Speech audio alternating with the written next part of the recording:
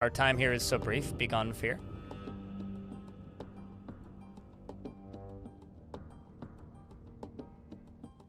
Oh, you're talking about, like, turning in quests. So turning in quests, like, you can't do that. Like, I don't think that's worked ever, really. Basically, don't ever try to turn in a quest. Just go brag about your violent deeds and spread the rumors of the things you did, and they will go, it is inevitable, and then move on. Yeah, if that's what you're talking about, you can't, like, turn in quests in adventure mode. Cooler might be able to give you some more, like, tips on that, because Cooler's way more experienced with adventure mode than me. You wanted some good boy points with the queen? Flatter her. I mean, the way to get good boy points with people is flattering them, giving them compliments, and giving them gifts, but we can't give gifts right now, so. So for a little bit of a recap, chat, yesterday we went on a brief adventure when I retired my fortress, which we will be reclaiming. We retired the fortress, I don't know, a couple weeks, maybe 2 weeks before this or so, like around the 10th or something of Moonstone. And so it hasn't been that long, but I made an adventure party, including a elephant lady who was a Gelder, and a dwarf who was a guide, and the whole idea was we were going to adventure around in a little bit and then walk down to my fortress, and then start the fortress again. But I got distracted and decided to help a local Helix that was getting invaded and attacked by a goblin pit. So I was like, well, why don't we wander into the goblin pit? Because I know it's not that big of one. We'll wander in there and beat the shit out of all these goblins, brag about it, and then go down to the fortress and retire and then keep playing fortress mode. But everybody died. Except for the elephant. The rest of my adventurers, as we were not really ready for combat and were more just bards, we all died. So now, writhing in vengeance and anger, my poor elephant lady, who's almost a legendary Gelder, which is hysterical if you think about it, like trying to use trying to snip the nuts off of a cat, and it's an elephant. We are going to not make more bards, no. Well, I can make a bard, but no. We are going to make a squad of combat dwarves with the best stats that I can in normal difficulty, and we are going to go assault this goblin pit. I could set this to easy, but I'm not going to. We're going to leave it on normal. And we are going to start off with Domas Ekmoth Ashloth Biben, who's right next door to the pit. That translates to, of course, Domas Tubnot, the Scourge of Balls. I didn't name it, chat did. So we are going to be continuing this adventure. That's what we're doing.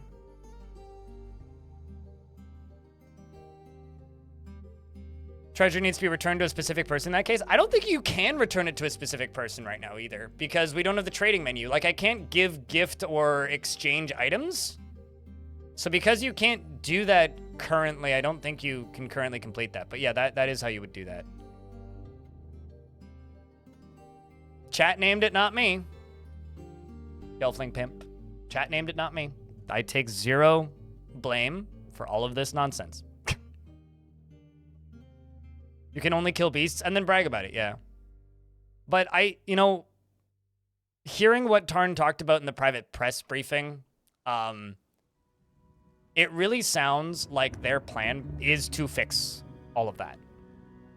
Because they paid me, like, okay, so yes, in a normal stream, I generally make around $100, penultimate, right?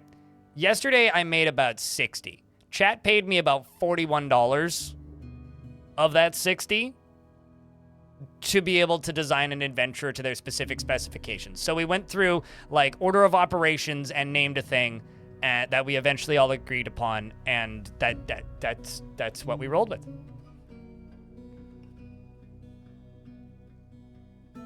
If it's for a location, you should be able to just drop the item there. Yeah, if it's like, it needs to be returned to this thing, or to this place, you should be able to just leave it in the place. Otherwise, you have to, like, if it's leave it in a tavern, put it on one of the pedestals in the tavern, right? Otherwise,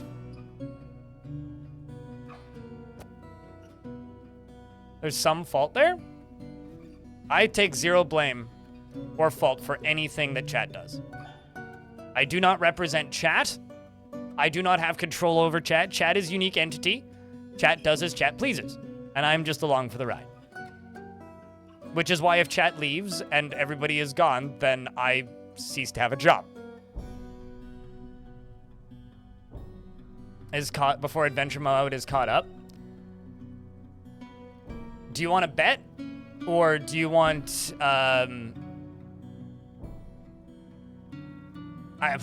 maybe not a bet. Do you want me to, I'll say this. I know things.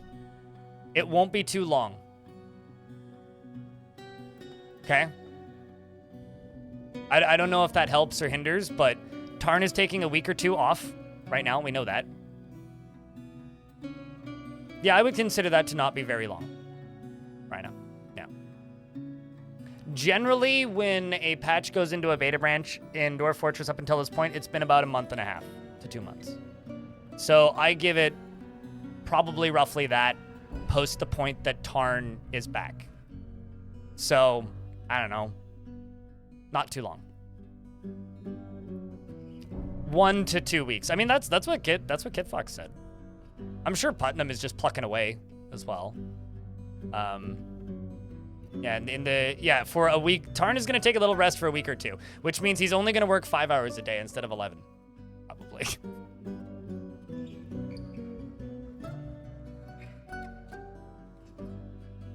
Okay, so I'm going to probably make 2 dwarves, I think. Walls of Lotting. And we'll just say that they're all from the same faction, because that just fits, right?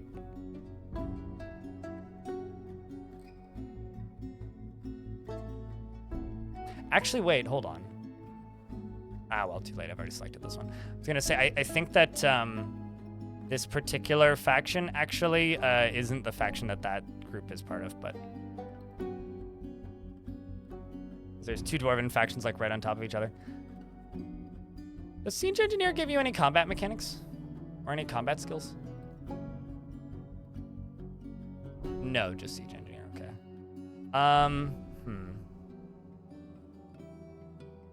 We'll just go with Hunter, then. We'll just say toughness, agility.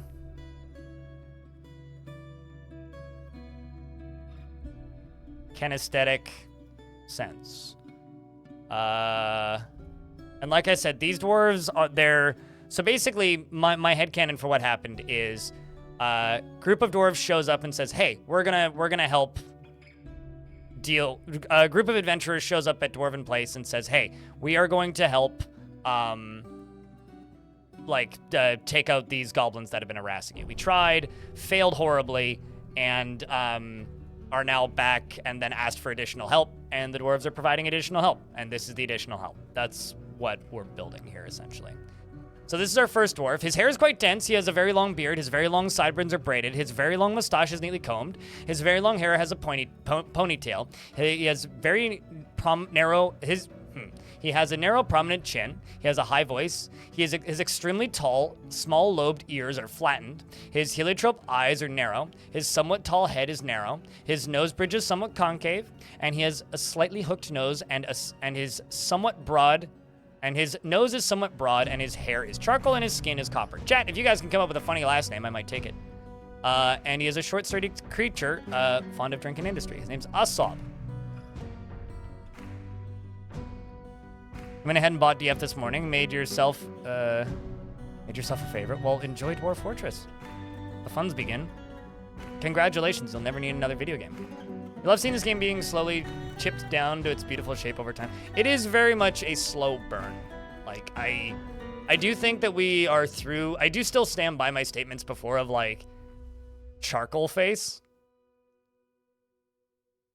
You know, actually, hold on a second. I want to find something out real quick. Big, okay, nose. I could, in fact, name him Big Nose. But charcoal face is good.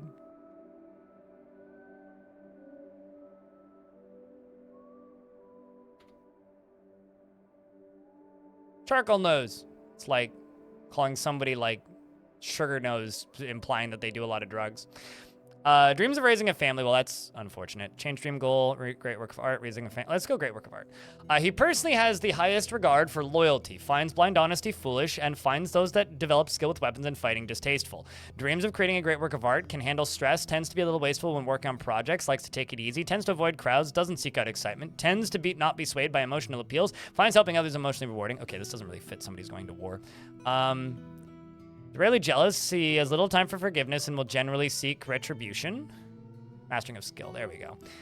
He will generally seek retribution. He tends to not be swayed by emotional appeals. He is grateful when others help him out and tries to return favors. Occasionally overindulges and is quite polite.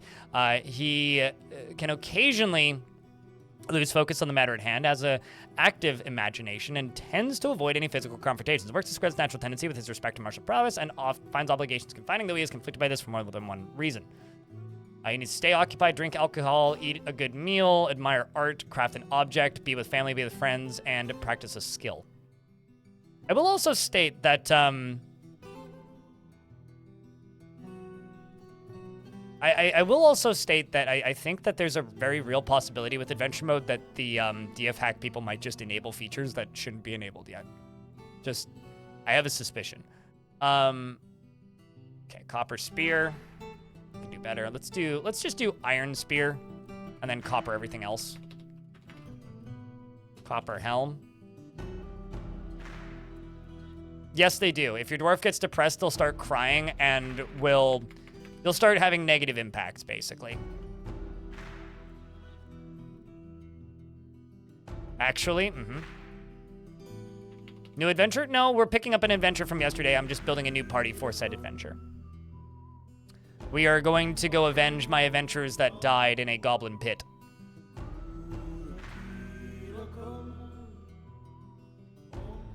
Oh, are you, I mean, are you talking about, Adfort? Or, yeah, Adfort. Adv Fort? ADV Fort? Oh, is that patched in? Well, there you go. I should probably make a video on that. Although, I don't think I'll use it just because it feels wrong. I've never liked using it, but I should probably make a video on that if that's been updated. That doesn't even remotely surprise me, if it is. But it sounds like it is. What's today's objective, if there is one? Avenge the adventurers I started last night in the goblin pits. You used it yesterday? Is it stable?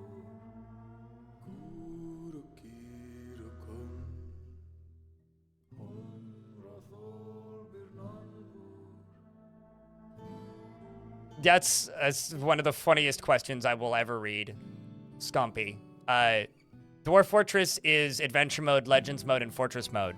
They're all played in tandem with one another, interchangeably, as ways of progressing and learning about the world that you've generated. The game Dwarf Fortress is a game about learning about the world that you've generated. There is no main mode. Adventure mode is a way of interacting with the simulation that is inherently different to fortress mode.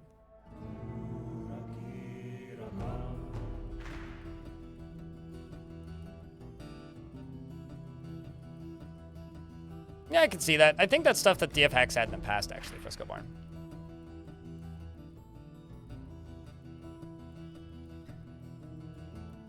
Are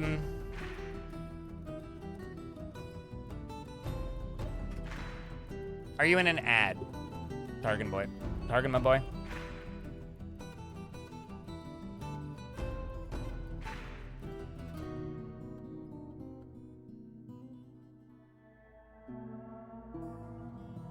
Well, soon it'll be like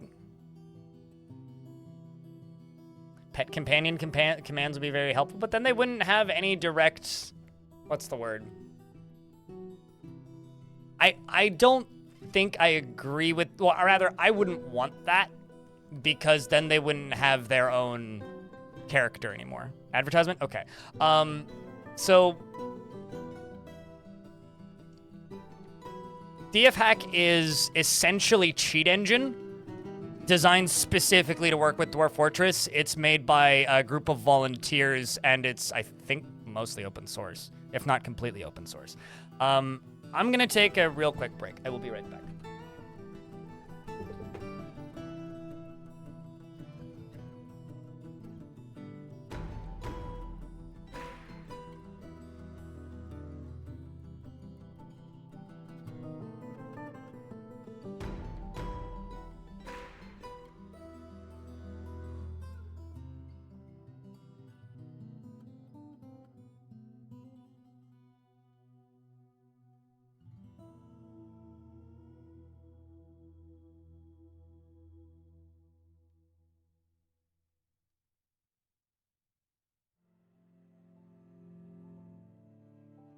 Constantly checking outside, see if it stopped raining so I can stick the tomatoes outside.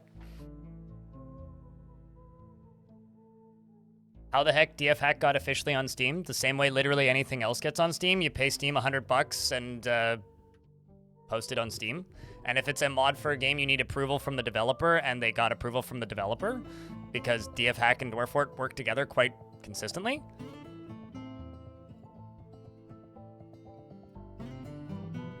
So, I don't know why that's surprising.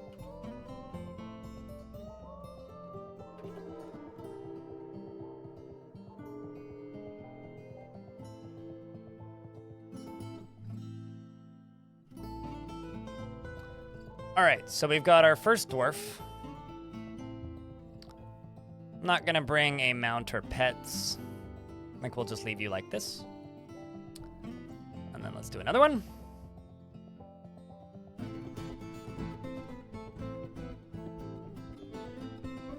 Don't know what that is, but sure, probably Steigen.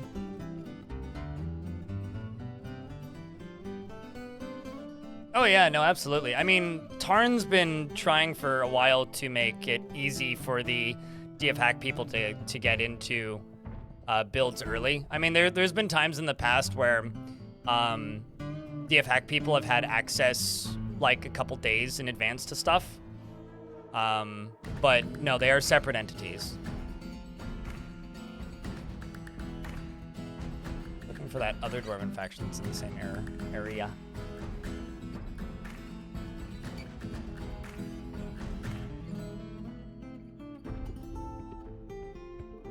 Yeah, the work of spray.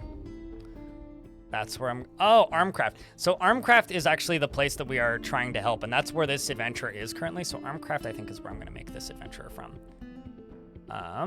This one is going to also be a hunter. Oh, sweet. You actually have a god that you can worship. That's nice. Let's make you worship the Lined Coven, which is the god that I already have a temple to in my fort. So if they arrive, then they'll be happy. Orb Feed is a good name.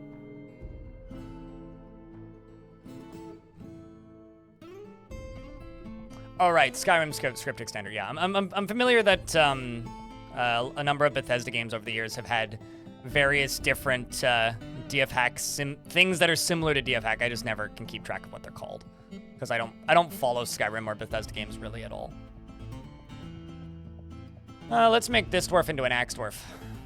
Competent axe dwarf, competent fighter. Competent shield user. Do you have a shield? I guess not. That's fine. Let's also give you some points in armor and some points in wrestling.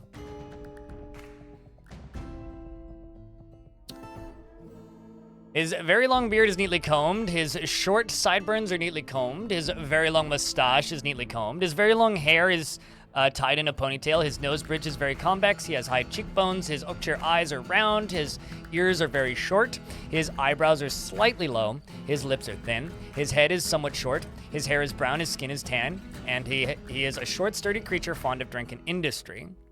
Iton Orb Feed. If you guys have a better last name for Orb Feed, let me know. I'll say this. When it comes to DFHack, personally, it's a very useful modding tool, but I wouldn't lean on it entirely. That's just me. It's kind of like, you know, are you going to look up every single console command for a Bethesda game before you play it? If you are that kind of person, then absolutely. You know, use it to its full extent. But if you're like me and you don't want to do that the first playthrough, learn the game first.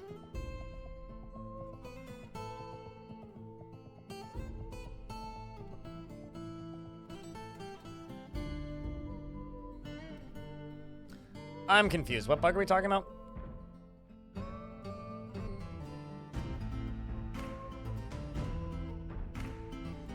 Okay, so are we talking about reclaiming forts? Hey, Rolf, what up? Like, what bug are you guys talking about? I don't want to scroll all the way back up. You guys give me a TLDR?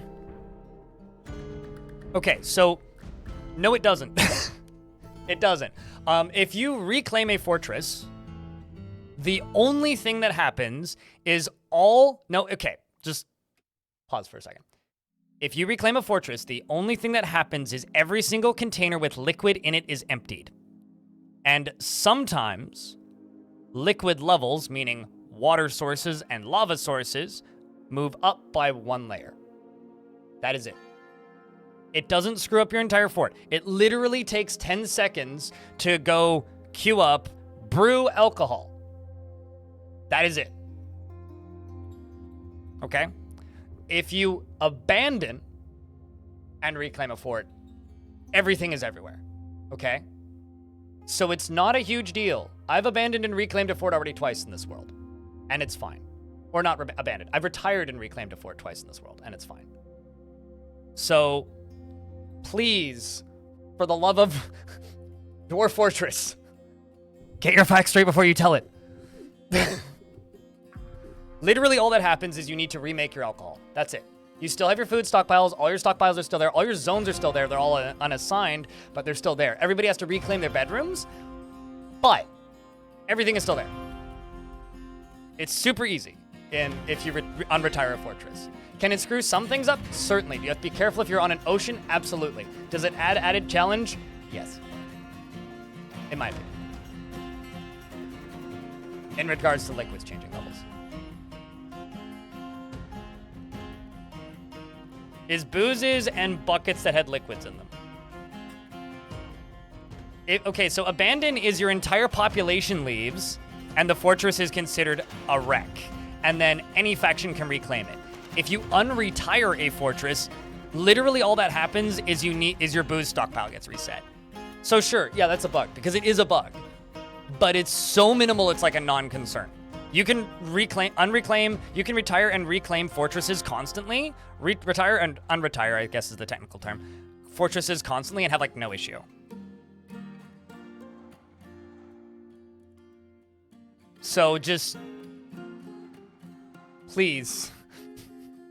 And also, if anything, it makes your frame rate better because it kills all contaminants. Like your frame rate will actually probably go up if you retire and unretire your fort.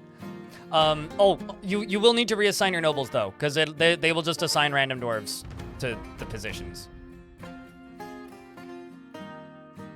Just a heads up. But that's not really an issue. His very long beard is neatly combed, his short sideburns are neatly combed, and his very long mustache is neatly combed. His very long hair is tied in a ponytail, his nose bridge is convex, and he has high cheekbones. Also, the item scattering for abandon is intended. That's not a bug. Because the place is abandoned, right? So ideally, like, or theoretically, bandits would be going through it and like trying to steal your stuff. But had left the site and they weren't able to be removed from their position. Yep, no, that could happen. But that's also, again, I would describe as not a bug, right? So when you it's not clear, but that isn't a bug. Because what happens when you retire a fortress is suddenly all of the dwarves in your fort have autonomy, which means they can just leave, right? When you unretire the fortress, the dwarves will come back. There was a forgotten beast corpse in your dining room. You should read what happened. Holy jeez.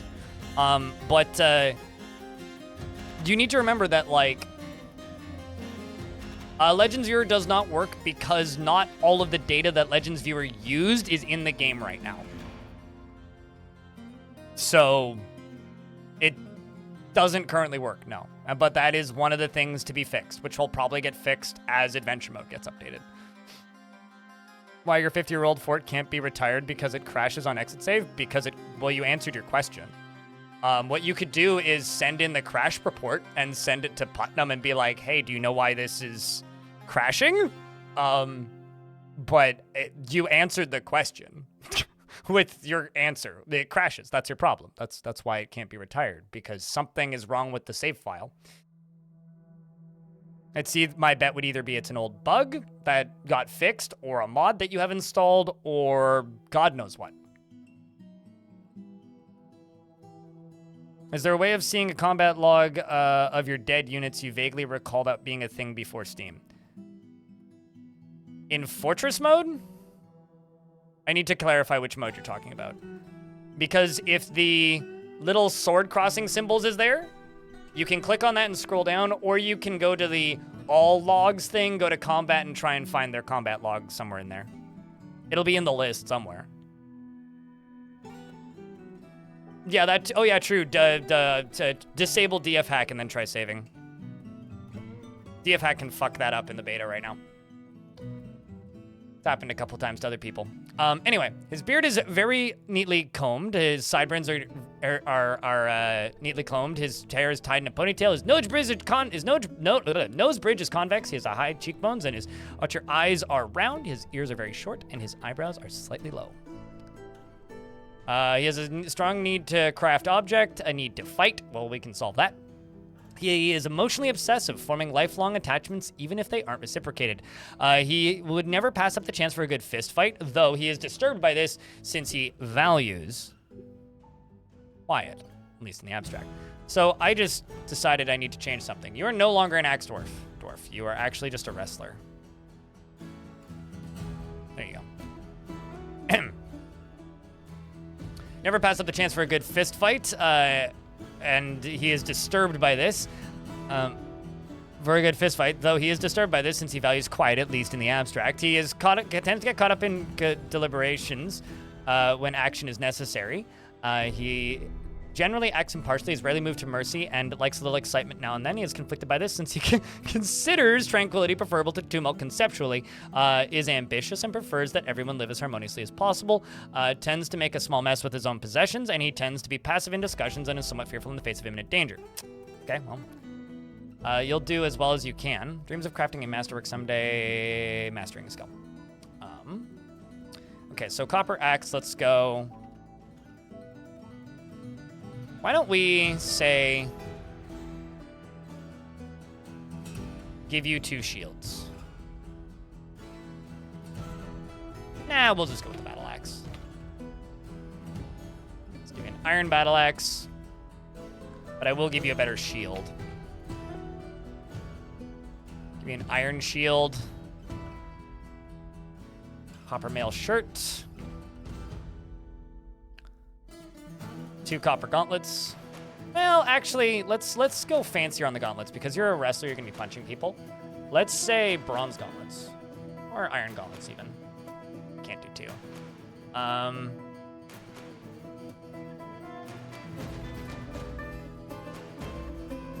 Remove your shirt.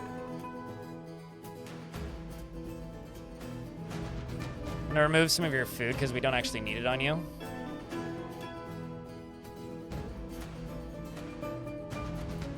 Add a second one of those. You know what? Let's say screw it on these and go with bronze instead, just so I can get you some high boots as well.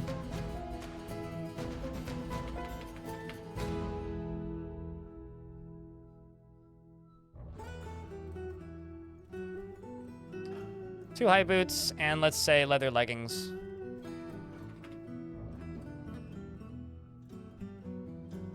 Emu leather leggings. I imagine it's like 2 emu necks jammed in.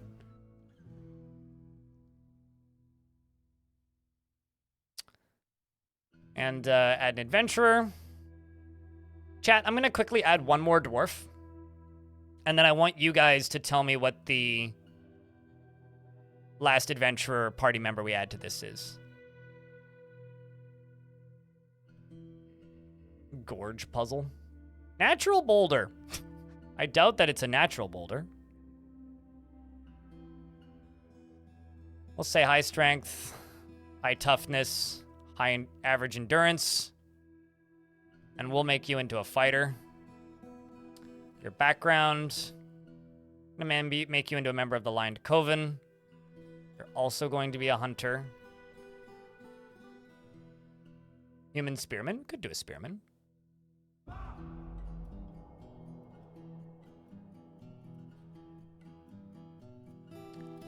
I think I'm gonna give this dwarf a bunch of archery skill, actually, and this is going to be like a melee, or not a non-melee character.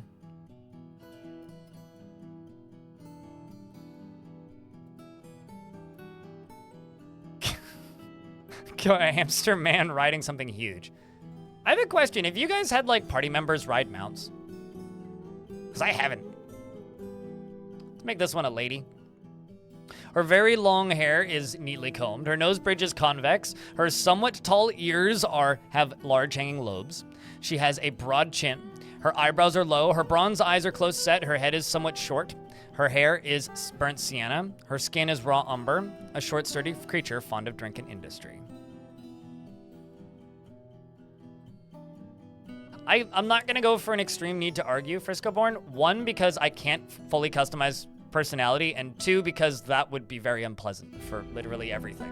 Oops, I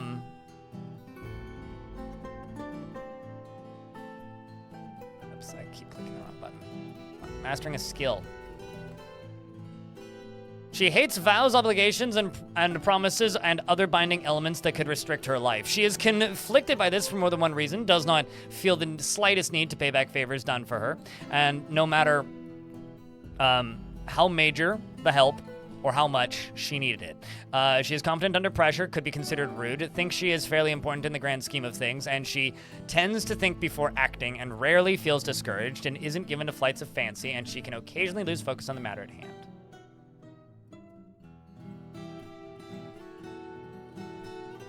Be someone weak like an Ant-Man or a Worm-Man. The thing is, if they are weak, I can do that if you guys want. They will probably literally just walk in and die.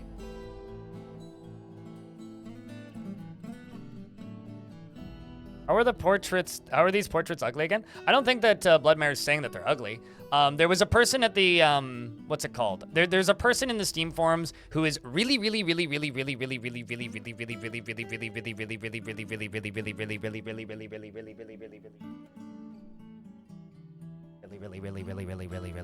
mad that they added portraits for the dwarves because the women are too ugly. So we were talking about this earlier, but before I got in game.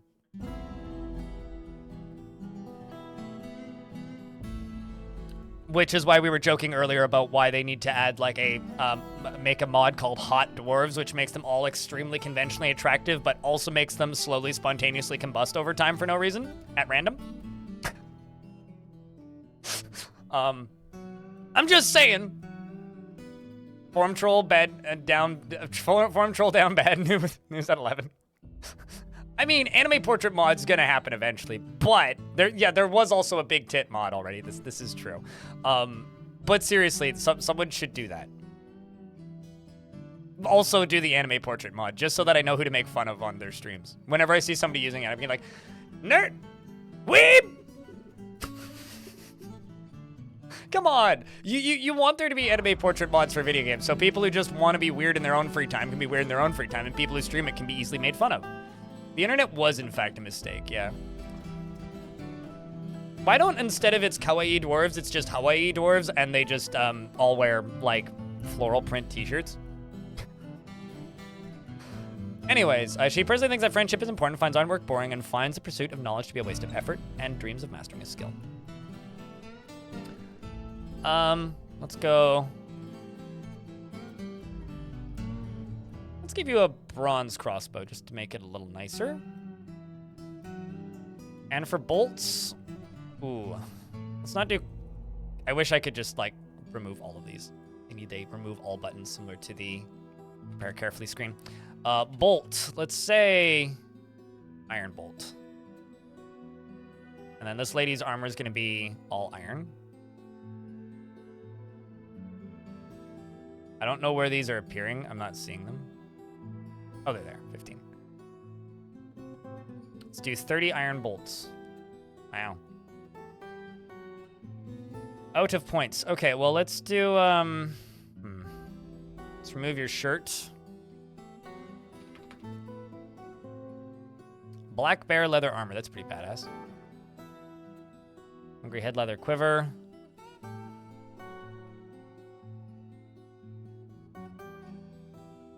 Remove your shoe and your shoe. Go leather low boot.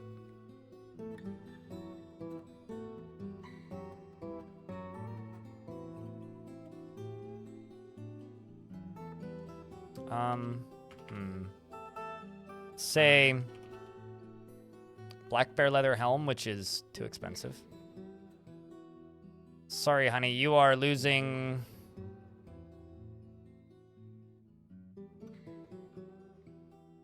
your pants in exchange for a helm.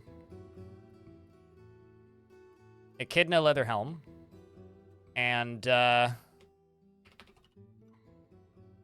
you are getting emu leggings. There you go.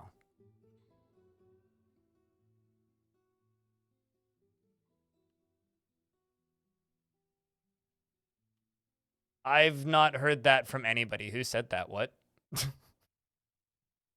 Quino? I refuse to acknowledge that because every single time I play Dwarf Fortress, I generate a new world. So how is it canonically in the same world? Which one? Maybe one of them. If that's true, I actually kind of hate it and don't like that canon. And if it's headcanon, cool. I'm okay with that. If it's canonically in the same world as DRG, I don't like that. Oh, it was revealed to you in a dream. Okay, so if that's headcanon, fine. You're entitled to that. I hate it. I don't dislike Deep Rock Galactic. I just...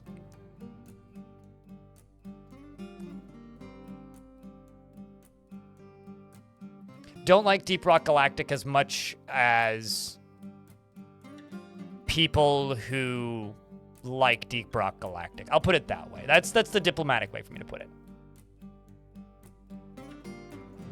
Appraisal skill is trained based on number of trades, not total value. So if you want good appraisal skill, every single time you trade, don't just do one bulk massive trade.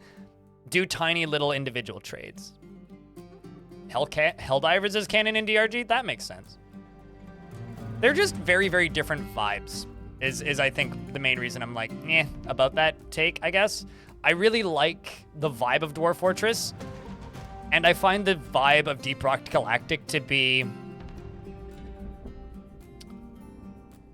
extremely fucking exhausting. That's the nice way for me to put it. I'll put it that way. I'll go with that. I will roll with that, but that's about the extent I'll give it. How about a tortoise man from the walls of Lotting, a dwarven civ?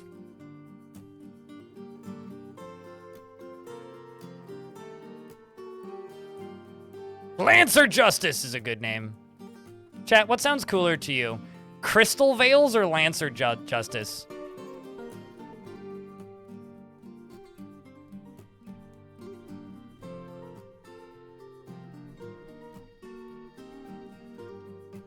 Lancer Justice? Okay. We're gonna give him superior strength, so I'm gonna put all of his points into strength.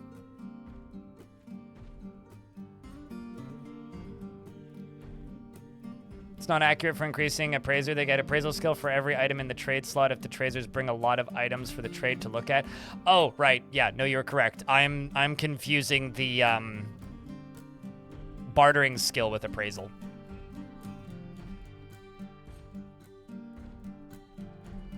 I'm confusing the two. That's me. Sorry. Occupation, not a fish cleaner.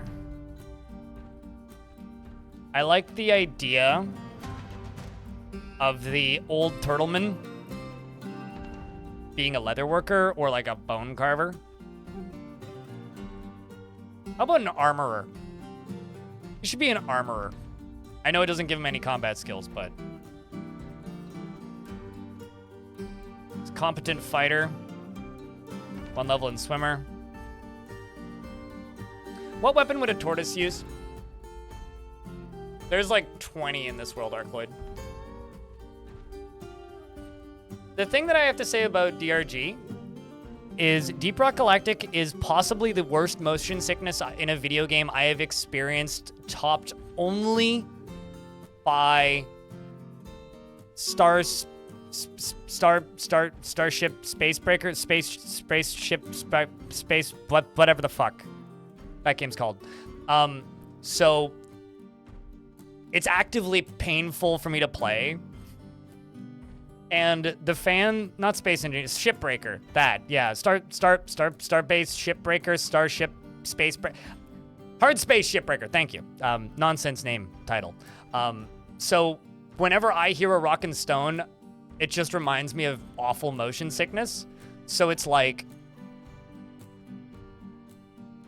and me being really frustrated because I wanted to throw up, and my friends yelling at me because I was like walking in a direction that they're like, you can't, like, don't go that way. We have to go this way. And I'm like, I want to throw up. This is awful. And they're like, don't leave. You'll lose the blah, blah, blah. And like, just, I never want to play that awful video game again. I really liked it early in the early access before the console port came out, because the gun models were smaller.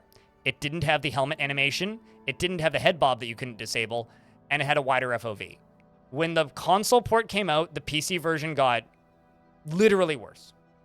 Hardwork Space Banjo. There you go. Yeah, that's probably the correct title for that video game. I really like the vibes. So, I don't know. I want to like DRG, and it makes me really sad that I don't.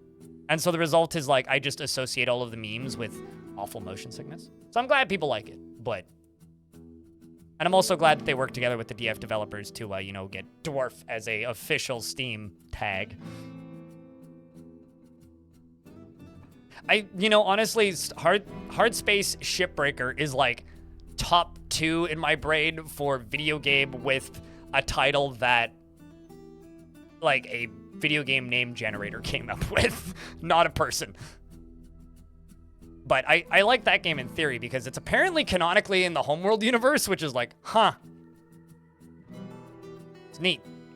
Anyway, for clarity's sake, I like that all these games exist. I just don't personally enjoy the game, which is fine. It's the same people who made it, Master Spike.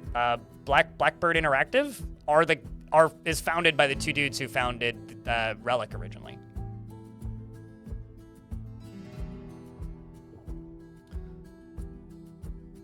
Anyway, let's go with...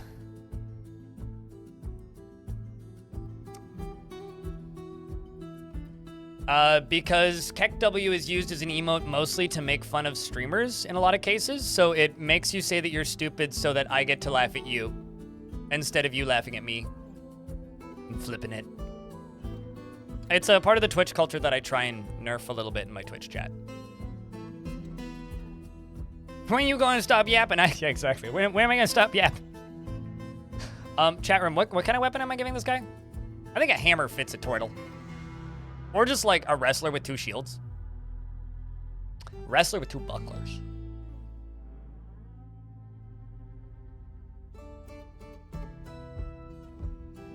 Morningstar, no, not an option, I don't think.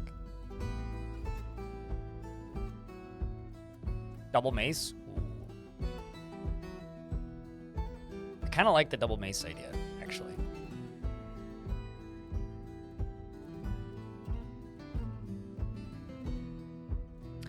Well, let's just say it got really old really quick when I had KEKW in my chat. So, double mace and lots of biting. Ooh, true. Massive skill in biting and striking. Skilled striker and proficient biter.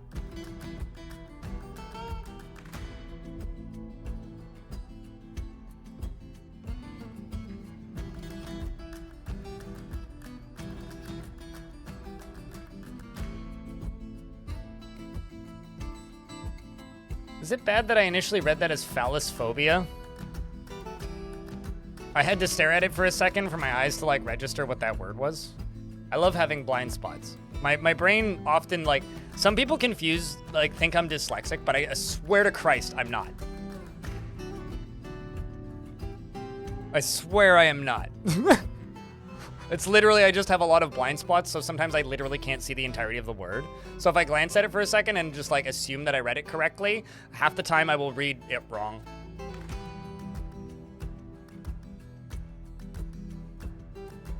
Sure, Master Spike, but you're not in Hassan's chat, right? You're in mine, right? It's an emote that works really well in very large chats, but in much slower chats, I find it really exhausting, I guess is the easy way to put it. So yes, there are a lot of emotes that are nerfed in my chat, which actually I think might directly impact the number of people willing to watch me, which I think is kind of sad. But at the same time, yeah, Keck W will always do that. If you go into, I want to say I think it's your FFC settings, you can set an emote as a personal emote, so that's the only one you see. So you can set it so that, what's the word? You can set it so that when you post Keck W, you see the face you're expecting. But keep in mind, it's still gonna show up as I'm stupid up here, and everybody in chat's gonna see it as I'm stupid.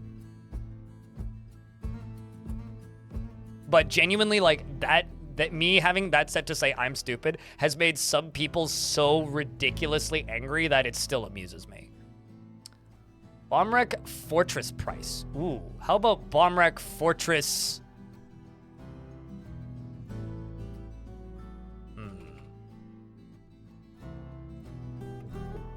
Fortress Ace? Fortress Age. What's the name of Tortoise Man, chat? Currently it's Bombwreck, but what do you think it should be?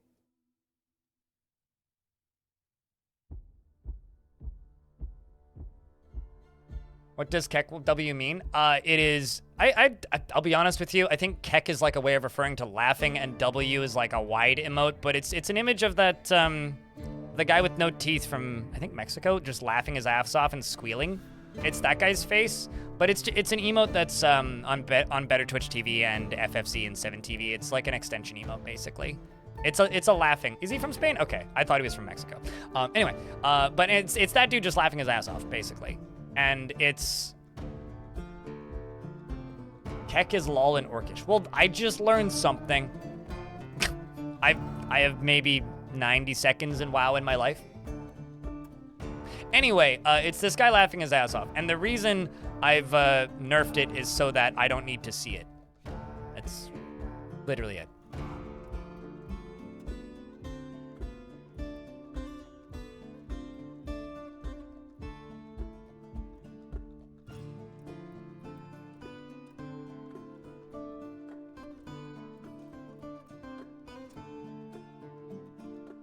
Anyway, I just learned some internet lore, I suppose. We'll just stick with Bombwreck.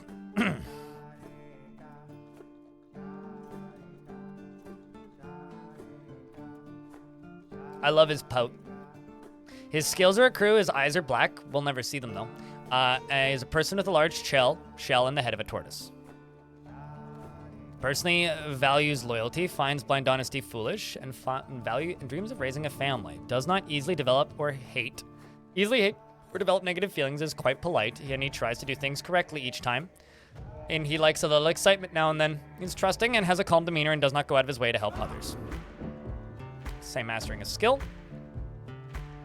All right, bud. We're going to give you 2 bronze maces. No shield. Sweet. And we're gonna go with helm. We're gonna give you an iron helm. Actually, we'll give you an iron breastplate. Let's do a bronze helm.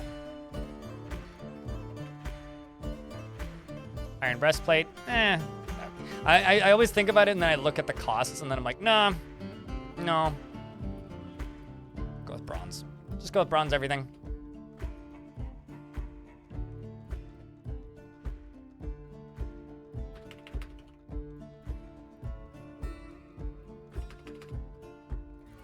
Everybody's getting probably leggings eventually. Okay, I don't need these shoes. Won't need these trousers.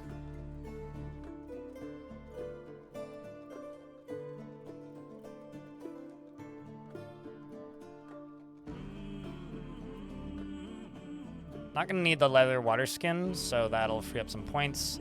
Also not gonna need the meat because party members don't need to eat, just the one I'm playing as. Plus I can get food pretty easily, just give him a loincloth. I mean, I was gonna give him leggings because I want him to not die. Okay, I think this could be our party chat. What do you think?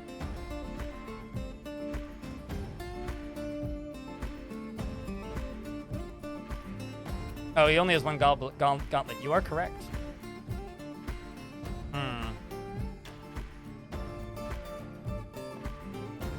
There we go. We'll go with 1 bronze and 1 copper. Actually, how big is the tortoise man?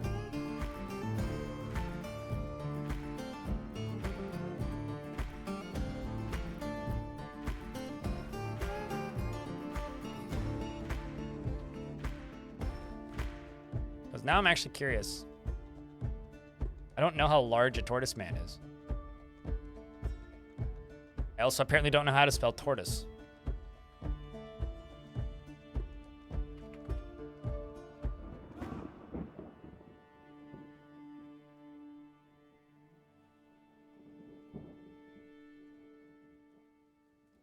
Giant tortoise man.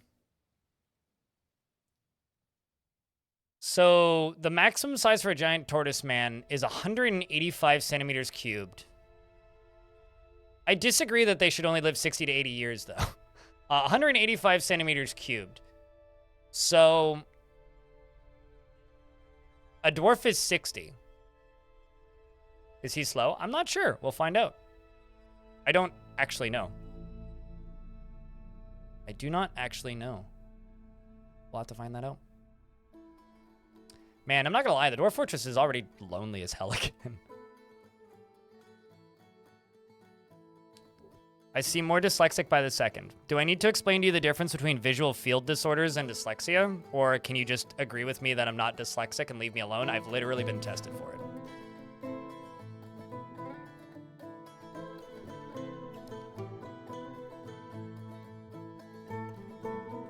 $185,000 centimeters cubed. A dwarf is 60,000 centimeters cubed. You're missing several zeros, mate. What is the role of this tortoise in the party? Whack-a-mole. He has 2 maces.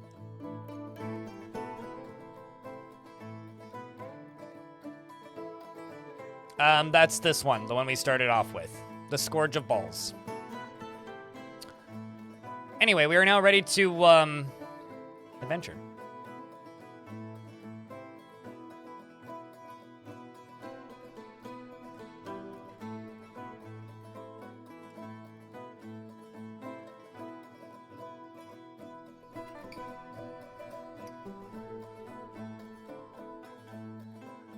You cannot accept that you know more about your physical conditions than the internet does. Yep, and that the internet likes to put things that they already understand on things that they don't. And accuse you of being wrong, regardless of how correct you actually are.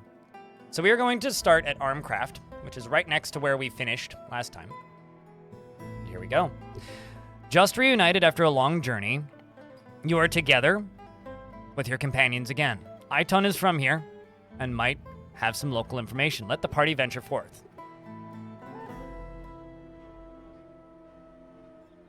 So, the thing that I need to point out right now is, yes, elephant portrait, because that's an adventurer from yesterday. So this elephant is an adventurer from yesterday. And this elephant, you need to go over here and pick this mace back up. And you need to...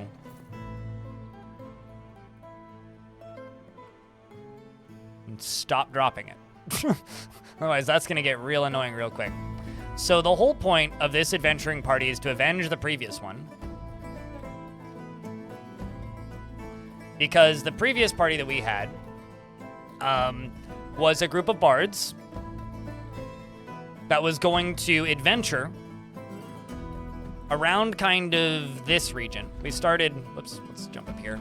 We started kind of up here, and we were going to kind of go around here and go for a little bit of adventure, probably try and do some stuff, and then head down to my fortress. However, we made it to here. Well, rather, actually, we made it to around here. I think it was like this one, or one of these hillixes. And they said that Armcraft was actively under assault. And I went, well, Armcraft is part of a different dwarven faction, but allied with our faction, so why don't we travel to Armcraft and try and help? They said that they were being attacked by Witch Teeth, which is these dark goblin pits. And I was like, all right, let's go to Witch Teeth and kill some goblins. Anyway, we did, and it was fine initially until everybody died. So for me, this story of this adventuring party is the elephant, who was the one survivor, who got like 15 notable kills or something out of it, walked back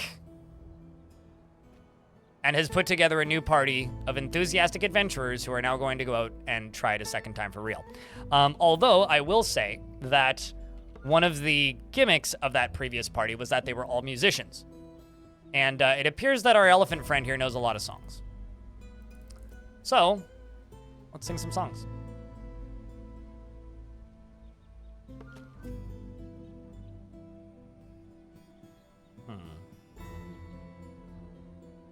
Angels and the Wish. It must have been Dourness. Must have been Gear. It must have been Trooper. I like how you just know a song called Leopard. Secretive Meadow. The Birth of Dragons. When they sang Larva. What's funny is I know exactly what that's about because there's a god called the something Larva.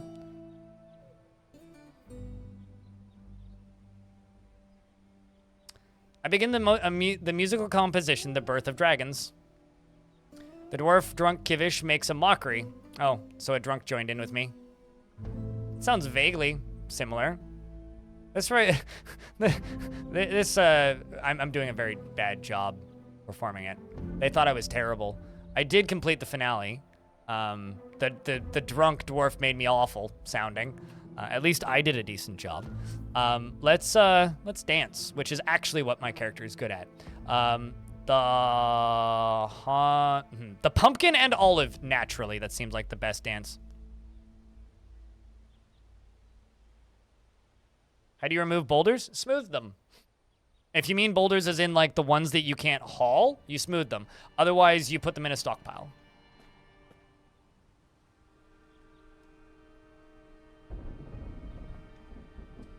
All right. Remember, an elephant never forgets. Actually, I'm curious. In my inventory,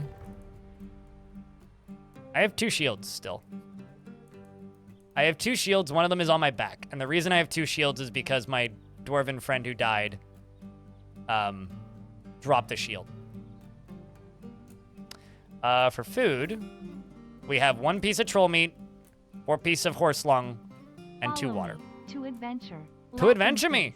Or to follow me to adventure. Yeah, yes, that. How are you doing, Eggman? How's stuff?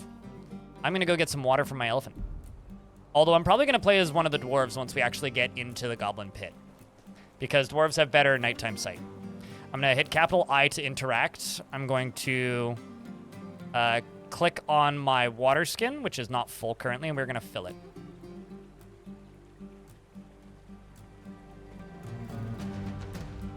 And I'm going to just peek around for a little bit and see if I can spot some food. Not so far. Just willows. Although I don't actually think anything's in season, so yeah, no, nothing's in season. But thank you much for the 82nd month. So some of you may have seen Fog's like 79th month. That is actually the 82nd month. That is the highest you could possibly be. Hope you're doing all right, dude. Dragoon, thank you very much for the tier 1 for 7 months. You know, those are the first subscriptions in an hour, chat. Appreciate you guys greatly. I'm glad that your sub didn't drop. By the way, Eggman, because apparently there's been a problem with like random subs dropping for some reason. Recently there was an issue with Twitch's payment process.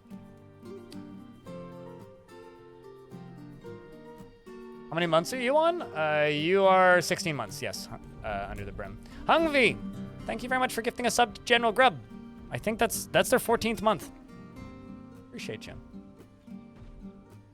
Let's continue. Let's have a conversation with the Turtle Man. And I'm going to bring up a specific incident or rumor. I'm going to summarize a conflict between somebody slaying one of my friends, Giddo Crabface. And they say, Toad was, or rather, Crabface slayed Toad. It was inevitable. So I'm talking about how my friends fought gallantly and ask for directions. Basically, I'm saying we're going to Witch Death, or Witch Teeth, not Witch Death.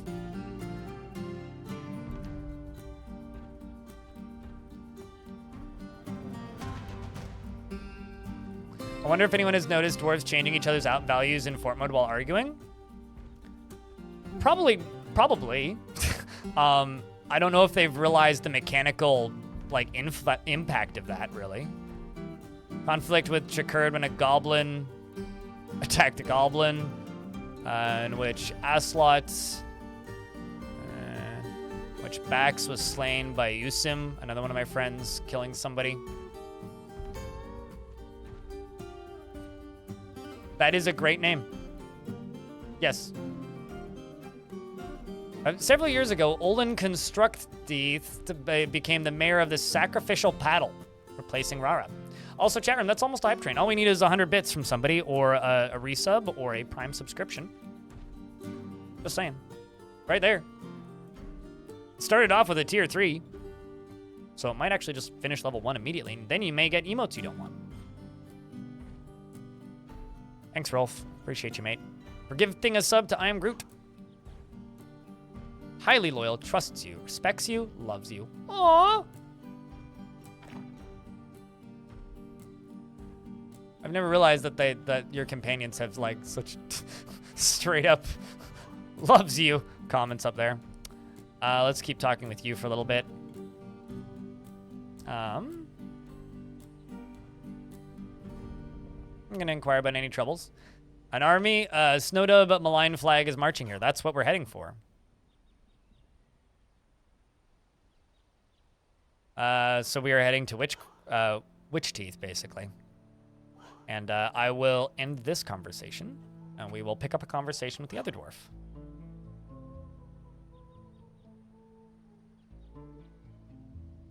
Till they give us the UI for the interactions. I don't want to pet people I love. I want to spit on people I love and pet people as I kill them. Come on, get it right. Nimlark, thanks for resubbing for an 11th month. Welcome back, as well as Devil Dawn. Thanks for gifting us up to Ilmirin. Well, they don't need to see ads anymore. I'll see you when you get back, Lanix. Gonna greet the listener and say it's good to have a friend like you. And I say it's great to have a friend like you. Let's go die together. I ask how the listener's feeling. They say, I saw a performance of The Birth of Dragons. It's interesting. They liked my performance. I'm then going to pick up a conversation with the other dwarf who just started talking to me. They also are telling me about how much they enjoyed my performance, and I'm going to brag about my past violent acts. And I say, I am the crusher of Aslot Teltix, by those who didn't know any, who was once revered by those who didn't know any better. A goblin with a weapon, basically. He was gifted? Yes, he was gifted. Queeno, thank you very much for the brand new subscription as well. Thank you much.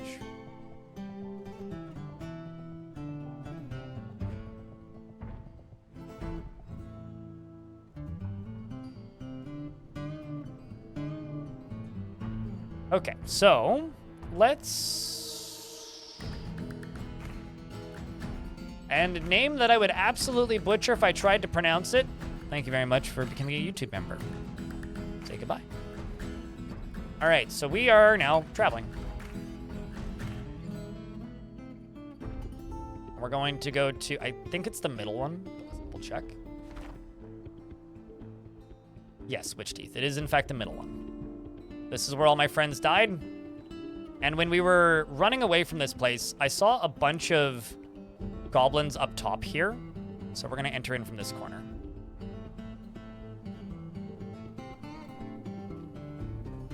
I'm going to draw my silver mace. And Bomrek is speaking to us and says, an evil has arisen in the world. Wind flight is in the spine of cremation. Seek this place if you hunt. Wogue, urgent, Arnished, the amphibian man elite crossbowman.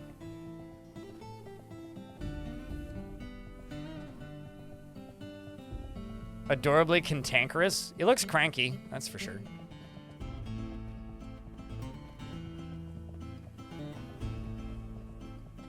All right, we are now wandering into some goblin pits.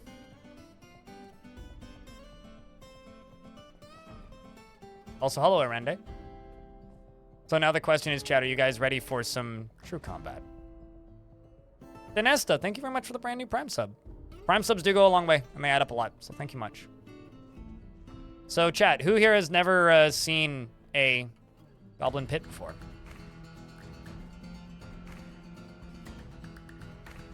Mebzith is, like, chatting with Bombrak right now. It appears that Mebzith is talking about a Yeti who has apparently killed 31 people. Wow. More than me. I'm an elephant.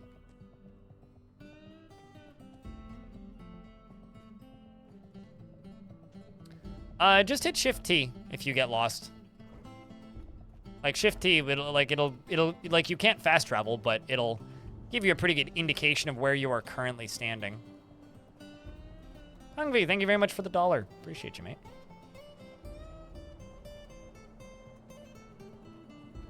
But for the goblin pits, you want to get to this center thing.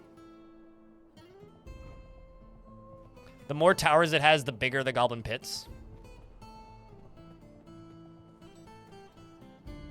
You're also so glad that animal people can join civilizations in your adventuring party. It really adds to the group of weirdos going out to kill things fantasy aesthetic. Yeah, no, I agree. Dwarf Fortress is very good at that with adventure mode. Thank you very much for the 8 subscriptions and the $1. Those do add up. Thank you much, chat.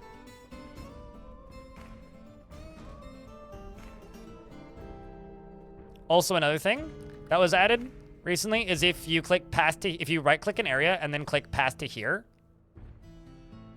without jumping, and then you can either click continue action slowly and they'll pass there, or you can tap A and they'll do it, or you can click finish action and they'll just do it, which is super handy.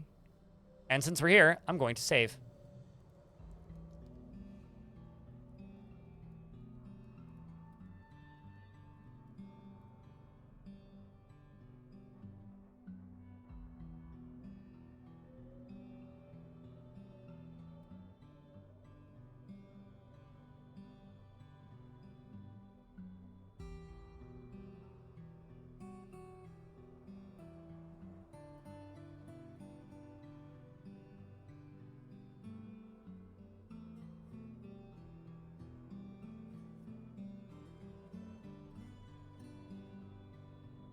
Okay, so let's jump back in.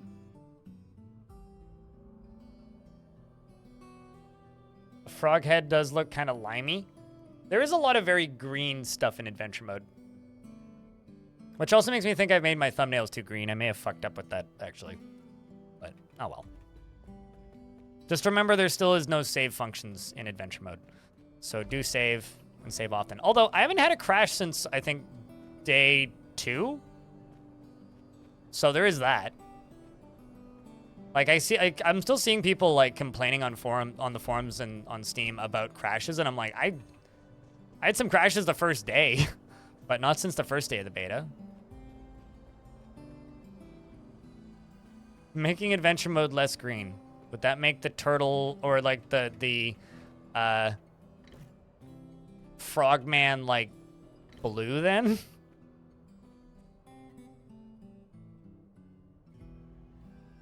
My friends are all still babbling about my dancing.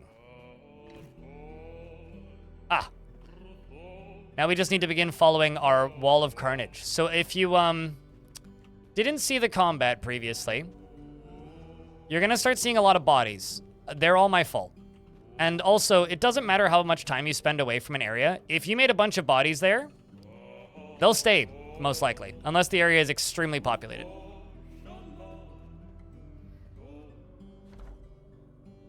I think it's that middle one I need to go to. You crashed last night after saving your world when the party died? Oh no!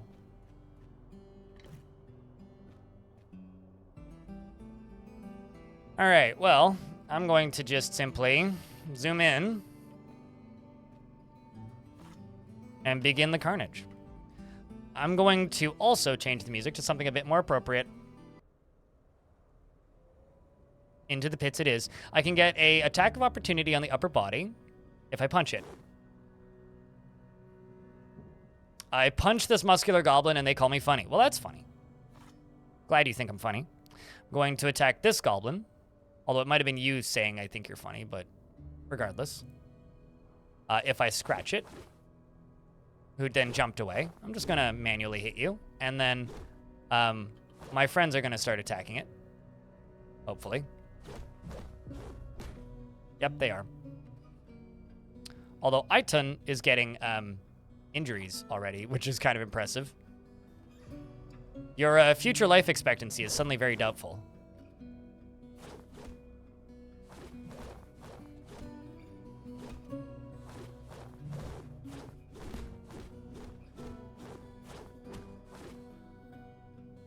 I'm slightly impressed by...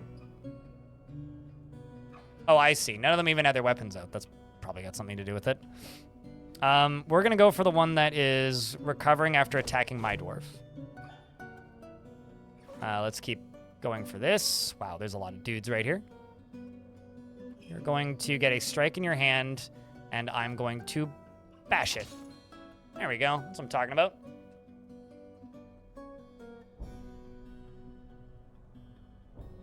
It is about losing someone? Well, I could also turn the music on and see how often I get music playing. I don't really want to be lying down, so I'm going to try and move north. There we go. Although I will say I'm pretty convinced that my elephant is going to do okay. Which dwarf should I play as, chat? Which dwarf weapon should I play as? I could play as the dwarf with the spear. I could play as the dwarf with the crossbow, or I could play as the dwarf with the axe. What do you guys think I should play? Because as soon as we get underground, it's going to be very dark. Although the one with the axe is already kind of bruised. Yeah, it's just his heart is bruised. Wow. Mangled beyond recognition. Heartbroken. Anyway. Axe is most metal. I'm not going to disagree with that statement. This guy actually had armor on the ground, so I'm going to get this helm and wear the iron helm. I'm going to take the iron shield. I think I already had one. I'm gonna drop the iron shield. I'm going to double check what I'm wearing. Copper mail shirt. Pick up the iron mail shirt. Wear the iron mail shirt. Am I wearing both of them? Or is one of them in my hand now? I am, in fact, wearing both of them now. All right, that should give me some upper body protection. You punch the muscular... I would like you to not punch him. I would like you to strike him. Hack him, even. You hack the muscular goblin Tanner in the lower body with your iron battle axe, bruising the fat through the sheep's wool tunic.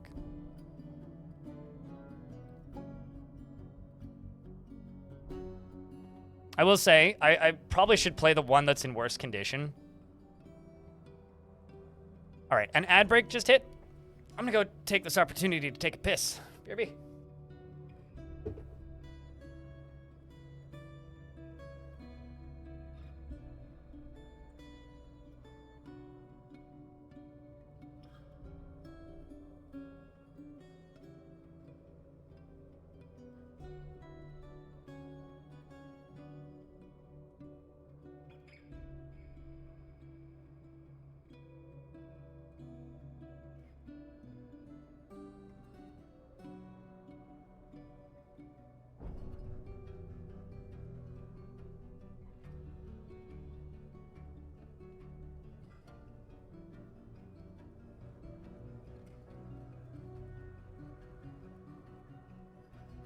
The ad break subtracted blind?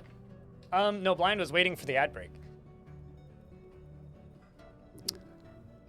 In a time before time, I attacked me. You know, I attacked me the last time I went to the pub. So, you know, honestly, I love how this goblin is literally reminiscing back to the years before time began.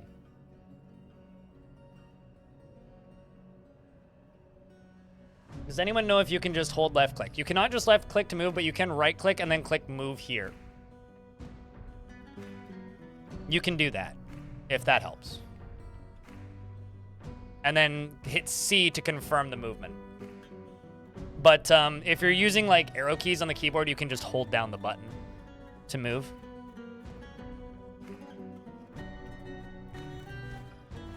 Okay, so I'm going to begin more carnage down here. These are just goblin, like, peasants, basically. But we'll run into soldiers as we get further down. I'm gonna hit you in the leg, which you moved out of the way. This one's probably already bleeding pretty heavily. Heavy bleeding. You might just bleed to death, actually. Let's go for this one. Poor Gobbo needs therapy. I feel like anybody who lives somewhere where murder is legal probably needs therapy. Also, this dwarf probably needs therapy now. This dwarf is going to start shouting to everybody about his violent acts. Continue shouting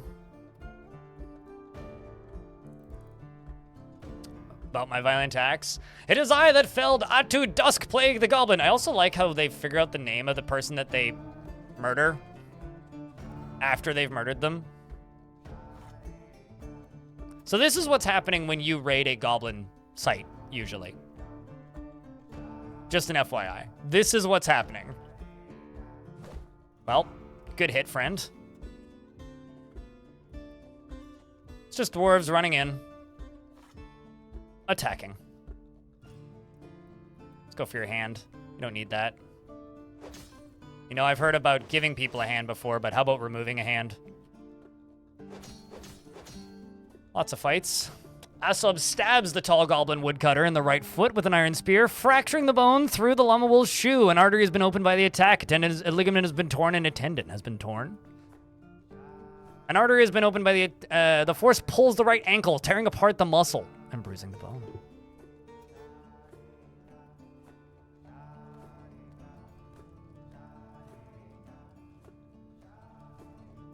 Like, literally all laws are listed as personal matter on goblins. And goblins that don't like it leave goblin society, generally.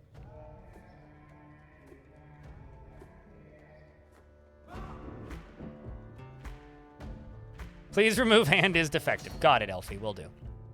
You hack the goblin engraver in the right upper leg from behind with the battle axe, bruising the muscle. This one has yielded. So you know what? I will offer mercy for a couple seconds. One of my friends will kill you later. That's fine. I'm gonna go for the one who's right here. I'm gonna hack it in the head, which is a one-shot kill.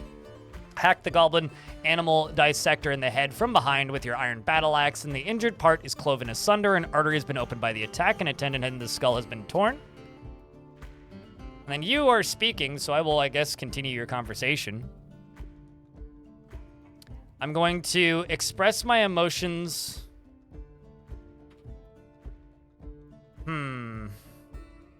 Verbally struggle against the great horror after seeing a goblin die. I'm going to dismiss the minor feeling of terror while in conflict, while all my friends are beating this guy to death. I say, in the midst of conflict, I feel no terror. And the goblin says, all of that so-called knowledge doesn't mean a thing. Man, you sound like a Twitter poster. Gonna move up one to here, or try to. That goblin is active. The fat goblin is actively running past me. I'm gonna go for a strike on the lower body with my axe, which I did, which gave him a decent bruise. That's fine, I don't care that you yielded. I can go for an attack of opportunity on his head if I punch him. So I punched him, and it actually stunned him, and it bruised him as well. Anti-goblin lectual, yes, there you go. I'm gonna go for his neck and swipe. Let's see how all my friends are doing. So one dwarf is all the way up here, and is actually having a hard time not dying, so we're gonna try and move you down. Can I just dodge out of the way of you? Well, Mebzith up here is having a hard time. You are okay down here. Elephant is fine. Has some bruises, but whatever, it's an elephant. There's an actual soldier who we need to be concerned about. Our spear dwarf's neck is torn open. But aside from his neck being torn open, he's okay. I'm going to head this way, I think. I'm gonna hit you. I'm gonna go for... Do I have any attacks of opportunity? No. Okay. I'm gonna go for the easier strike, very square, and I'm going to hack you with the battle axe.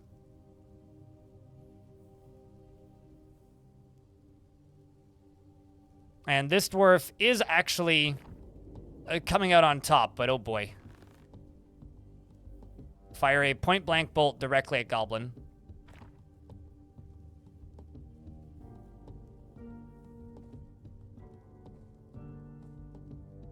We need to get down into the goblin pits proper in a moment. I'm running directly towards that. You underneath the goblin still? Okay, yes. I'm running directly towards the goblin spearman right here, who's currently lying down. Probably, yeah, ability to stand lost. So I haven't actually gotten into any combat with this guy yet. His front teeth are gone. I'm gonna start a conversation with the goblin spearman. And I'm going to ask how they're feeling, and they say, "Can it all end so quickly? Begone fear." This goblin is probably the goblin that killed one of my previous companions. So we're going to get combat rolling. Can I get any attacks of opportunity on you? I can. If I go for his tongue, and I scratch him, I get an attack of opportunity.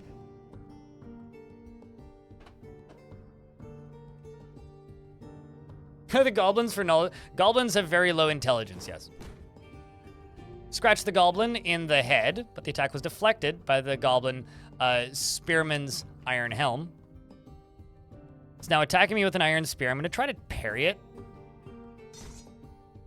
I didn't. And I fall over. Can I stand up? I cannot. Well, that's not good. Any attacks of opportunity? Well, I can get a decent hit with my axe. I'm still no longer able to stand. How bad is the injury? Slight pain. My right knee's torn apart. Right. I took a spear to the knee, chat. Dwarf up here, still up there. They're all just over in the corner down there. Spear dwarf's back here. I think my spear dwarf is going to start running towards the dwarf who's currently getting the shit kicked out of him by the spear gob. I could also control all of the party members, but that's just very slow, so I'm not going to. My ally is currently talking. I can get a very square hit on the head. Same with the neck. Let's go for a stab in the neck. You stab the tall goblin in the neck from behind with the spear. Oh hey, our crossbow dwarf is coming down. Sweet, not dead yet. Pretty much, Targan, my boy. Yeah. You returned from lurking, Lanix? You found out that the chocolate company your mom is getting chocolates for me. You found out the chocolate company my mom is getting chocolates for me and my partner from back home. Awesome. And doesn't have a working business phone number, so... Oh, doesn't have a working business phone number, so you have your mom send a list of chocolates for you. Well, that's kind of awesome. A friend of mine used to work right across the street from a local chocolate place that I won't name, because I would dox him. And the local chocolate place, we're going to stab this goblin again. The local chocolate place, they had a discount, like, store, basically. So you could go there and get chocolates that were damaged at a discount. So he would literally just, like, this was before I got diabetes, by the way. This was, like, 2015. He would literally just, like, show up to things where we were going to hang out with just, like, 3 kilograms of, like, basically the equivalent of peanut butter cups. And he's like, yeah, it was $8. But, like, you know, they're all kind of, like, mushed and, like, look funny and, like, couldn't be packaged. But literally chocolate by the kilo. It was... I miss it. It's like, what are you taking for lunch? Chocolate? Yeah, type 1. We raised, what? What was it? 3.5? 3.1? Something like that? 3.2? $1,000 for, JDRF earlier in the year? I don't like talking about it too much, but it is a thing. I can get better damage if I bite him. Yes, please. Hey, and a bolt flies. Now we're talking. You bite the tall goblin in the neck from behind, bruising the spine's nervous tissue. Iton. Come on, man. Stay with me here. can get an attack on the right leg if I scratch him.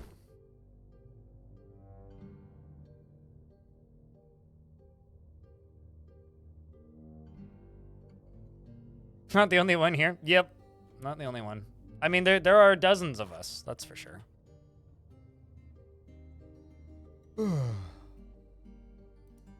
I recommend the song Goddamn Type 1 by the Vancouver metal band, or speed metal band, Nihilithia, which nobody's heard of. But it's a song about why they had to cancel their tour because their drummer got diabetes. Which is, like, kind of sad, actually. I also just have a soft spot for, like, any kind of metalcore where they say goddamn a lot. So. Does anyone know what it means when a prisoner dwarf shows up at your fort? It means that they were or are currently considered a prisoner of another faction. Like, your job is like your rank in another faction, essentially. So if somebody shows up and they are a criminal, it means that they are considered a criminal by somebody. Nah. Because that would be very whiny of Crypt Calcium.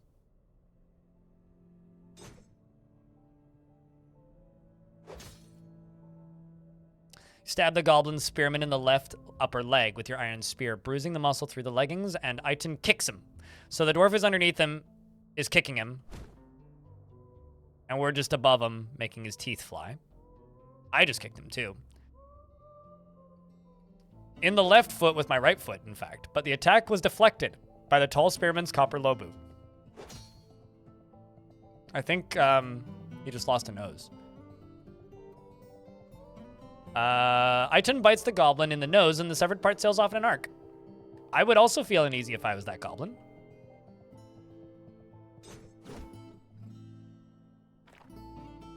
Okay, so you are winded. You are fine, but you're also a wrestler, so I'm going to play as our Toidle friend for a second here. And I'm going to bash him in the upper body.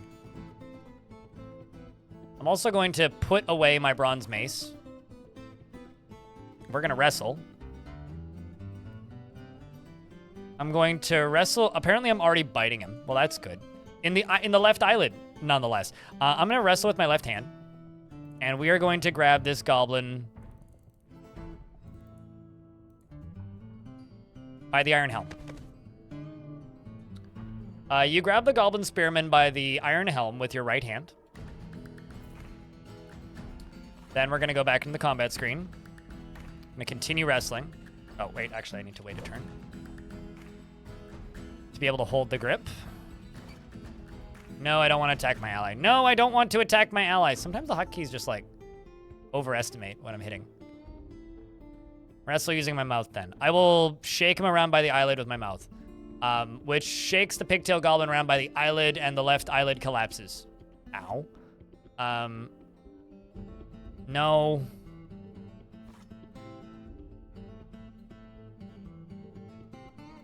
Punch him in the arm. Also lying down. Why am I? Oh, I'm underneath the dwarf. That's why I'm lying down. He is very slow, actually. To answer that question, yes, the tortoise man is in fact slow. I'm going to wrestle with him again. I'm going to grab his helm. Wait, what?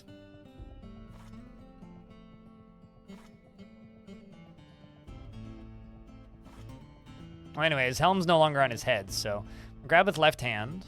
Actually, hold on. Can I just... I think I can remove his helm now. Hold on. No, don't strike. Wrestle. Grab helm. Oh, no, I see. I'm holding it. So I could throw the helm now. Just throw the helm that way. I understand. What did I just throw? Certainly not the helm.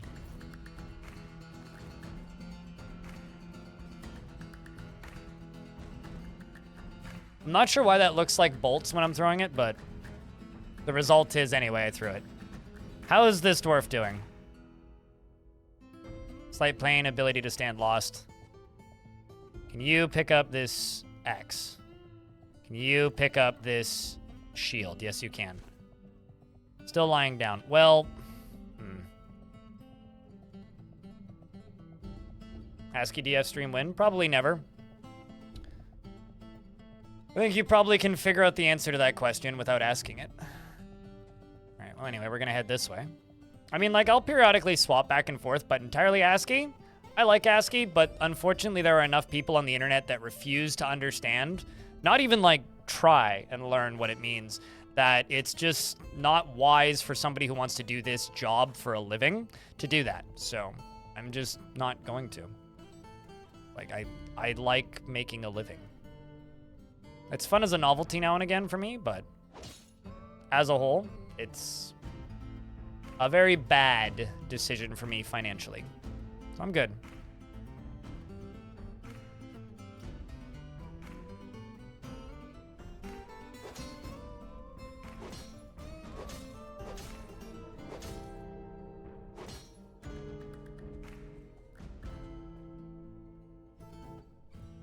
It doesn't look ugly. You saying that is pretty ugly, though. Anyway, there's my once pet giant giraffe. Oh, wow. Goblin got behind me. Like, keep the group together.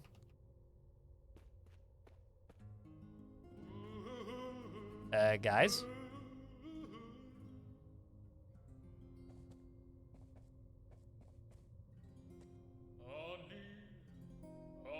Let's wait for them to all catch up. There's you.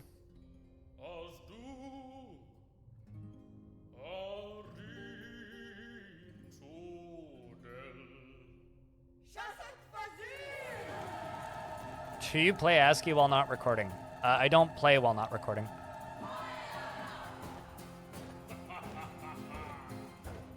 There we go.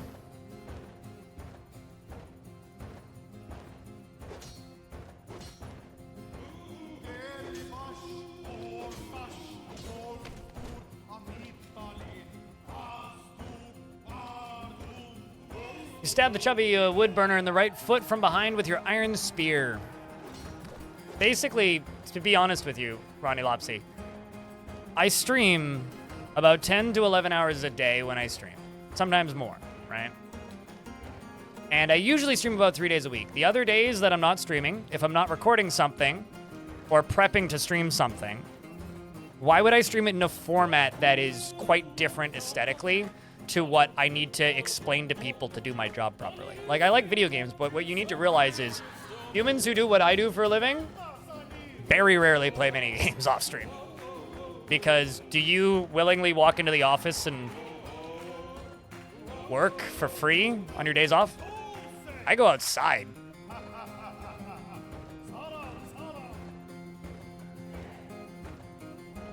So here you can see all of my dead adventurers. This is where they all died. I'm starting to forget what days off are. I'm gonna go for this goblin hammerman, who definitely killed one of my adventurers. We got bolts flying already. Why do people say it like that, Quino? I go camping like 5 to 10 times a year. Like backpacking. I also am an avid gardener.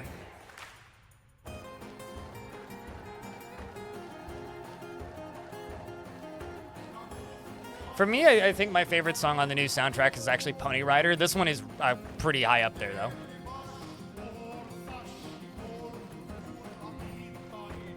Oh, is my weapon impaled in you? Yes, it is. Fix that.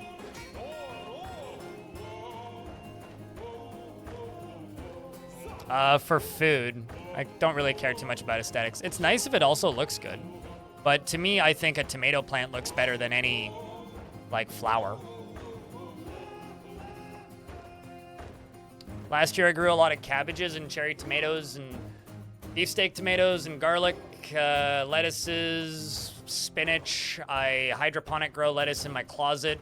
I also grew, this year I'm growing a lot of tomatoes, peppers, hot peppers, I'm growing potatoes as well. I'm growing obviously green onions, various spices and types of mints and things, thyme, lavender, parsleys, multiple kinds, many kinds of basil. It's funnier to say like that.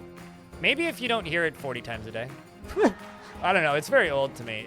To me, it's like herder, also random level of humor at this point. Like, it's been driven into the ground and dead to me by the internet. It was funny the first few times I heard it, but...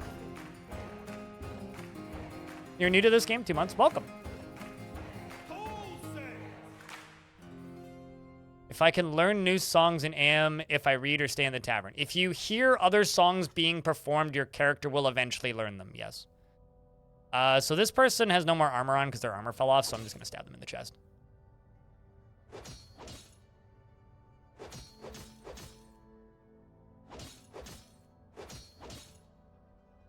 Stab the skinny goblin, just repeatedly. Move out from underneath the friend right next to us, the turtle man.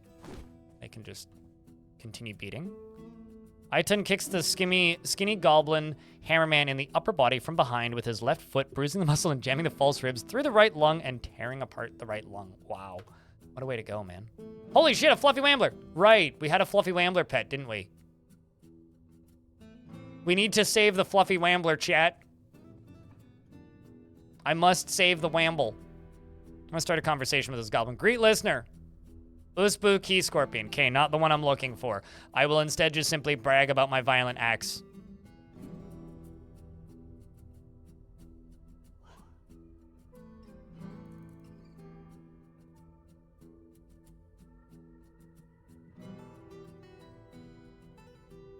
Imagine how it smells in that chamber. Probably very goblin-y.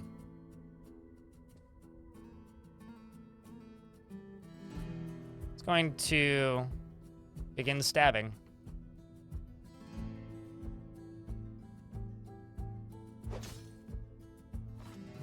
And also the one that I haven't started stabbing just yet. The reason we're doing that is because once they have the red dot to them, they're marked as hostile, and my allies go after them. Frail Goblin misses bomb wreck. Frail Goblin siege operator scratches bomb wreck. Oh no, not bomb wreck. Hang in there, bomb wreck. Actually, bomb wreck, do you have your weapons out? No, you do. Okay, good. I'm actually kind of curious now that I think about it. You're good. You're good. Just some bruising. Just some bruising and old scars. You're good. I'm actually going to get this dwarf to go up here, and we're going to grab this shield. Get some better gear.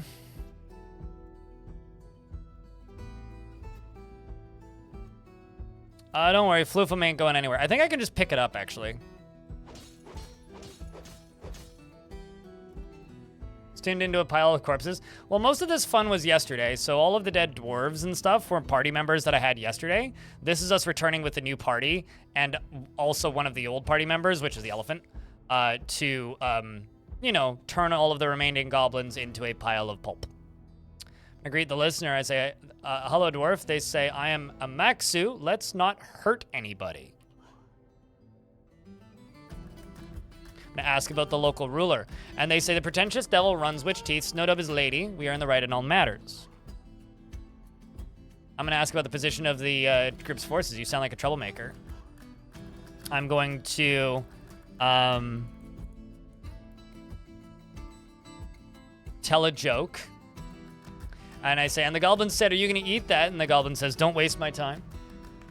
I then ask about the local ruler again, and they once again restate that they are right in all matters.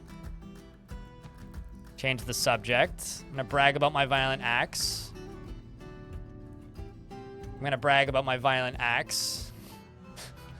I think it's the same person I bragged about twice. Yeah. I'm gonna ask about myself, and they say you are unhinged. You perpetrated a violent attack upon Cog Youngscour, and now you are also a pleasure to speak with. I'm getting mixed messages. Could we look at one of them memorial?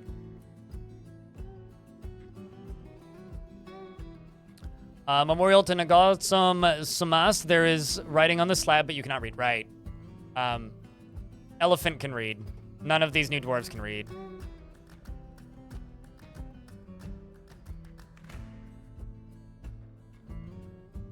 That's Usbu up there. Uh-oh. Charging me, are you? No, this guy's running away in fear, actually. Alarmed after a stranger advanced with a weapon. That's actually really funny to me. Throw some coins at you. I like how throwing things at things all just look like bolts right now. I'm just gonna do a real quick save. Throw them in the pit. That would be fun to do, but I need to catch them first.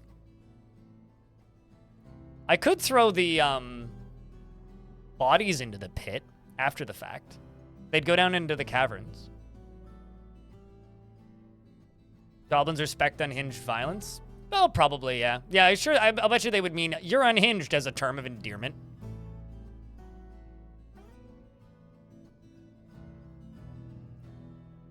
Leave them for the scavengers? What, in the caverns? Yeah. There is part of me that wants to haul my dead friends out again, but I feel like that's kind of a waste of time.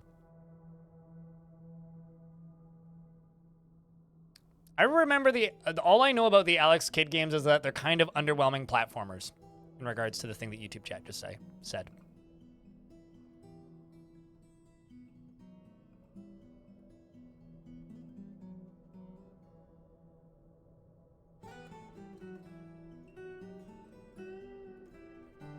Okay, so let's jump over to the Elephant Man. Where are you?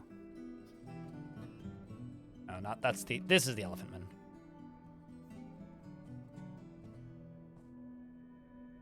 Going to just grab you. Hit you in the lower body. Bash you. Makes them look sick. Hit you in the neck. Bash you. Oh, nope. Didn't actually get the hit off. Apparently, I saved at a bad time because the game just decided, or Twitch just decided to show an ad. What's up, Ashtal? All those things. Stabbing a goblin is all these dwarves know. I mean, not totally. These goblins attacked us. The place that all these dwarves are from is currently at war with these goblins, and these goblins killed all of the elephant person's friends. So, you know, we must create violence to avoid more violence, right? That's how that works, definitely. In the process of waking up, I know the feel. Yeah. Hope your day's going all right, Noel man. We are in the process of adventuring and fighting in a goblin pit. Any ideas for fun along the way? Speak with random villagers and walk through taverns and walk through villages. As you see the text pop up, don't immediately click through it if you're looking for things to do, because they will straight up tell you locations of things happening in the world just in the background. So while you're running around, like, you know how in the justice system, right? You'll interrogate somebody and you'll do it successfully, and then you'll look at the justice screen menu and you'll have like 30 different crimes that were committed. That's kind of how this game works, and it's actually maybe a good thing that we don't have the quest log yet, because all of that stuff's getting noted down by your character in the quest log constantly. So basically, if you just walk through a city outside of fast travel, everybody's just gonna be talking to everybody. And while people are talking, you are gaining locations on the overworld. So if I actually go up to the overworld, right? If I go up to here, things like, I don't know, where is one? The Pillars of Pregnancy, which is a cave, or there's a dragon in this one. I know that for a fact. There's a bronze colossus here, I think. But like, as your adventurer hears the rumors, the adventurer I'm currently playing hasn't heard any of these rumors, so doesn't know. What I could actually do is drop down. You might know what's in these areas. Depends on if it's common knowledge or not. But yeah, anyway, these locations in the overworld will slowly be revealed with time. And as they get revealed, those are locations of things to go do. Like, here is the lair of Calbraze, the absolute bean of rapidity. It's a lair. Vulture Crack is also pretty good. But you actually have to learn what's in the layers before you go for them. And be careful with Titans, because they might, like... Titans are very likely often...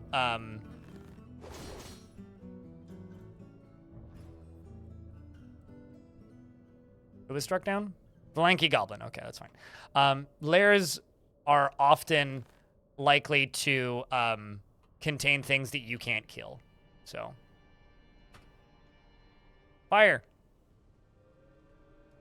Flying bolt strikes the tall goblin swordsman in the upper body, but the attack was deflected by the swordsman breastplate.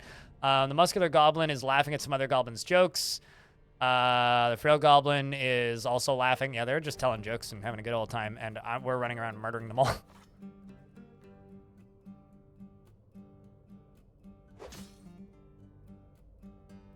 Titans usually have webs or fire.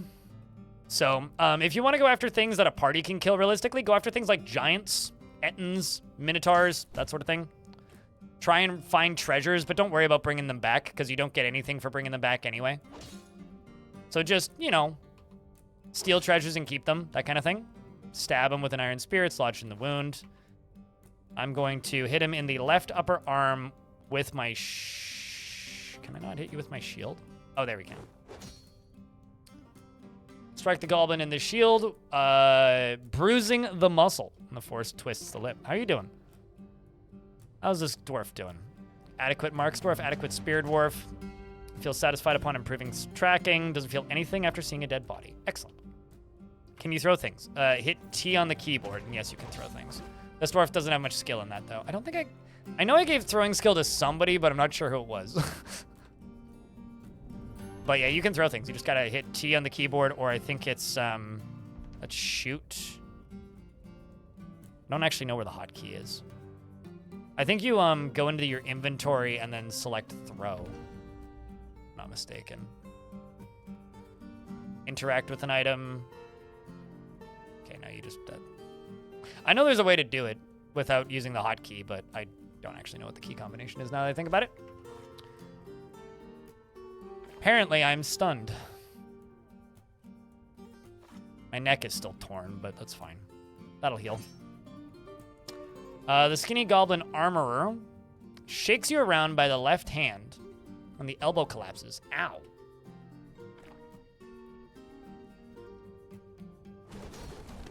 Okay, no, I don't want to play as you. Heavy bleeding. Oh, that's not good.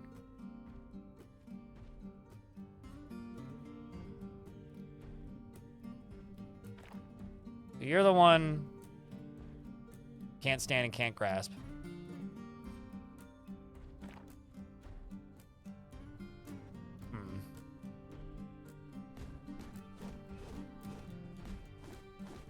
Have you lost a bunch of your well-being too, this dwarf? Oh boy.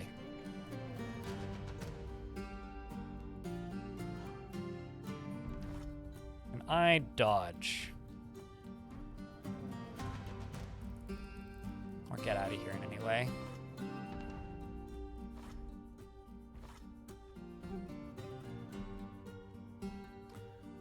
I can get a attack of opportunity if I bite his arm. We'll go for it. Tendon has been torn. They're just biting me. It's fun. Apparently I'm enraged. You can see down here.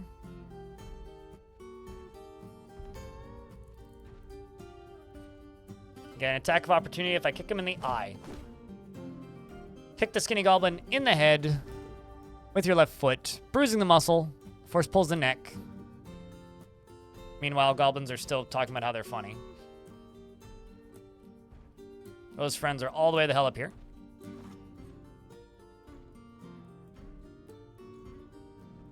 There is a bug, you think. What? You mean throwing things? There's no bugs with throwing things. They just don't show the right assets, which is fine. I literally threw things already in this fight here, right now.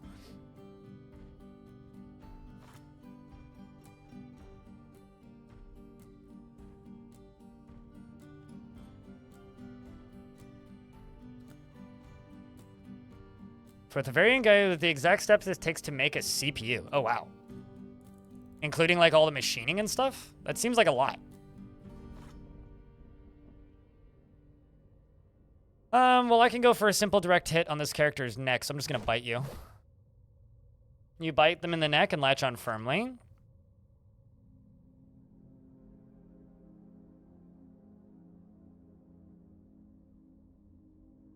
Apparently I'm holding on to this person with, like, all of my... So apparently somehow I'm holding on to this person with my teeth on their lower arm and also on their neck.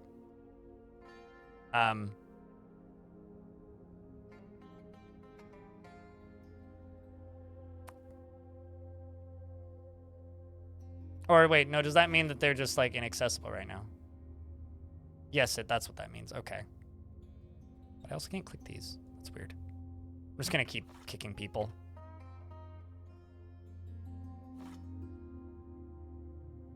You're regaining balance. Can I strike you? I'm gonna hit you in the neck again. I'll bite you in the neck again. Bite him in the neck, latch on firmly. That's what I wanted.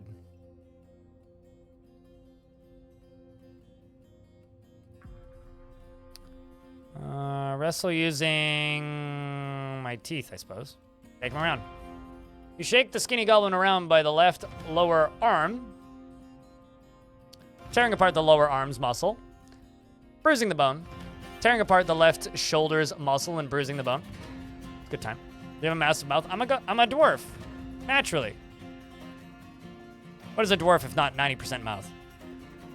I'm gonna shake the neck around by the tooth. Shake the skinny goblin around by the neck, tearing apart the muscle and tearing apart the spine's nervous tissue. Okay, so I'm no longer as worried about this one. True goblins are... Gorlaks are, in fact, all mouth. This is very true. You make a point.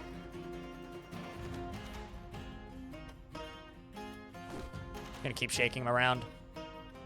Shakes him around by the neck.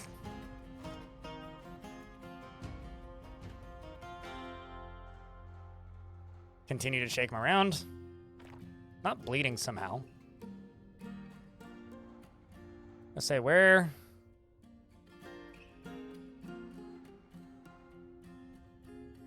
Okay, so I think he's down here. I'm not entirely sure where the elephant friend is, so I'm gonna have to keep controlling this dwarf that can't walk.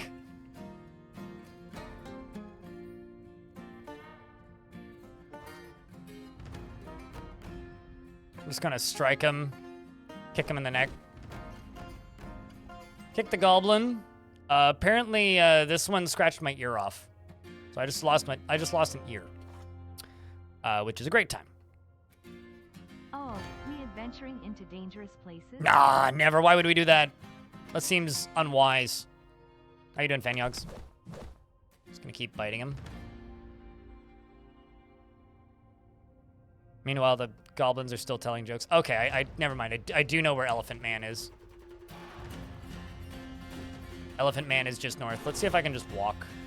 Mebzith bashes the goblin in the car with the bronze crossbow, bruising the muscle. Actually, what I should do is I should jump over to Mebzith, put away the crossbow,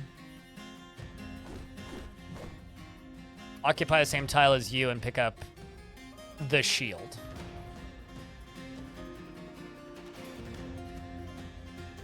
I'm going to put the crossbow into my backpack and draw the shield. There we go. And then we'll try and get a different weapon. Well, actually, might as well pick up the spear as well. Yeah, let's just drop the spear. So then we'll jump back over to Elephant Person. Asab shakes the skinny goblin around the thin stone. Okay, well, I mean, okay, they seem to be doing okay now.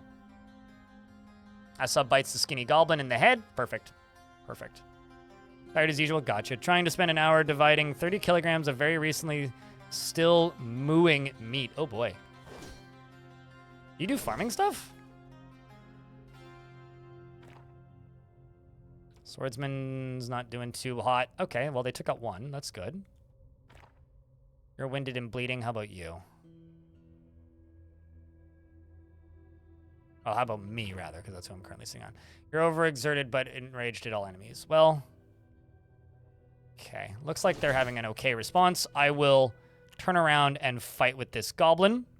I can get an easier strike on their hand, so I will bash them with a mace, which makes them drop their sword. Excellent. Artery has been opened by the attack. A tendon has been torn. You bash the goblin swordsman in the right hand from behind with your silver mace, and the injured part explodes. Damn right. The goblin hammerman says, "Death. I am very uneasy." I'm then going to step onto the same tile as the sword, and I'm going to take the sword, pick it up, and I'm going to throw the sword at the goblin. Which apparently took a lot of turns. Sword heavy, seems like.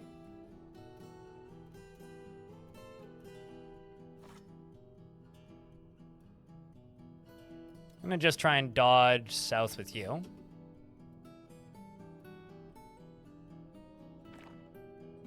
Meanwhile, our wrestler turtle is down there. Where's the turtle? Can I spot you?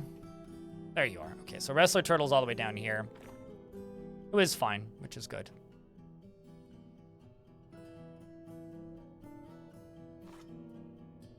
Let's go for the one who's fighting with me in no quarter currently.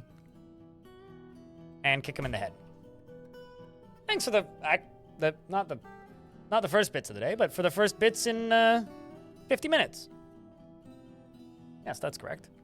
Second bits of the day, I think. You've seen this before? What's this before? You do farming stuff, but for 355 bucks, you bought 30.5 kilograms of meat from a local farmer. Hell yeah. That's a lot of meat. For not a lot of money. Going in the freezer, I assume? Or are you having a party? It's either a fuckload of burgers or, like, you know. I'm gonna kick you in the head again. Kick the tall goblin and the swordsman in the head from the side with your left foot. But the attack is deflected. Well, that's unfortunate. How about instead this? I'm gonna wrestle. I'm going to grab with my arm. With my arm, I'm gonna grab his helmet. I grab the swordsman by the upper helm. Another goblin is bled to death. This is good. Then go back into the wrestling thing. I'm going to wrestle using my arm.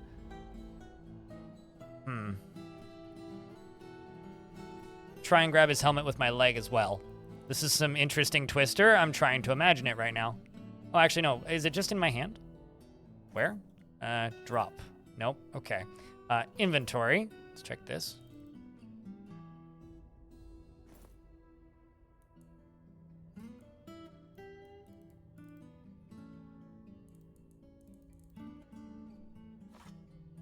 He's still got his helmet on. Let's just bite him in the neck. You bite the tall goblin in the neck through, which bruising the muscle through the copper mail shirt. I release my grip on his helm because I can't get it off, and I will wrestle with my teeth and shake him around.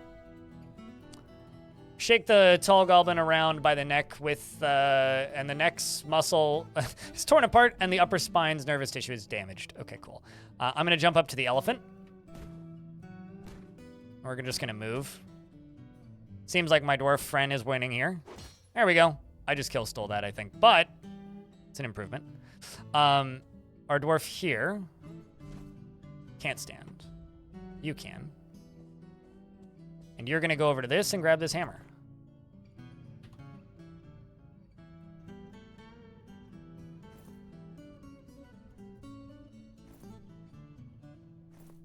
I'm going to, no, don't throw it. I'm going to take my hammer out of my backpack. There we go, now I'm wielding it.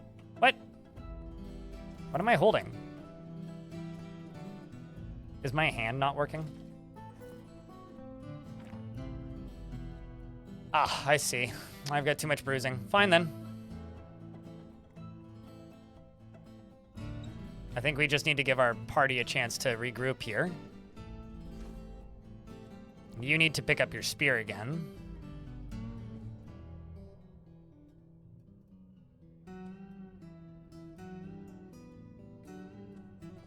Not sure where they're headed exactly. Let's jump over to the elephant so we can read those slabs. Oh, really? I thought you could read. I unfortunately cannot read these slabs. None of us can read. I was under the impression that the elephant person could read. I'd swear that I gave them reading capabilities, but I suppose not. Okay, so I was gonna say I'm not seeing any goblins. Going to start a conversation with this goblin pikeman.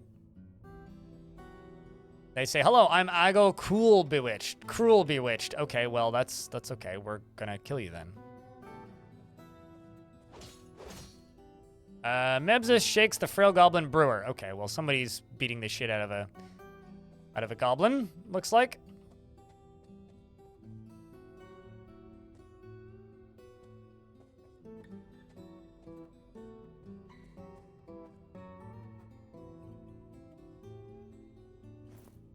Do I have any weapons in my inventory, or did I just drop them all? Take out. Okay. My ability to grasp is still somewhat impaired, I think. Yep.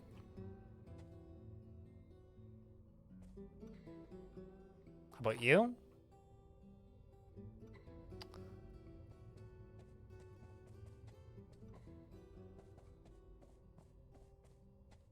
Need to find this goblin with the spear. There you are.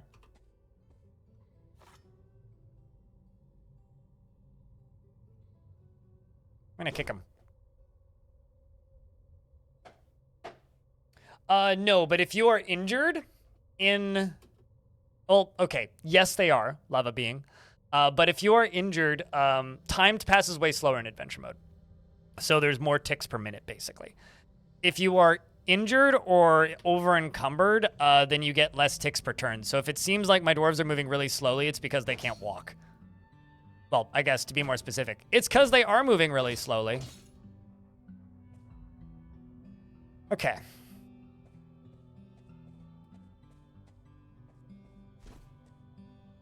Let's move as you, because you're moving pretty normal speed. All right, you are going to go to the Fluffy Wambler. Can I make... Can I take the... I don't know if I can. Ask the Cardinal to come with me, or nor the Fluffy Wambler. Uh-oh. Just crashed the game.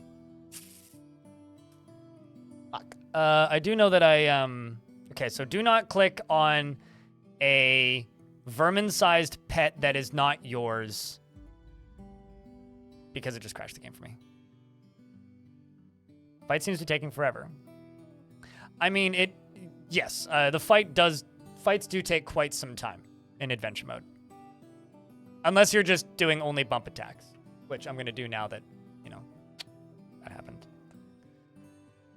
And also because I keep talking to chat and playing. Are your adventurers crying? Probably. Why wouldn't they be? They're in mass combat and there's bodies everywhere, including ones they used to be friends with. Alright, well, grumble. On the bright side, this is before this dwarf got super injured. And I'm actually going to play this one.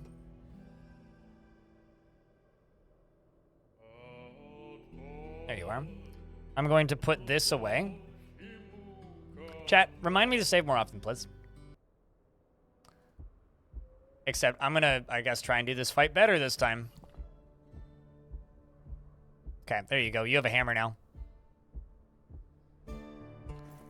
I'm going to put the crossbow into my backpack, and then I'm going to remove the hammer. There we go.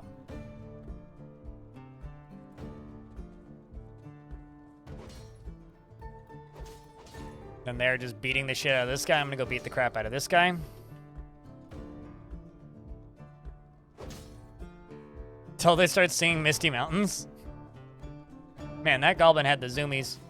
I must have got him good.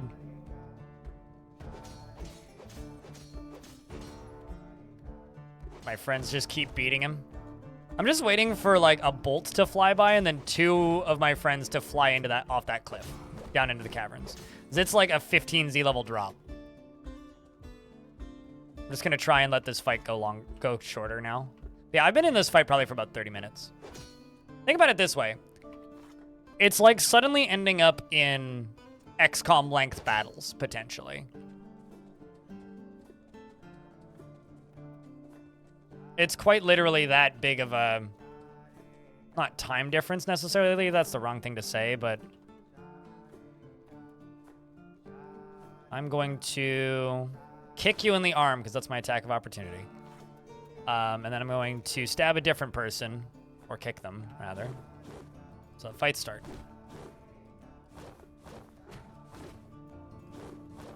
There we go. You're down there, you're down there, you're down here, you're down here. But if I want the fight to go even slower, I could put on tactical mode and then control every single one of these characters simultaneously, right? Which is very slow, but gives you the most precise, highest chance of surviving, right? I'm gonna bash you. Bruises you. You're attacking me. I'm gonna go for the difficult strike on his neck. Which I missed. Apparently Domas is drawing all of her weapons. So yeah, unfortunately I think I'm gonna have to leave the fluffy Rambler behind, which is a damn shame, but you're bleeding. You apparently yielded, but I will... Yeah, okay, so this is why this hotkey combination is weird. If you hit Shift A, it works. If you're holding down Shift the whole time. If you hit Shift A, you're holding down A and you release Shift, it automatically selects whatever that is. This menu needs some tweaking, I think. Let's actually dodge. Next time I see a combat hit coming in. It's like I realize these are just like... Oh, wow. He just ran that way and got one shot by an elephant man.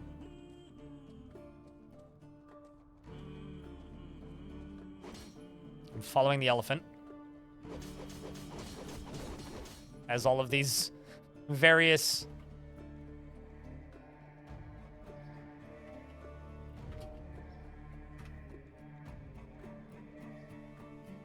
Any creatures have attacks that involve eating smaller targets. I have a question. Why is everybody so obsessed with eating things? Like, yo, you guys, do you need help, Twitch chat? There's a lot of biting. And there was one time I bit somebody's nose off and had their nose in my mouth for 3 days and didn't realize it. Hungry? Go eat food then, Bronzy. Jeez. Must be lunchtime. And no, elves don't have the ability to eat targets that they are fighting with. Elves only eat other sentient creatures after combat.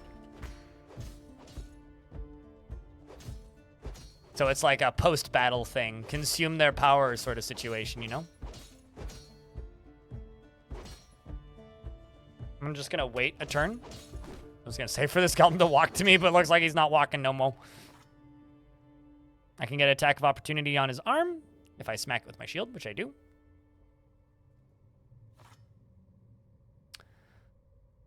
And I hit him in the head by bashing him with my spear. And I think Dolmas won the hit, but hey.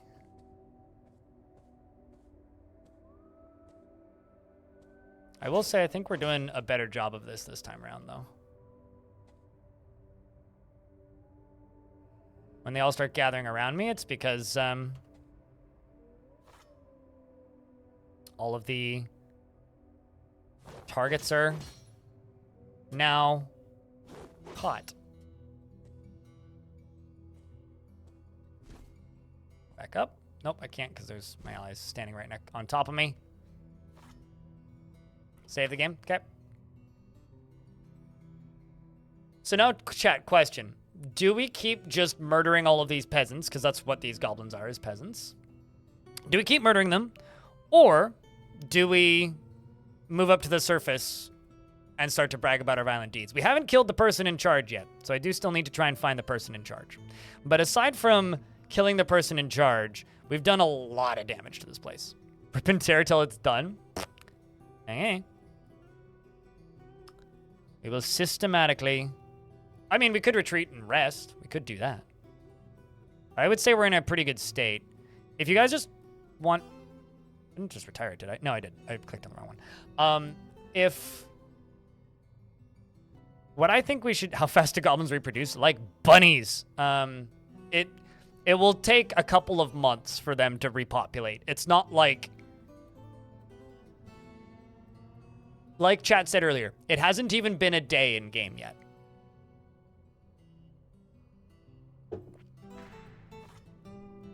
It's been a couple of hours. So, not that fast. If I leave for like a night and come back, this place won't be full again. I could leave for 2 months and their population would largely have decreased. I'll let them finish that off. We'll go up here. I'll try and just clean out this area down here. Ooh, I can punch him in the neck. Got him, friends. I'll go get the next one. Because, like, the peasants are neutral by default until I attack them. And then when I attack them, all my friends attack them.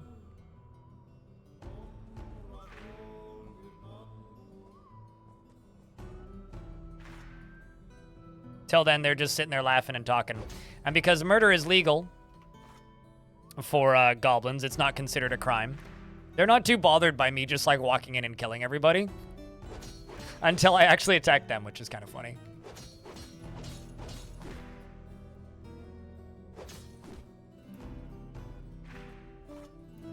I would, however, like to find the person in charge of this, of these pits and end them.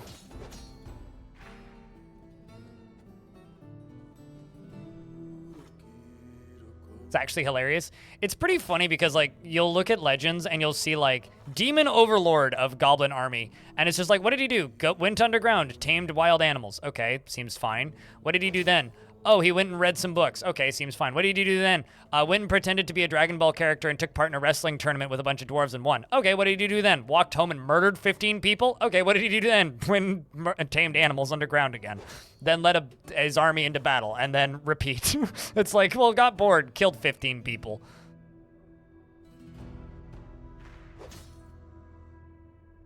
Not without opening up Legends. Bone doll.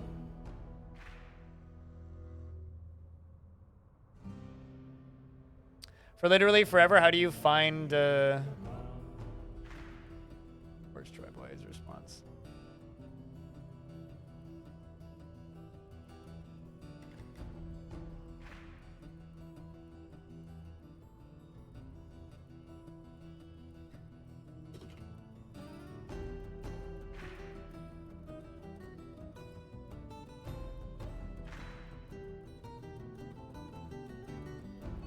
How's the adventure in the pit going? Very pit-like. Oh shit, there's an armed goblin. I haven't seen one of those in a minute. This guy up here.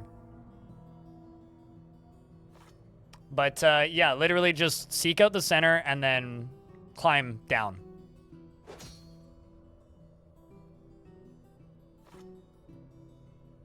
Any friendly casualties? My friends have gotten a little injured, but I haven't lost any friends in this particular party just yet.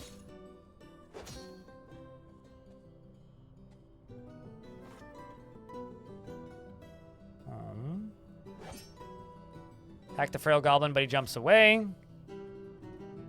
Go after him again. Going to go for the lower body and bash him. That's a lot of hits. But we knocked him over, so it's now just a raffle stomp time.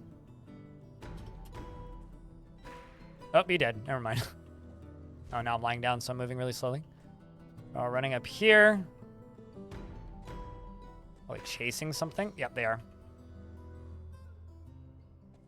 Tortoise man rips his teeth, knocks his teeth out. Can I throw something at you? I can throw coins. No quarter. Have a quarter! Or more than a quarter. Okay, well. Pick up the coins and put them in my backpack. Let's just attack this guy. Skinny goblin mechanic. Bash him. Pop it. Twist it.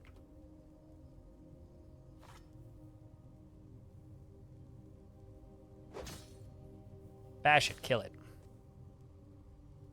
Nuke it. Slam it.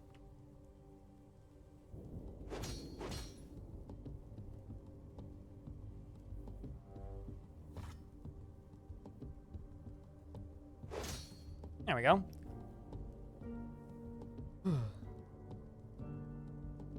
Do you know if ever fixed the problem of animals being able to open doors? That's not a problem? That would be a horrible problem if they couldn't, because then they would try to pass through doors and then get stuck. So that's not a problem that's even being planned to be fixed. If you consider that a problem, that's perplexing. You should then pasture your animals in fields so that they stay in one spot where you want them to be. But animals opening doors is just, that's the way the game works. That's not a problem. Lock your door then. If you don't want like wild animals flying in, click on the door and click the lock button. The problem is you haven't locked your doors. Not that animals can get through doors.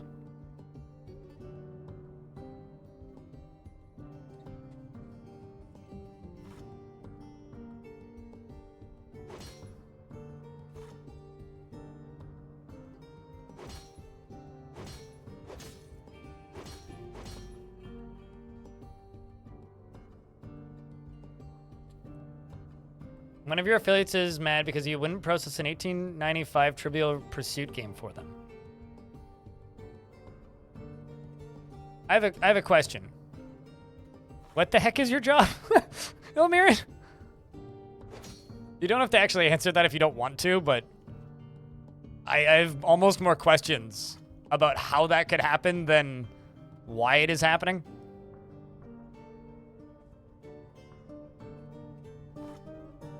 Like, that seems like such a strange situation to be in.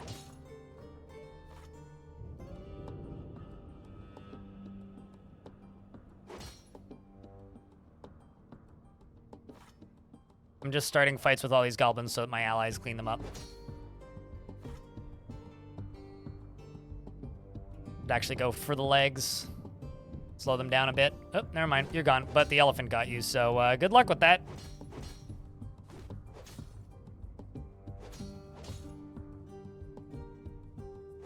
I'm not going to touch Fluffy again. I'm going to assume it's going to crash my game, so I'm not even going to bother.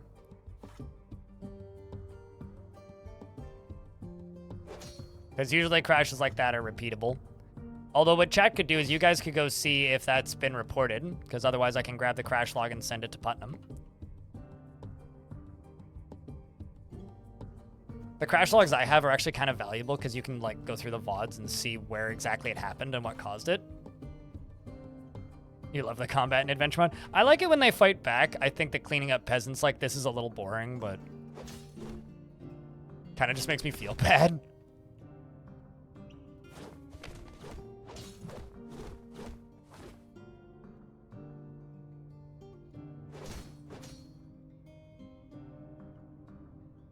Who are they fighting with currently? Okay, that thing.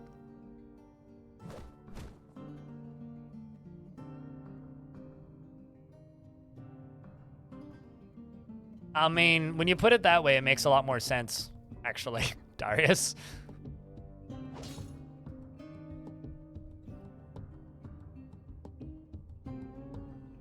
Why? I keep hitting Alt-Y. Fine, I'll click the button then. If you insist, game. Just stabbed him in the eye. Alright, well, they can deal with that. I will grab my spear back and then move south. Don't have too many more to work on.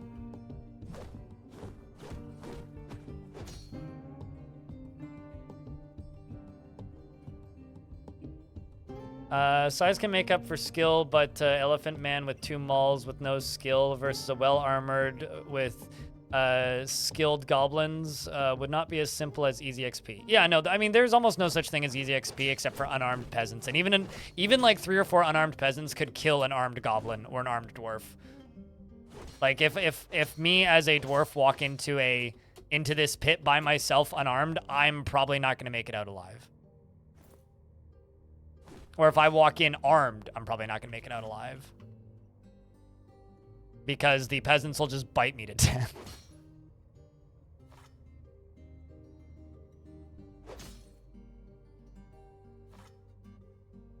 Hello, Padinsky. How are you? We are cleaning up the bottom of a goblin pit right now, and I clicked the wrong thing because I wasn't actually paying that much attention. Do I have any attacks of opportunity? Yes, I do. I can hit him in the 4th, though, on his left foot if I kick him. Sure. Okay, guys, you deal with him. I'll go get this one.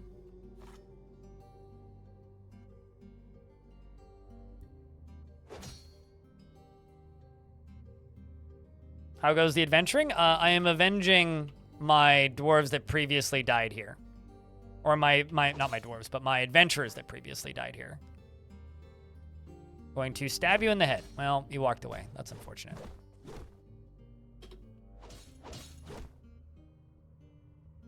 Okay, it's not a large glove. I was just making sure that wasn't my elephant man's glove. Although, is it weird that... Okay, so I've played Battle Brothers, right? Not a lot, but a little bit. I think I already like this combat more than Battle Brothers, and like playing it with graphics anyway. Like just because of the slight little details like the animation makes things in video games more enjoyable. I find. As much as I love ASCII, like this is a very good rendition of this combat system, which makes me very, very, very excited for when we get the up. Like, I'm convinced that it's only going to be a couple weeks / months, like a very short period of time, until we have all of the new adventure mode features that they've been working on / promising. So things like the human cities getting a revamp, and healing options, and the magic stuff that they've been talking about for adventure mode, and the demigod stuff. Once all that stuff's in, I think that I might like this game more than Battle Brothers.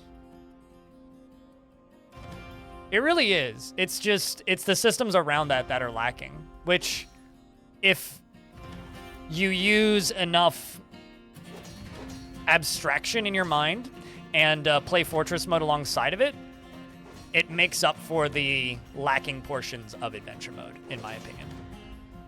Let's just go smack you. Bash. Bash him. Knock him. Smack him. Bite him. I mean, how many games let you bite somebody's tongue out with your teeth? Like, come on.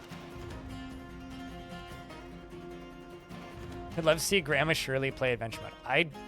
Is that the YouTuber who plays Skyrim? Or is that somebody else?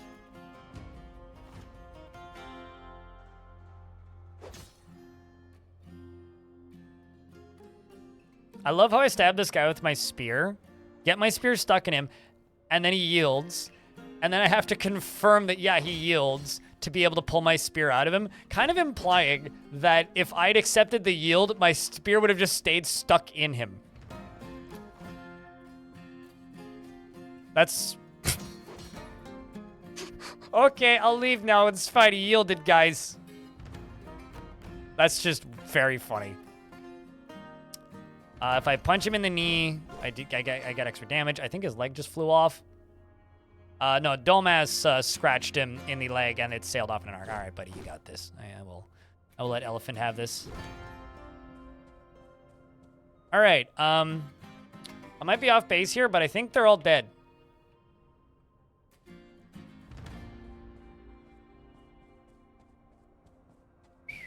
Oh, nope, found one. Got him. Stomp him to death. Get him, guys.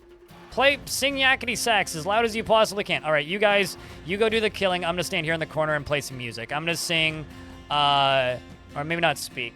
I'm going to recite the poem of the Royal Hopes and Toad. I'm going to continue the action while I sing. They're just running around beating him.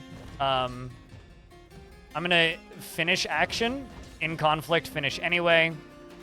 And then they come over and enjoy my poem. And they all start talking. Bombwreck to Iton says, you must win fame by putting down a wild beast of great renown. The creature caused has wilted risen, the fresh enjoyment the Yeti. This vile fiend killed 41 and its lust for... Wait, that went up from 30-something to 40-something. What the fuck? And its lust for murder. Wait, what was your name? Kastaz Wilt. Wilt. Well, let's just go Wilt Wilted Risen. Who said that? Bombrack did? Toidle. Toidle, I must have a wade. Conversation. Great listener. Yes.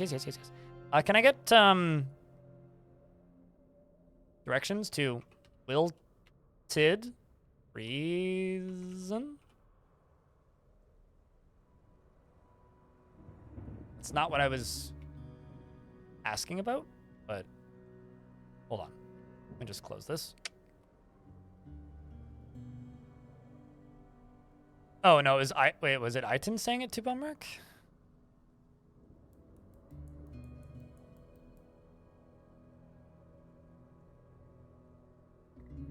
No, it was Domas saying it. Oh, it was the Elephant Man. Sorry, other person. It's great to have a friend like you. Yeah. No, not you. Wrong conversation. I have two going. Ask for directions.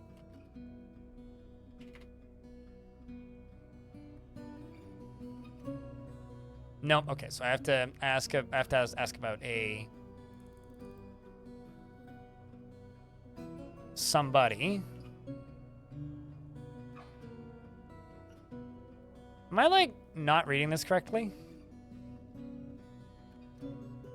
You guys keep talking about this Yeti. Hold on.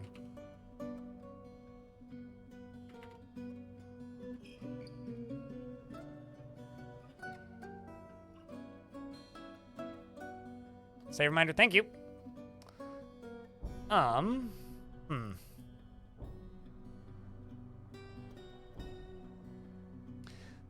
ferocious, unnatural beast has become the bane of our people. This creature is, oh, there it is. Balain ground hares the Yeti.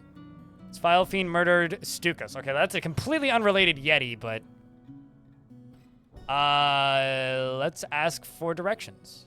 It's about a day's travel to the east. You guys want to go kill a Yeti after this? Oh shit, I found a goblin. Get him, boys.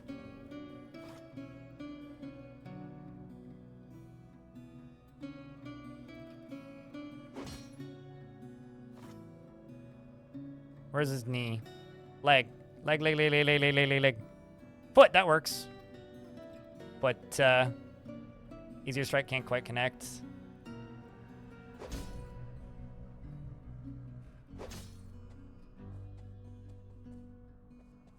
Well, it's okay. I'm just gonna sit here and tell another poem. Actually, no, let's give a sermon concerning the cosmic principle of boundaries. I begin a sermon. You just can't give a sermon very well. I'm gonna finish the act, and they say I must withdraw, and I'm gonna continue the action, regardless of conflict. Keep giving the sermon, and I finished giving the sermon.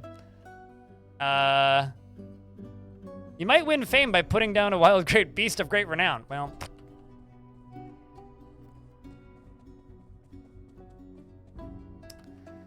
All right, well, we've done away with the goblins. Let's check everybody's inventory.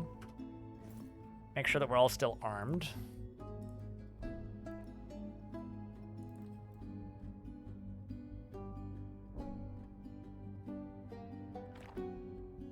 You are,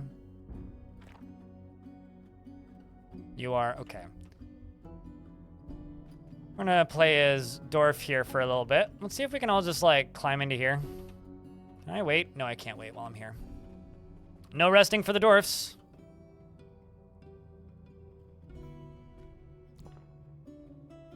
Let's swap to the elephant for a second and pick up that iron shield. The goblin Ozud says we cannot choose our families, but we can choose to avoid them. That's funny. And I'm now playing the goblin, or the dwarf I've been running around as. Stand up. Move around.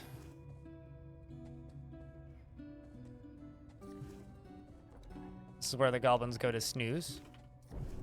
So yeah, you know, you think dwarves have it rough when it comes to sleeping quarters. You should see the goblins, or lack thereof. They just don't have them, really. Okay, we'll bash him in the hand. He immediately yields. A lot of dead goblins. We've been busy. I'm very curious to see what the total kill count is by the time we make it back to my fort. which will happen eventually. Is that an artifact? You always have to check random shields you see on the ground in goblin places because it's always like, Thomas is, I am the extinguisher of Aslot Teltix. The elephant is just bragging about the people they've killed now.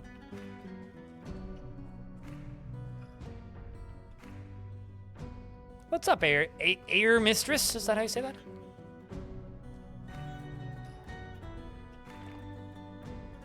But welcome over from the realms of Yubtubs.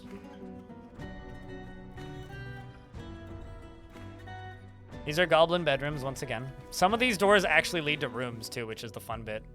Oh geez, there's another one. Not a wise place to run there, bud.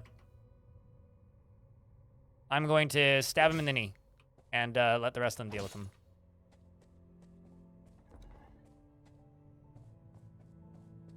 Cool, I got him. I am looking for the person who's leading this group, but so far no luck.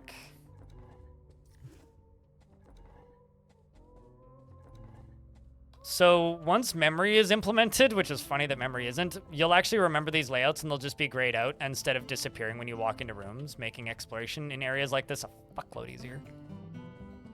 Instead of just trying to have to keep a mental map of where you've been. I think I've already been here, speaking of that.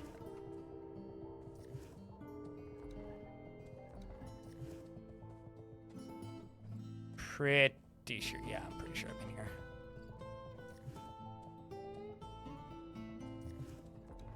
Hence the, you know, blood everywhere kind of giving it away. Yeah, I've been here.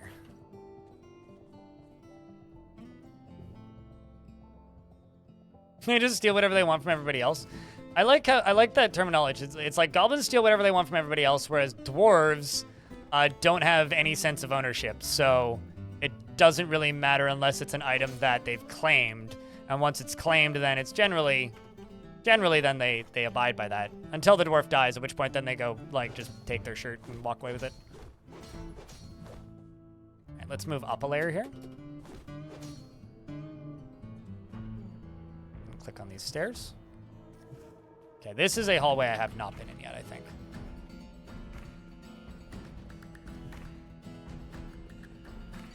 Unless this is the way to just get into the pits again. Yep, nope, this is an area I've not been in. Found a goblin lasher. They say, hello, I'm they say that I say my name is Asob, and they say that they are Zolok, Hollow Wicked. What are you wielding? Copper Scourge and just copper gear. I think we can take this goblin. What do you think? Oh yeah, no, it's been in every, I mean, yes, it's been in version 47, yes. If you go look at my VODs from 47, you might see what I'm talking about. Dwarves are commies? I mean, you haven't figured that out yet?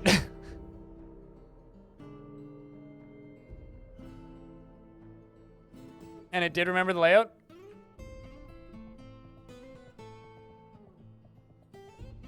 No, but it does remember locations of dudes.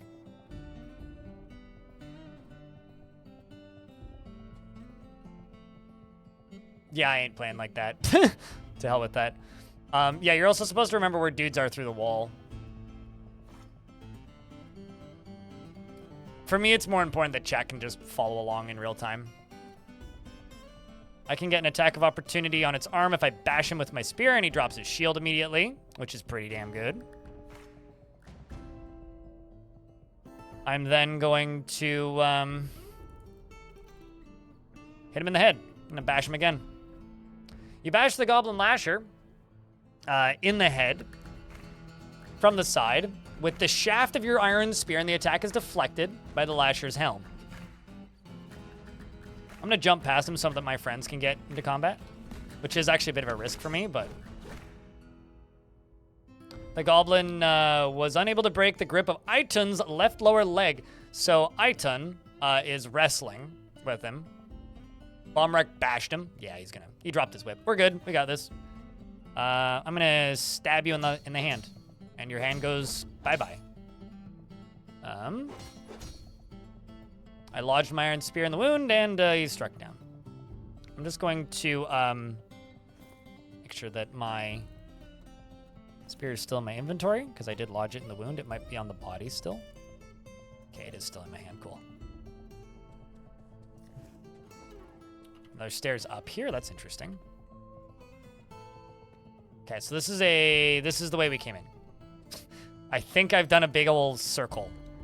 Not entirely sure how I did that, so that would... Nope, this is not the way I came in, actually. It's a different way. Oh boy.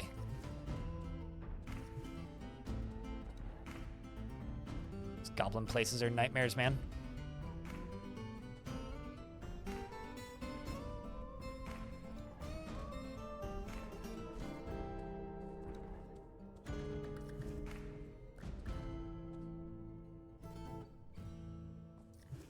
Looks kind of dope in ASCII. Oh no, like the memory looks kind of rad, actually. But the ASCII for adventure mode is so unfinished right now.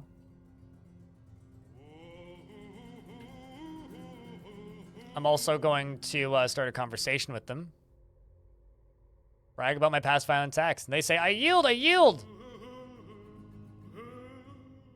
And I'm going to say brag once again about my violent acts, and then I'm going to swap over to this character, and I'm going to start a conversation with the goblin.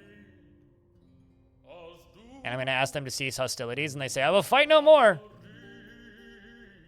And I'm going to then swap over to somebody else. Start a conversation with him. Greet the listener. Oh, and then we all attack him. Well, I just want to know what his name is. He's Ago Dawson Gop. No, it doesn't matter. Just stab him to death then.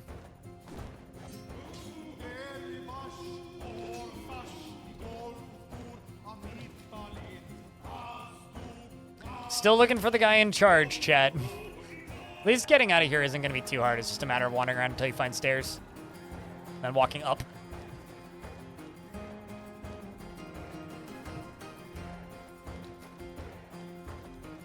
Okay, I've definitely been here. Trail of Bodies are a pretty good memory, honestly.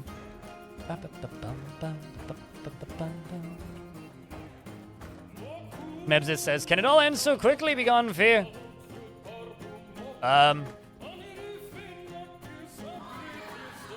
Let's wait for everybody to catch up. Oh, found another one. Start a conversation. Greet the listener. It's another Dostengop. It's a common name.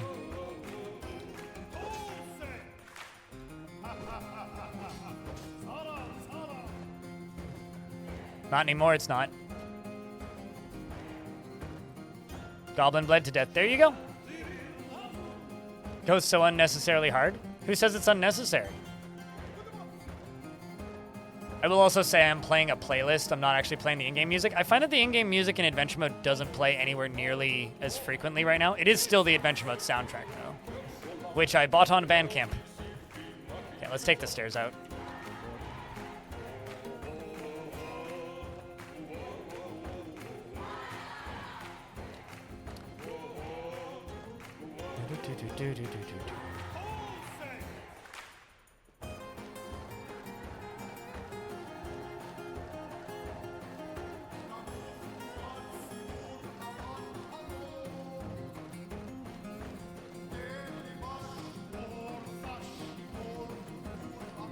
Never hear ambient adventure mode music because you save very often to avoid crashes. Speaking of, I should save. Actually, I think an ad's going to run in a minute. Let's double check. 3 minutes, yeah. I'll just run an ad and save. 2 seconds, chat. I'm going to go top off my water.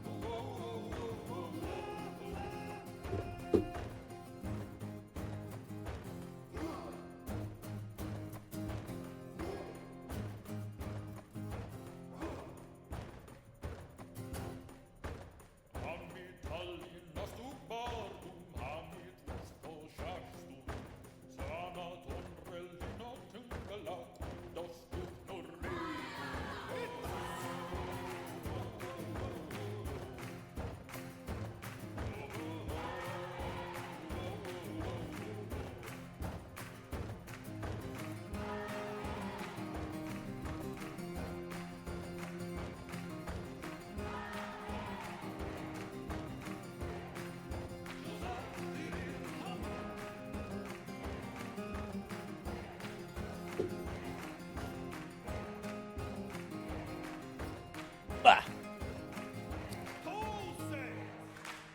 You see the ghost of Tyler? Yeah, it's like last known position in any kind of in any kind of stealth game, is the way I would describe the memory function. And the higher your memory stat, the longer you remember them. But if you sleep for like 3-4 days, you'll forget them, which is kind of fun. It's also really fun when you're like running around in an area and then for some reason you remember this one tile, but you don't remember all the others. Also, for those of you wondering, this is where we just came out of, right? These are how you get down into those lower levels. You visit these towers until you find one with stairs in the bottom level. So if you're trying to get into the goblin pits, you go until you find one of these. And then you go down and into the pit.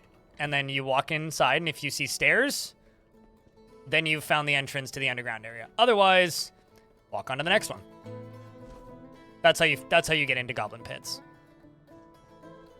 All of the areas like these have a slight trick to them. The problem is if you don't know the trick, it's very easy to just kind of wander around aimlessly for hours.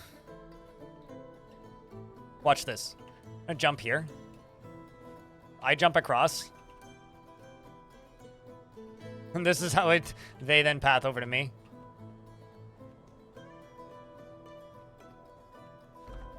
Checking this tower down here, because I don't think I've been in this one.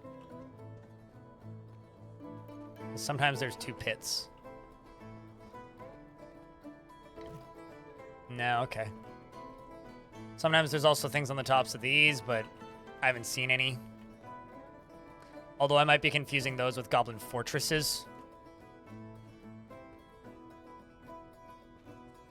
Okay, so the area that I ran into a bunch of soldiers when we were leaving was up in here. So we're going to head up that way.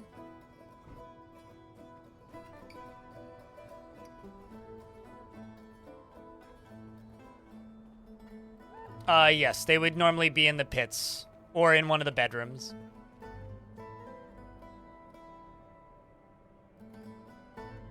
Dolmas just said, I hear that the portentous devil waited out an insurrection in Witch Teeth. So, as we're leaving,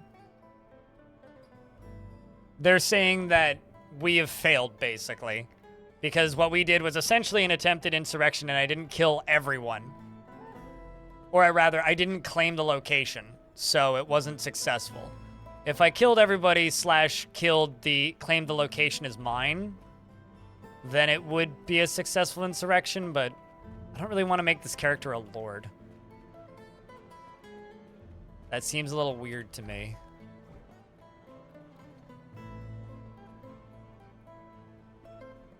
I think the elephant wants to go back. Because he keeps on going, I hear they waited out an insurrection. I hear the pretentious devil waited out an insurrection in Witch Teeth, so easily broken. Begone fear.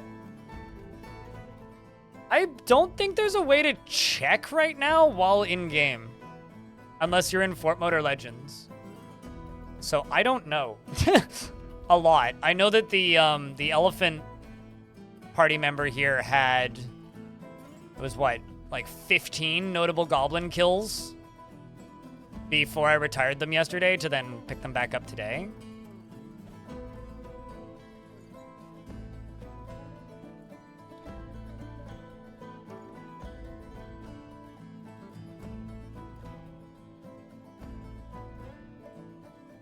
Forgot what time I did while I created a world, so 170 years have passed. What's wrong with that? Were you going for a very specific year or something? Whoa. Okay, that's kind of scary. I'm seeing goblin bowman. I must withdraw. There's a goblin down here.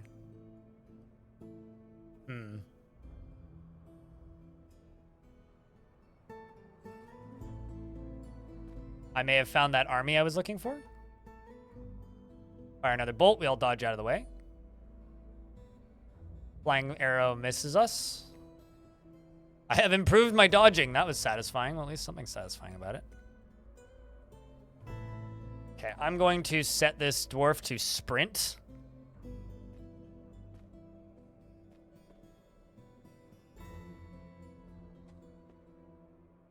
Which takes a little bit to speed up, but I'm gaining distance.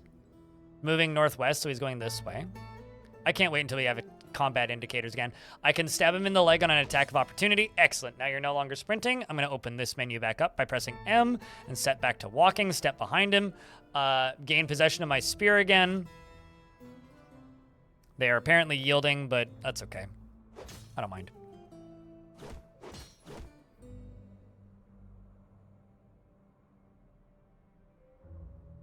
I like that bug. Now I have a reason to get rid of 500 more pieces of clothing. Hell yeah. What kind of metal? Saved recently? I just went and filled up my water, so yes. Last time I saved was right before I walked across this field. There we go.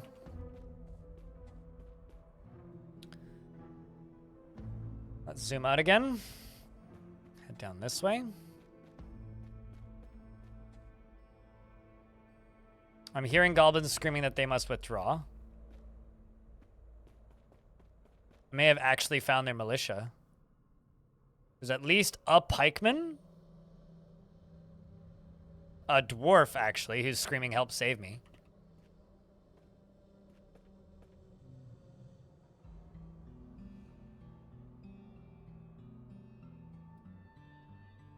I wish that I could be like, where are you? In this pit. Let's jump up to the bigger map. They're gotta be around here somewhere.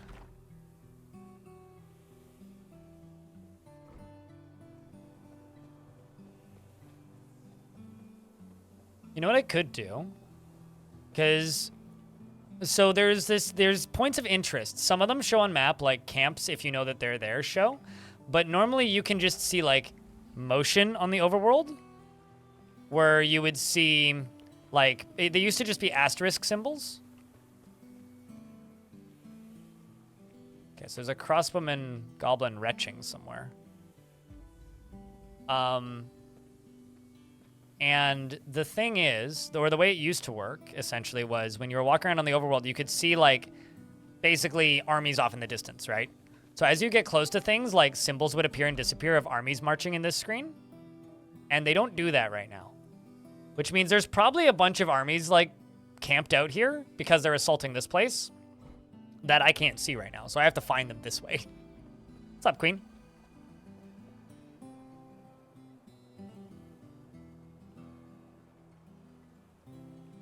So the reason I'm not making a how to find complete quests, finding complete quests is, one, you can't complete most quests right now, and two, the quest log is currently disabled, so it's kind of a moot point. Basically, I could make a super roundabout, borderline pointless, borderline useless tutorial that will be useless in a month, or probably, that requires a mechanic that's not currently there. Manic Millennial. So I will do that, and I'm totally planning to do that, but I kind of can't right now. I realize that might be kind of a frustrating answer for some, but... Oh, it's Honey Badger. I was like, what? Fighting?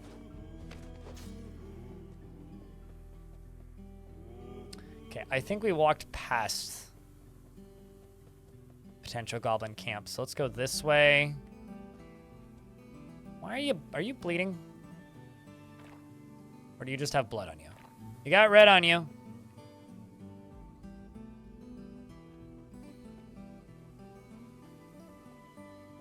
I have no idea when they're coming. If you read the KitFox post, they say coming weeks. I have no idea. I can't tell you when things are coming because I do not know. I just know it's not going to be like 6 months until... Oh, there we go. I know it's not going to be like 6 months until everything's in. It's going to be within the next month or so. But as for when things are coming, when they're ready.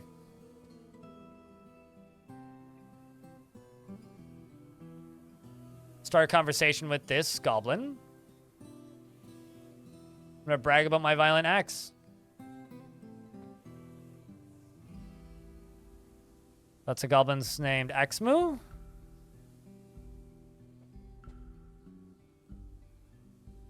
Wish they came with name tags.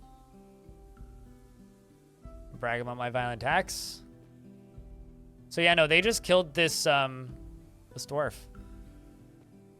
So this may have actually... That wasn't one of mine, was it? That would be kind of awkward if it was. We didn't have a goblin named or dwarf named Etor, did we? No, you had a steel breastplate. What? Hold on. I'm gonna look at that breastplate. Don't mind all the goblins there that want to kill me. The rendition of the mountain is phrase, an image of two dwarves. The image is a symbol of the work of Spray, a dwarven civilization. Yeah, so this is a battle that literally just happened in the overworld that we're finding. Because this steel breastplate has the image of the dwarven civ that we are defending. So we literally just caught a battle happening in real time in the overworld, which would be way fucking easier to find.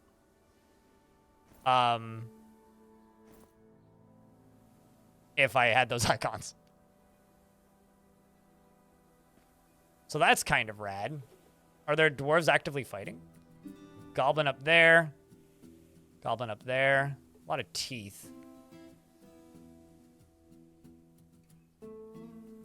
But the thing, like, that's so fucking neat about this game is, like, when you're walking in the overworld and a chunk the game lags briefly, it's because there's literally, like, 100 entities being loaded in, right?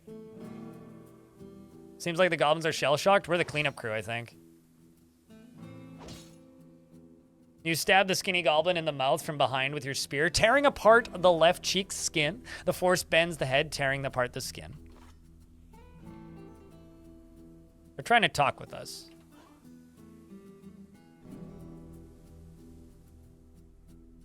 I'm gonna ask about Snowdub, their leader. I say, what can you tell me about Snowdub? She is mayor. Wait, what? I thought she is lady.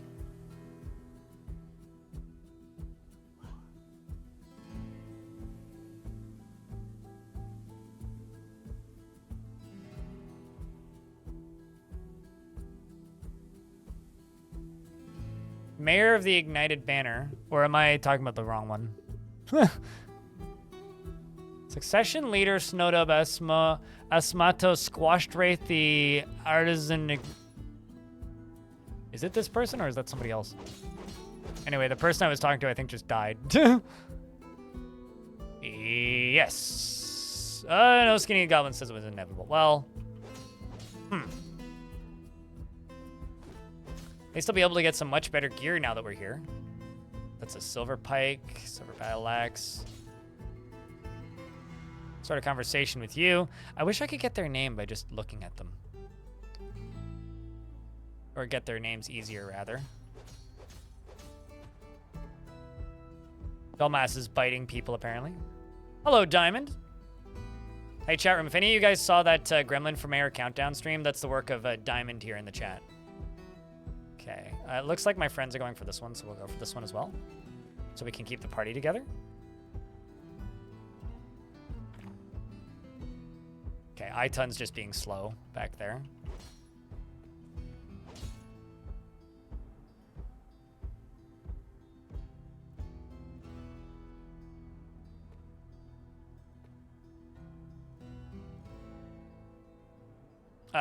Yeah, no, one of them just kind of can't walk very well, so he's kind of slow.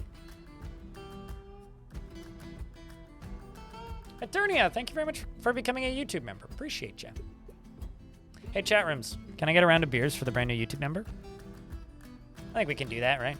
It's not sacrilegious or anything. I do not want to attack my elephant friend.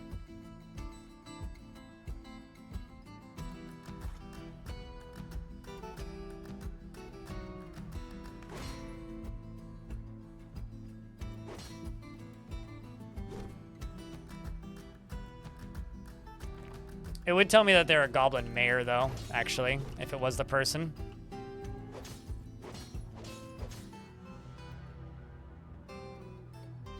There we go. So I can't actually sleep or wait here, so let's just wait for an hour. Okay, it's actually becoming nighttime now. Everybody's caught up. Can everybody stand? There we go. So we're going to go back to that battlefield, and we're going to rearm everybody. because our wounds are starting to get not so bad. So let's say it was over here.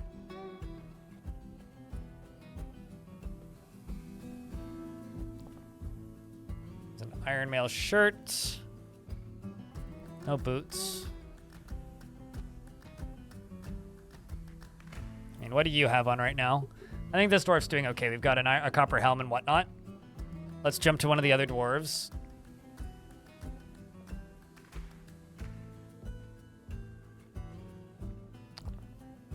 Let's actually just make sure that I don't have a shield right now. You have this hammer. Get this, and I'm actually going to drop the warhammer. I think silver battle axe is an upgrade to a bronze warhammer.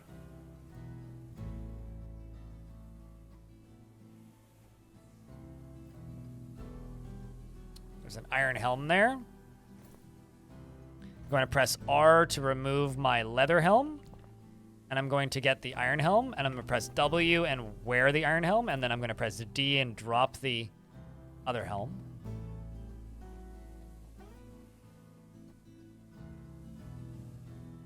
Just looking at the names of these goblins that died.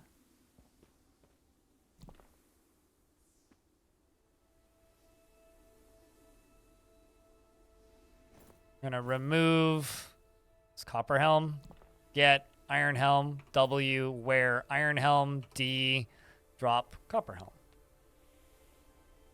Because it's nighttime. They don't have dark vision. Dwarves have dark vision.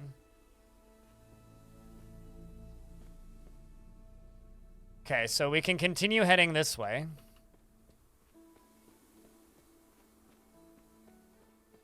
Also, I'm slightly worried that this place has been taken over by goblins.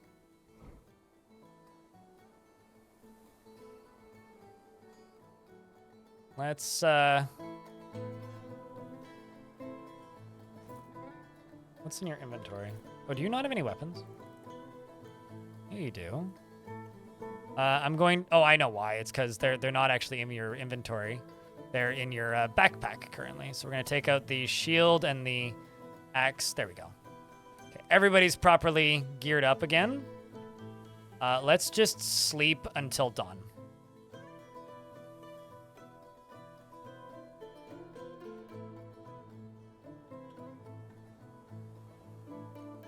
Possibly. I eat some prepared wombat heart because I was hungry, and I press E again, and my water is frozen, so I make a campfire. Hit capital I to open up this screen, scroll down, click on the water skin and heat it. Then scroll down again, sip the water. Drink water. Itun said something about a Yeti. I'm much more worried / concerned about the status of this Dwarven Pit, or not Dwarven Pit, site here. But yeah, the Yeti is another thing I would like to deal with. Okay, so it is still Dwarven. Controlled. We could try and find this pit. I mean, let's take a peek. It says it's east. Or this, the Yeti, rather.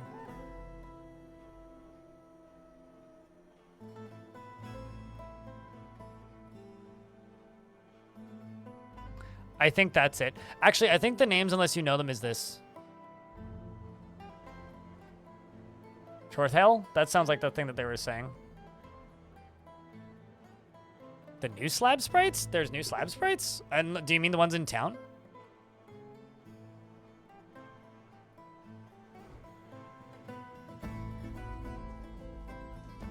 Put my weapons away. Let's see who's in here. Bunch of random drunks. That's fine. All right, duh.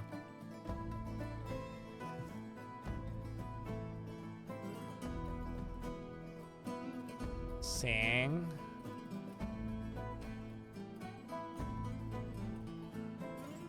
Telling jokes. Okay.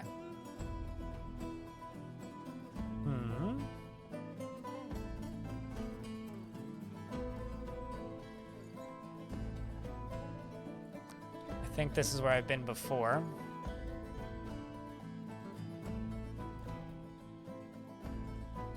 Yeah, these are people that we know from before.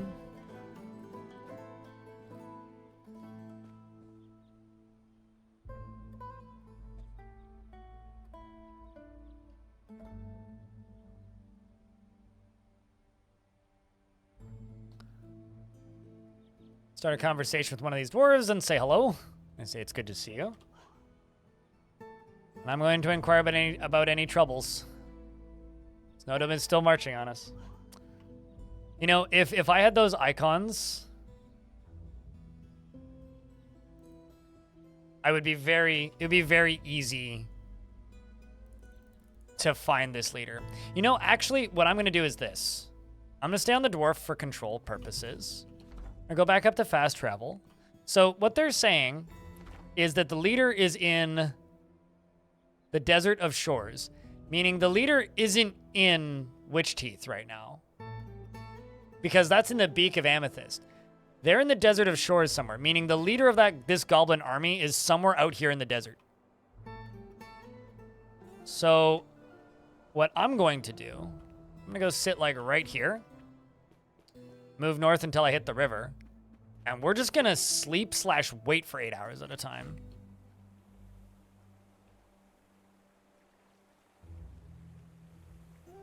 See if we get ambushed. I've discovered a river. Really? Wow, that's wild. I had no idea. Let's drink the water in the river. And I'm going to fill this with water. Also going to eat some heart and go back to sleeping. You found your first Necronomicon? There you go.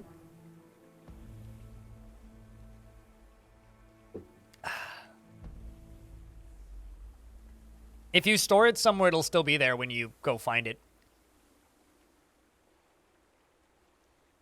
in a later build.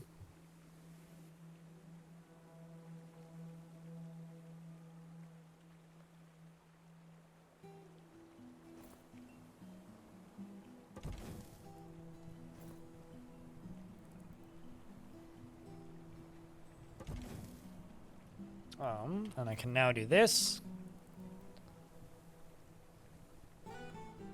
Drink the water. Eat the heart. And then I will wait for 8 hours.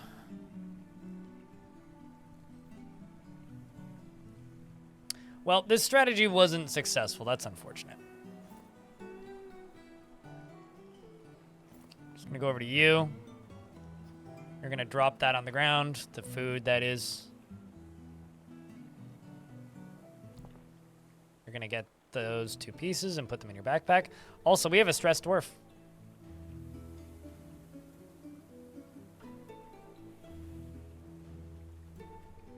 That's what this means. Sounds like we should pass the time in a little bit more of a positive fashion.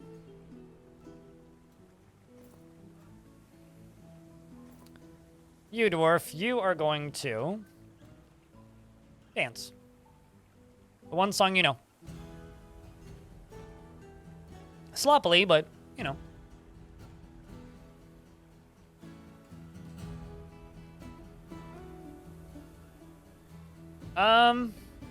Random cave that has nothing in it currently. Claim a location is yours and put it there. Apparently I'm dancing exceptionally. Look at that. I do get tangled up, but Bomb Wreck is dancing well.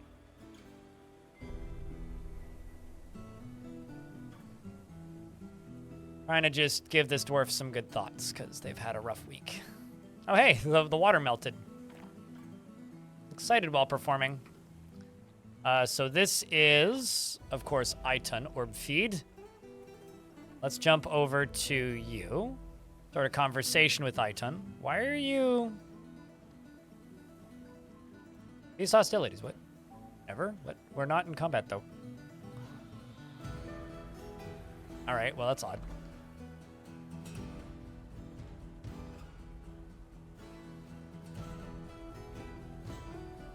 There's a bunch of camels up there.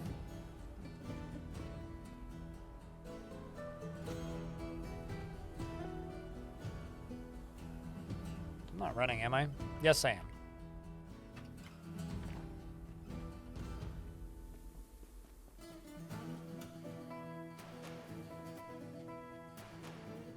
Cave Hermit Necromancer, there you go. Now just start stockpiling booze and food. Not that you need it, but it's something to do. Bunch of camels in this region, it turns out. I think now's the time to save.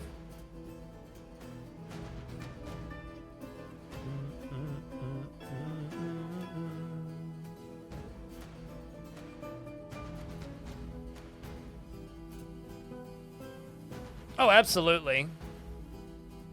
Absolutely, Rum Rusher. They can go melancholic and just wander away and leave.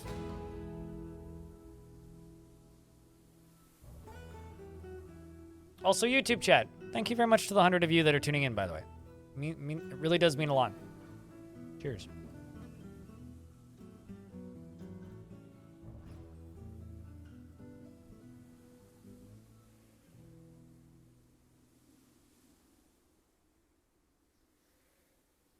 It's really nice to have, like, 100 people watching on YouTube post this last update versus, like, 20. Which is what a lot of the YouTube streams were previously. Is missing appendages? PTSD will ensue. Here's the thing. Do not drink more than, like, 3 mugs of booze in a day in adventure mood, or you will probably die of alcohol poisoning. Just an FYI. Doesn't matter if you're a dwarf.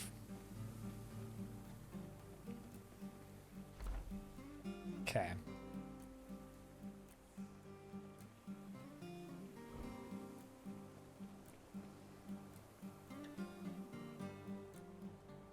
Ferocious unnatural beast is the bane of our people. Belaine. Round hair is the Yeti. Ask for directions.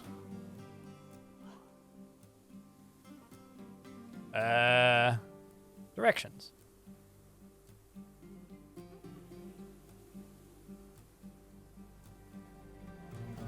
Ground hairs. Ah, they don't know where it is. That's why I don't have directions to that Yeti, because they don't know where it is. Okay, so we've got a bunch of goblins, and my dwarves are all running this way, meaning there's probably goblins very close by. Mebzith is charging up front, it seems. What do you see that I don't, Mebzith?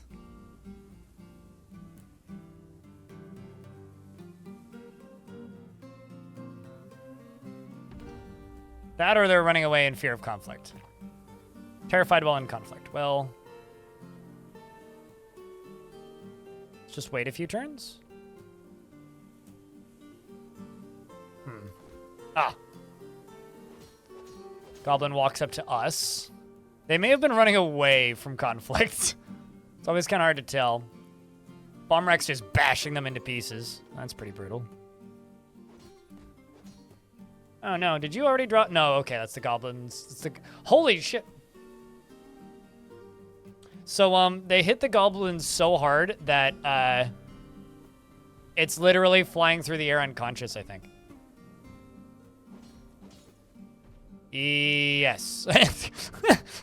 Well then. So, do you come from north or south? That's the question. Okay, there's one up there. Oh shit, more battlefields. Or is this the previous one? Okay, there's a bolt being fired at me. Let's zoom in.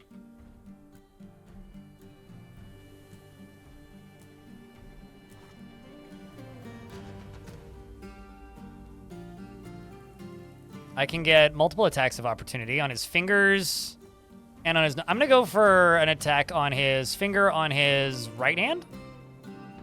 If I bash him with a spear, because that'll help him drop his bow. You bash the tall goblin in the third finger with his right hand from behind with the shaft of your iron spear, and the skin, tearing apart the skin and bruising the muscle through the wombat leather glove. The force pulls the right hand. But yes, let's go. Ranger Rick wants me to have a seizure and ruin the flow of the stream, so I'm going to do that on his behalf.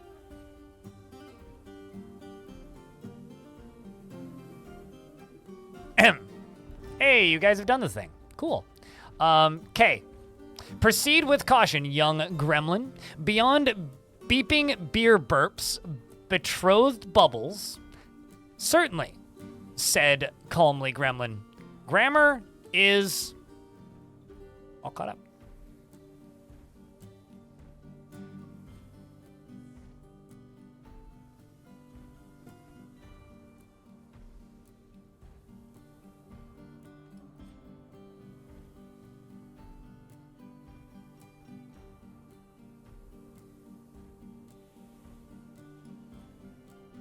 Somebody added me and asked me if I want to buy AI art. I assume this is AI. It looks terrible.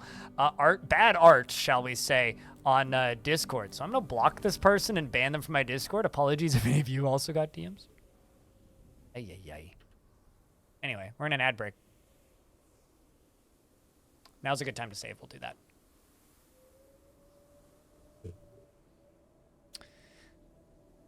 Feel bad for the goblins. You feel so bad the goblins have cool hats. They do kind of have like 1950s like paperboy hats a lot of the time, don't they?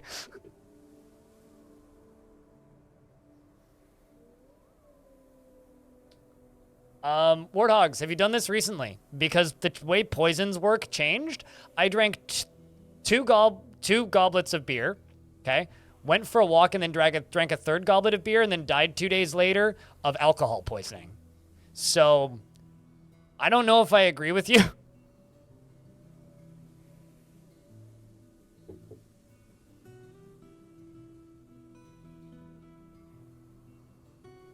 Like, literally, I fast traveled in between them twice. So, be very careful with alcohol right now. Please take me seriously. Trust me.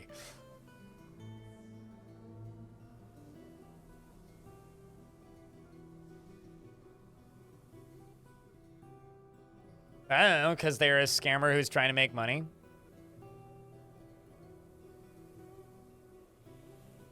Yes. I mean, it always has been. You just need to find someone who's sleeping and then you pour booze on their head. Like, literally find somebody who's sleeping and then just, like, start pouring alcohol on them. AI imagery, then. Are you happy? I don't know. They sent some examples. I'm not even going to show it. Not worth it.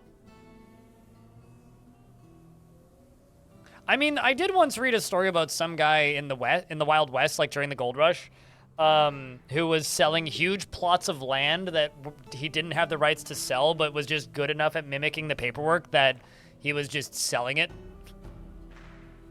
without the rights. This dwarf is drowsy, so that this is kind of not wise, but we'll be careful. Oh, I blocked an arrow with the flying shield. I blocked the flying arrow with the shield. I'm going to go up to a run, not quite a sprint. Everybody jumps out of the way of the arrows.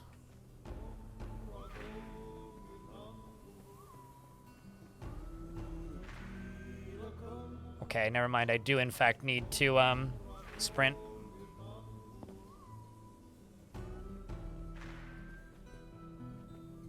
To close the gap. There we go. Stab them in the neck from behind. Can I hit you in the legs or toes? Nope.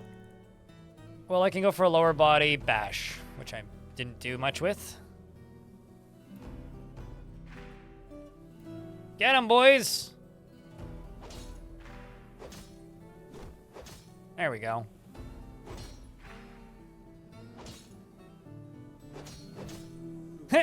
Well, I think we can let him die now. I mean, I will, but they can do whatever they want. As good as dead at that point. Balmrek bashed him in the head from behind with a bronze mace, and the injured part explodes. There is an elephant person with me. His name's Balmrek. Right there.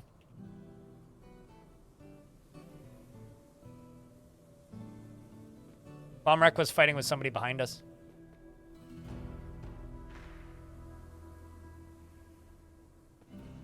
All right, we're gonna go this way. Back up top. Whoop, there's somebody.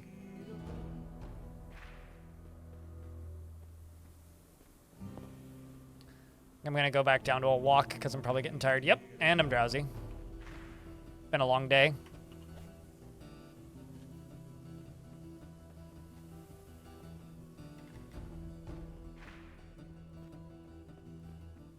Okay, I think.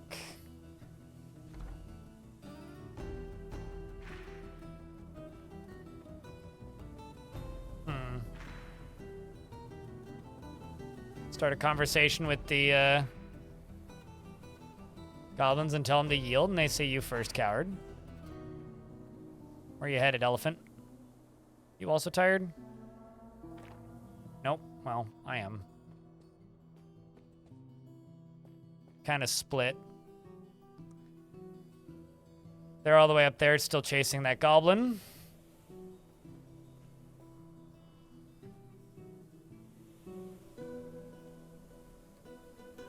Okay, so you're all the way down there.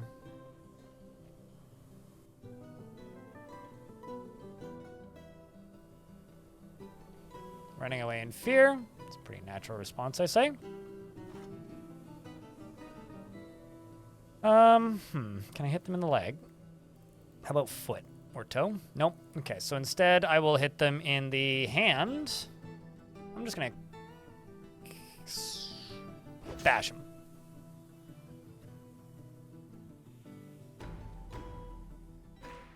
That a game that you followed is being canceled? What game? Out of curiosity. Okay, then if you haven't played the beta yet, trust me, your information is out of date, Warthogs. Thanks for trying to assist. That is the way it used to be. But I killed 2 adventurers before the beta went public, and asked Putnam about it, and she was like, "Oh yeah, no, I changed how syndromes work. Be careful." Talented Maceman, I see.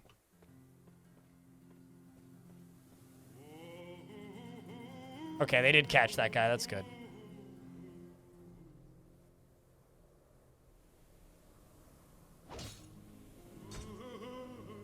Just gonna keep axing this person over here. Muscular Goblin says that they must withdraw. It's a dude.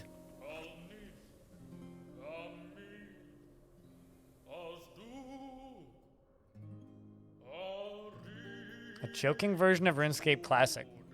I mean, I know of a clicker like that. I have no idea what game you're talking about, so it would help if you led with the name of the game. Because then I might know what you're talking about, but that's unfortunate regardless.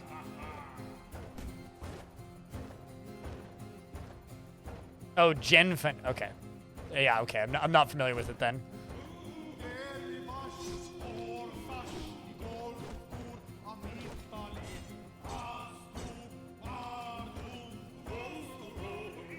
It's constantly deflected by his helm, which is fine. Let's just hack his hand.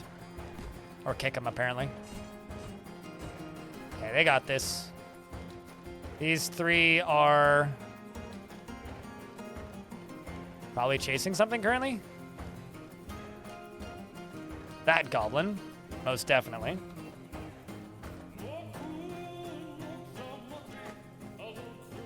There should be a lot more yakety sax playing right now, I'm telling you.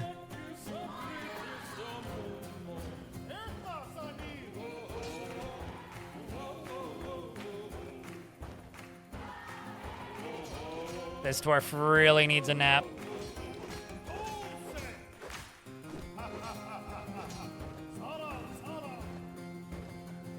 We are just covered in blood. Although, to be fair, this is pretty close to yakety sax at times.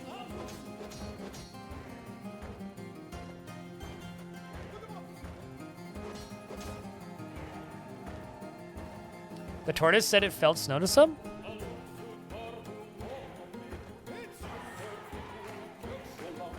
Hold on, let me spread a rumor.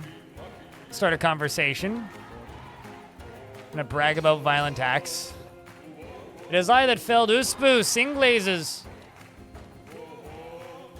You're also depressed. We're gonna start a conversation. Continue conversation. Greet the listener. And I'm going to go bring up a specific incident to rumor.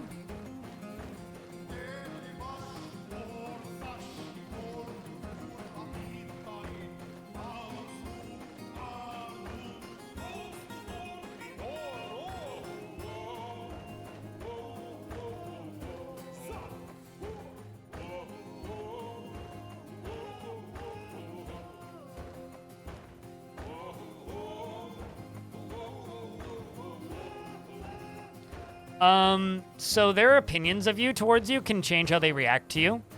You can make them yield easier, if they're less negative. If you seem threatening or have a good intimidation stat and you intimidate them, they are less likely to, they are less likely to go and, like, what's the word? Continue fighting. You can convince people to join you. You can turn people against their enemy. You can be like, join me and we'll take over this place instead of me killing you and stuff like that. Like, it can save your ass if you are, not in a raffle stomp party like this. This is brag about my violent attacks.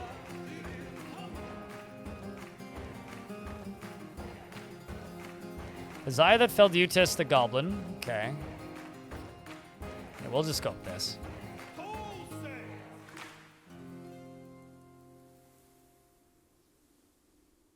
Ocelot was once revered. I must withdraw.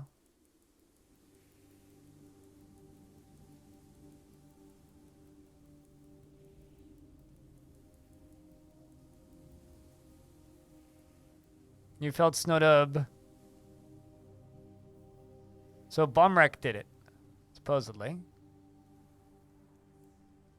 Hold on. Unless I'm not misreading this.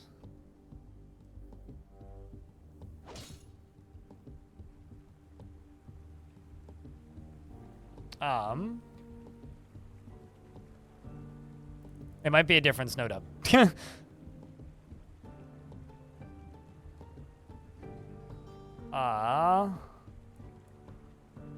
Ask listener to join, investigate or interrogate.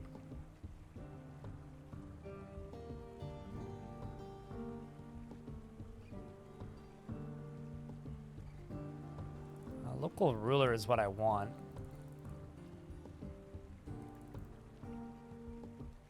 Why are the listeners traveling? Goblin bled to death. Why are you traveling? Goblin bled to death. All right, let's just wait or sleep for 8 hours.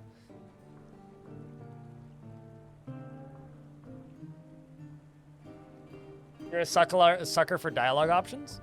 It's a really cool combat system, and also some pretty good dialogue options.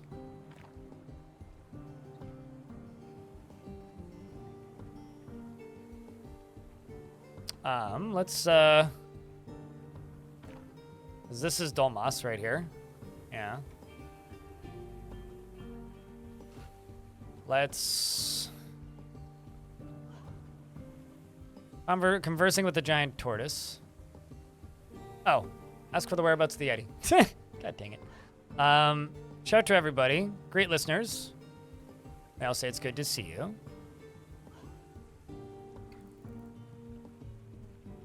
Brag about my violent attacks. Wispoo Vile Snake. Okay, we'll just say goodbye to you so it's less confusing. Continue shouting. Aslot. How about we ask these dwarves? Greet listener. And ask about troubles. We've got beasts. They're no longer talking about the guys that are marching here. I think we did it. Like, I'm pretty sure we did it, guys.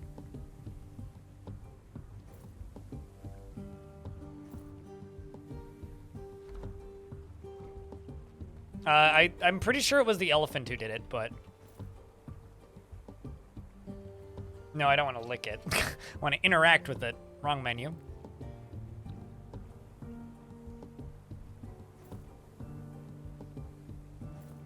So for reference, what we were trying to do was we were trying to kill the leader of that goblin hold because they kept attacking this dwarven settlement right here. So let's go see if that's true.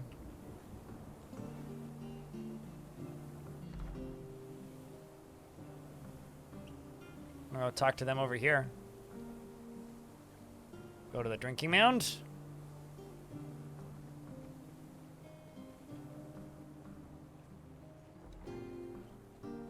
Oh, I should put my weapons away. Oh, I don't know anybody here.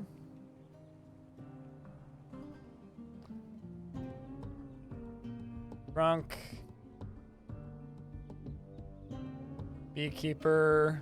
I'm gonna see if anybody's somebody in charge here. Nope. I'll go speak with the Gelder because you're one of my people. Greet the listener and they say, hello, it's good to see you because they know me. And I say, bring up your demand of submission from Dwarf Fortress Age, the creative blood of wisdom. What? Oh, right, yeah, the time that I had to tell you to do that.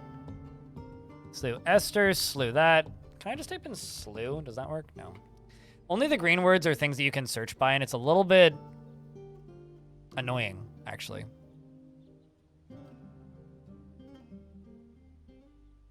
Never forget boat murdered, never forget boat murdered. Should also save. Slew Simos, slew Ubu, slew Longo, Toad, Matsu. Turns out I've slain a lot of goblins. Bring up Nako Thrallback's self-identification to the Frilly Seduction. Wait, hold on a second. Are we the Frilly Seduction of Night? Is my group called the Frilly Seduction? I think we might be, chat.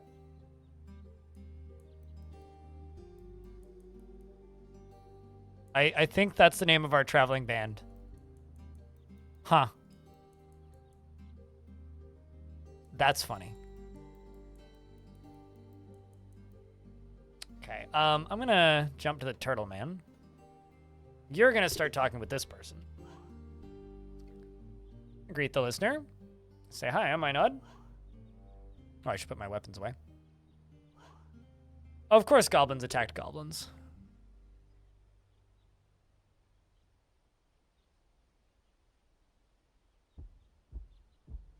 Which Nagam Doomed Consort was...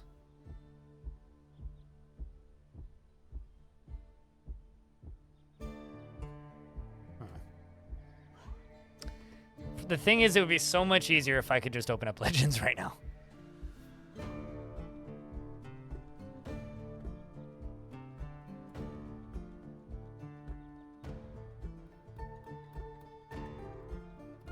Hello, it's good to see you. What will you say about the enemy army? Wait, what? Must be stopped by any means at our disposal. Hold on. Ask about new troubles. The world is safer for travels when night creatures no longer stalk the world. Okay, so they're talking about a Hag of Shadow. Yeah, okay, so we have in fact completed it. I'm not sure which one of us killed it, but I can tell you that we did it. Let's, actually, let's do this. Let's ask about an individual. No, don't claim this site. Ask this. Investigate, interrogate, trade. Ask about local ruler. Robust lens rules this place. Okay. Ask about somebody. Maligned Fang was the name of it. So I don't think that was them. She is lady. Yeah. Okay. I don't think we killed her. And the reason I don't think we killed her is because her last name was Maligned Fang, which I don't think was the name of the person that was killed. Like, if I ask about somebody and type in...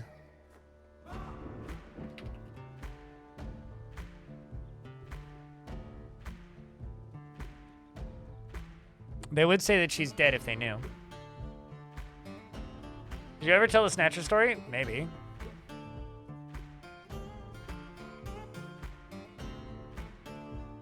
I have no idea what you're talking about, Kelpie.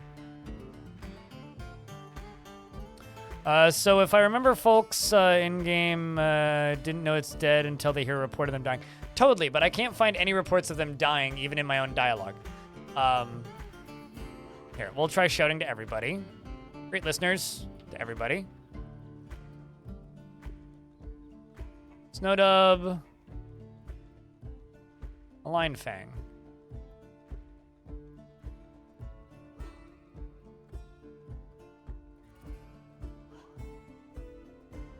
Yeah, it doesn't seem like the person's dead, because one of my people would have been like, I slayed them or whatever. You can tell I know this, Rum Rusher. Yes, I'm aware. So, I don't know. I don't think we did, but they are not stating that they're under attack anymore, so. The plot thickens? Nah, we're heading to that Dwarven Fortress is what I think we're doing. We are heading to a safer place. I'm going to start going about traveling, is what I'm doing. Currently, I need more water, though.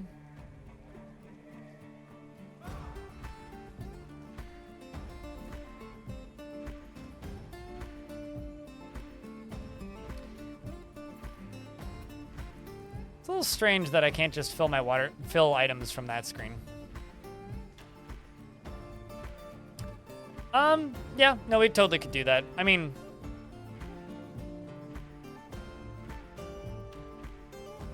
you guys want to check Legends? I could just check Legends.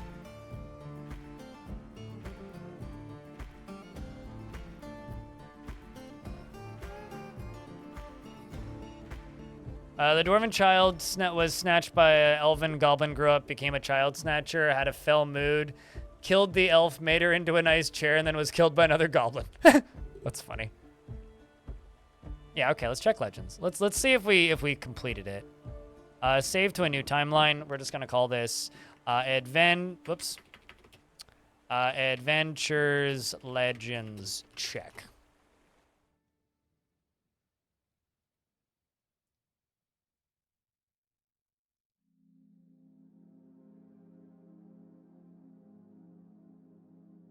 Yeah, I realize this is a callback to a conversation from a little bit ago, me responding to YouTube chat, but as far as syndromes go, I know Putnam says that she fixed syndromes in Fortress mode, which is likely something that's completely broken how effective syndromes are in Adventure mode.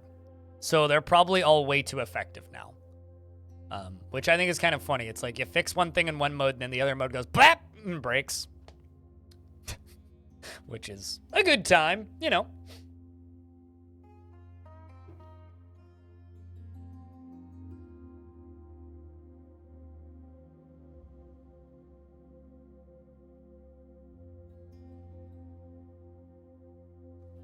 There we go.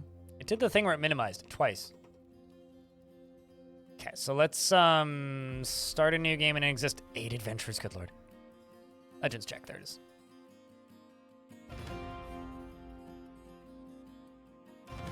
Yeah, no, it's that's the exact sound that the worlds make when one half falls over and the other half stands up, you know?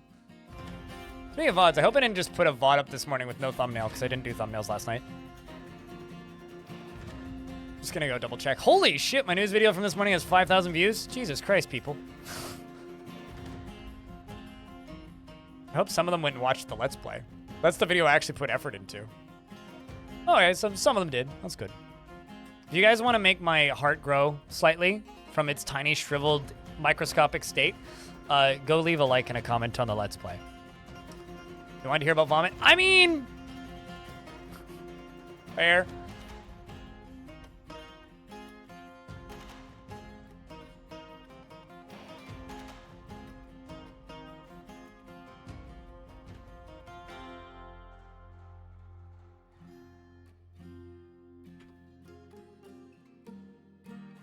I have to say that Snowdub Mind Hate is amazing.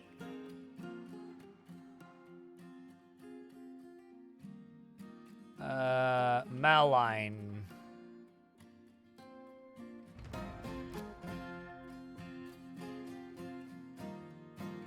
It's one of these. It's Maligned Flag, Maligned Grasps. Probably this one.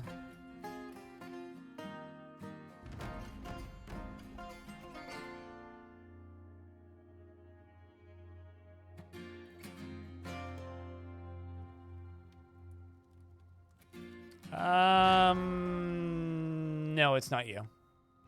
Not that one. How about you? We'll just go down the list.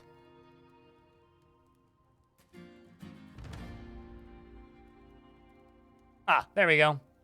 Nope, still alive. She wants Tree to join the massive lake, though. She's a mango figurine of mountain titans.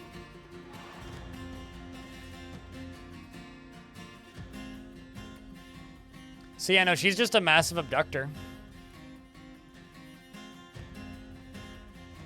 She's been a baby snatcher since the year 259. Was the only daughter of Olongo and Stutset jungle monsters. Did I kill one of these? Hold on. You were struck down by a goblin. I need to know. I saw a lot of Olongos. Okay, you died to a Cyclops and Witch Teeth. The Cyclops attacked about 6 years before I arrived. So her parents are both dead. One of them was killed. Apparently it's had several lovers. Did I kill either of your lovers? No, you got married though. How about you? Nope, you also got married.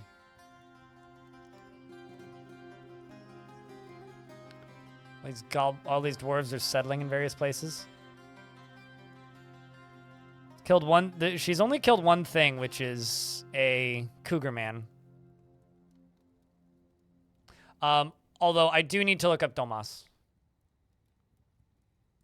So Zach and Tarn did a press event the day on Monday last week before Adventure Mode Beta came out, and I asked about the quest log being integrated into Legends Mode, and Tarn said they are planning to have Legends Mode integration in both Adventure Mode and Fortress Mode.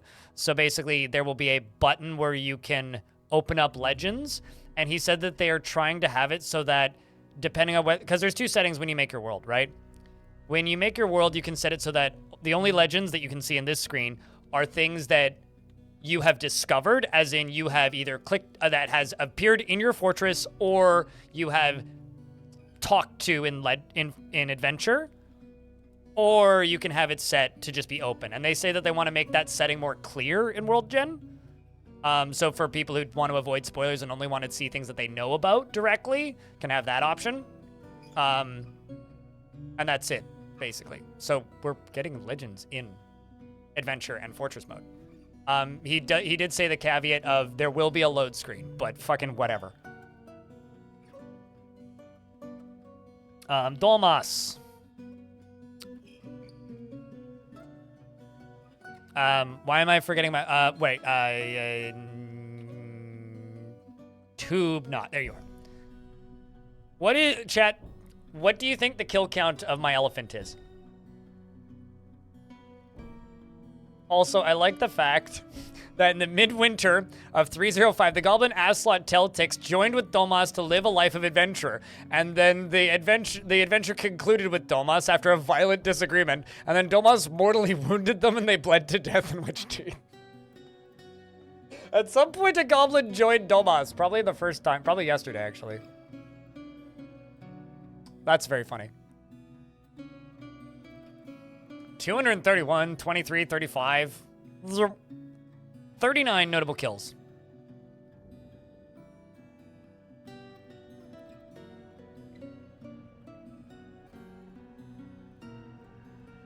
There was a goblin struck down by them, though, but it was Borgul, and it was a male goblin. So they did kill a Snowdub, which may have been who we were seeing. Several Snowdubs, in fact. Dreadful Cages.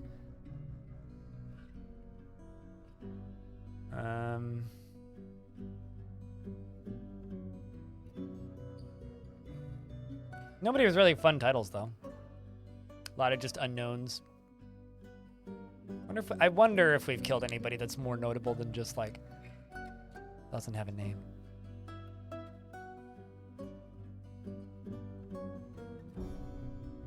Wait, what? Faya struck down Sumatsu Dem... Oh!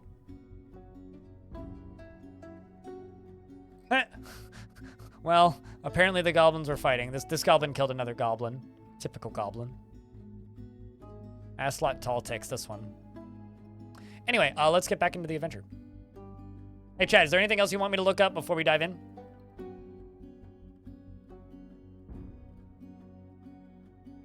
Also, do you guys want a copy of this save? Since I just, like, split it, I could just stick it up on the Discord. once I've unloaded Legends.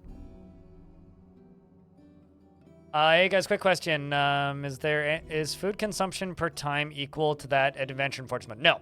In Fortress mode, they eat food about once every 3 weeks-ish. In Adventure mode, they have to eat once or twice daily. I can't look that up in Adventure mode, I don't think. Or in Legends mode. I'd have to, like, extract the game's files. Dragon Soul. Dragon... Wait, no, I would have to open up both sites. Dragon Spike.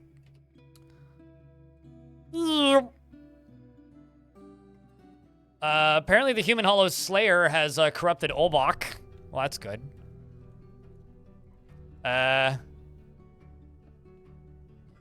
Okay, so the only thing that has happened since the strong balls of the Iron of Power at the settlement of Dragonspike regained their senses after another period of questionable judgment. That's the line of text you get when you retire a fortress.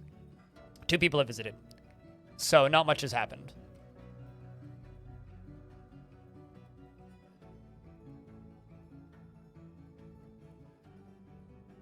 Yeah, it seems like there's... Actually, hold on. Let's figure something out. The Human Hollow Slayer, Sitka, where are you from?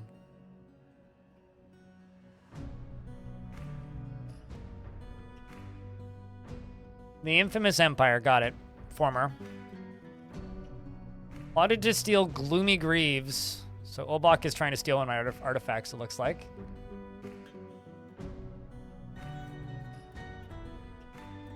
Writing a lot of books.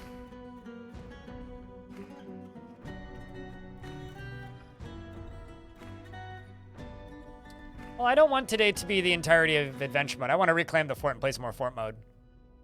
So, but we could look into this stuff later down the line for sure. Definitely keep an eye out for it.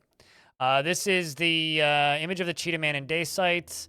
The item is an image of in Hematite, an image of the Ignited Banter. Okay. Well, I mean, it's a legendary scepter. Nil made it. Yeah, I remember that. Okay, there's a few people planning to steal it. Few people planning to steal it.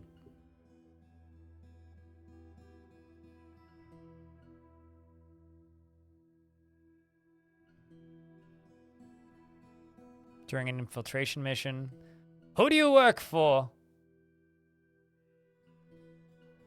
Brought back from the dead. Probably this human necromancer.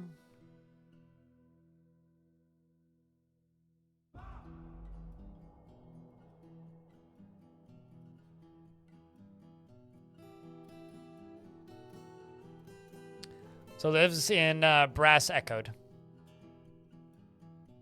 The Market and More was authored by Dasmer after a nightmare. I always love it when they write books after a nightmare. Elements of Intrigue was authored after a nightmare. Zika was brought back from as from the dead in Dent Fenced. Cool. All right. Strong Balls. Yeah, that is the name of a thing that we wrote. Yep. All right. Let's go back to title, continue a save game, boink. There we go. And I'm going to jump into the installed files for the game real quick. And go to saves, say most recently interacted.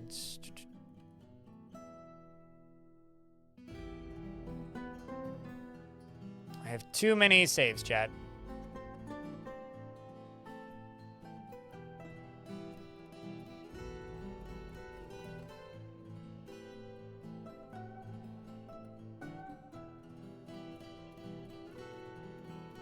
Must be region 5.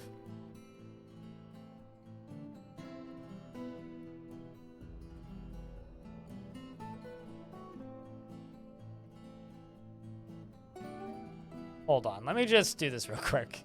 What was the name of this zone that we're in? Start new game in existing world. It is region 5. Okay, that's what it created it as. Because this is Adventure World 01. Okay, so if it's that, then I will just say Adventure World 01 Legends save. Call it that. Send to zip file.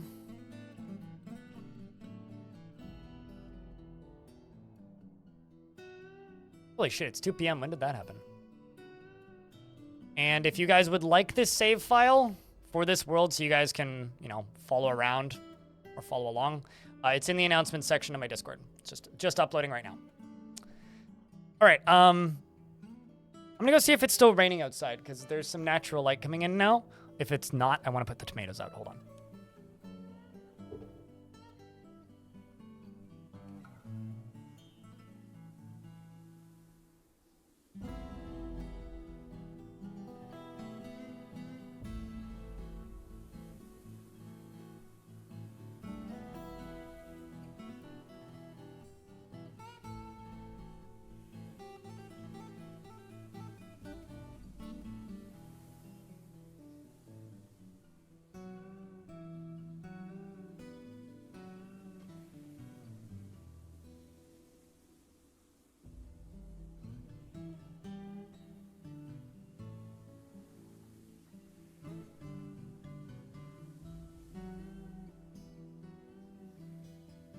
It is still definitely raining.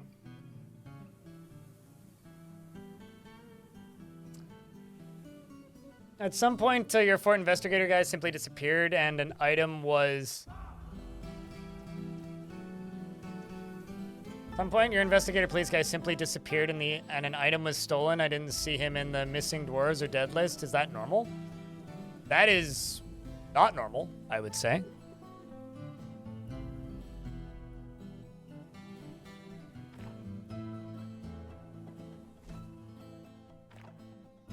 I have a question. Did I jump back? I think I did.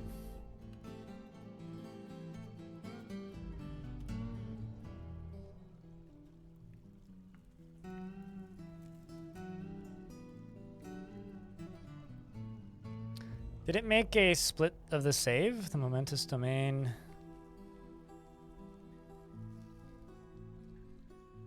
Tomatoes, no, legitimately. I have 4, like, 2-foot tall tomato plants in my apartment right now.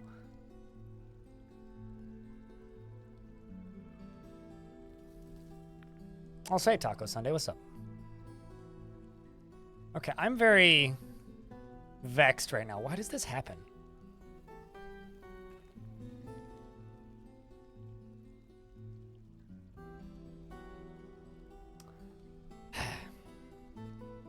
Beefsteaks, cherries. We did lose some progress, chat. Beefsteaks, cherries, Roma. Three. Here, I'll be specific. Sweet Millions, Old German, Mortgage Lifter, Amish Paste, Tiny Tims, Early Girls, Stilettes. What's the other one? One more. And I have like 6 of each. Trash Mac, thanks for the raid. What's up? Hi, Scooty.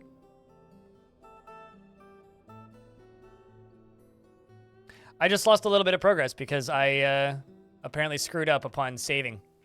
But it's not much. It's like a day or 3. Just gonna let them deal with him while we walk back up here.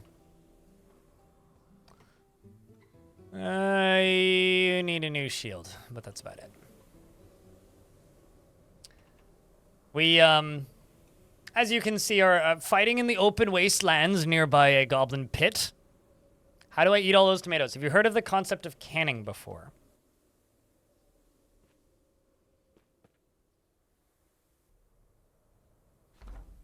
Let's walk this way and go take a nap.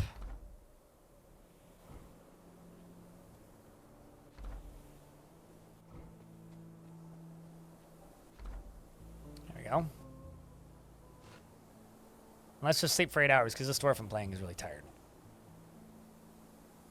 It's a lot of teeth. Yeah, we've asked chat anything about how many things we've killed. The answer is a lot. It was like 30 something different goblins. Unfortunately, we haven't been able to find their leader, who may or may not be there still. But it's okay. Don't feel safe enough to fast travel. That's interesting. This is my fight to the... am I in combat with the... camels? Is that what's going on? I've made tomato paste before plenty of times. And tomato sauce. And, what's it called? Salsa. I also use them in hot sauces to make the hot sauces less hot. But no, I wouldn't put sugar in ketchup. Thanks, I'm good. If I was gonna make homemade ketchup, I'd make banana ketchup anyway. I actually have taste. All right, let's see, what do we have? Nothing just yet. But Trasmac, how was the stream today? How was Zaforting or Z-venturing or whatever you were doing on this fine day?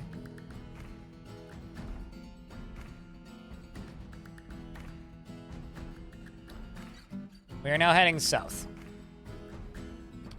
We are going to Goblin Pits. Dwarven Hillocks. Where's the nearest human town? Dwarven Fortress. Let's go to Steel Faints, which is right there. Should be easy enough to get to. Should be able to get there in a day too. What's up, Troxy? Happy to help.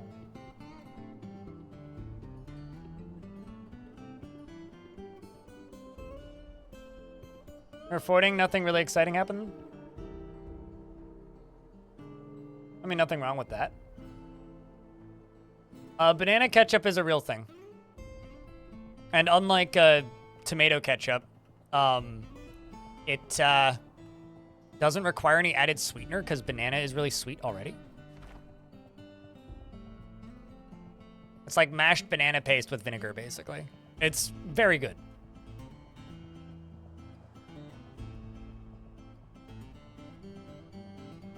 And expertly minced tomatoes.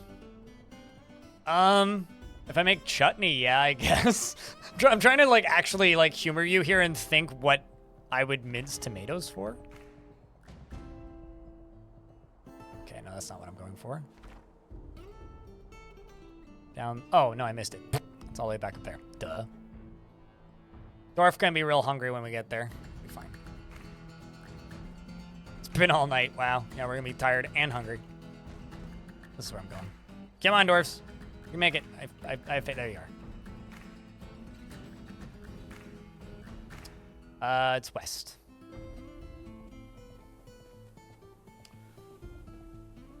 All right. Put the weapon away. Walk into the Dwarven Fortress. Wouldn't it be very funny if I just, like, saw that goblin leader that I was looking for? No, it's not you. Oh, hey, there's a dice I can roll. Excellent. I love me a Dyson sphere. Oh, wow. Thank you very much for the prepared troll lung. And, also, thank you so much for, remembering what button to hit, Greg. Thank you so much for all of the troll meat as well. Awesome. I can, put these in my backpack and, get luncheons now. Let me eat that. And eat that. And put them in my backpack. Because we've got a pretty long hike before we get to our destination. You're very strong, so you go over here and you go pick up some more stuff, please. Should also probably check the dwarves' clothing.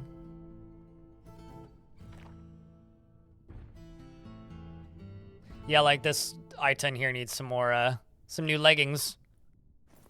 Let's remove your leggings. Don't worry, I'm just dropping my pants on the ground. Nothing weird.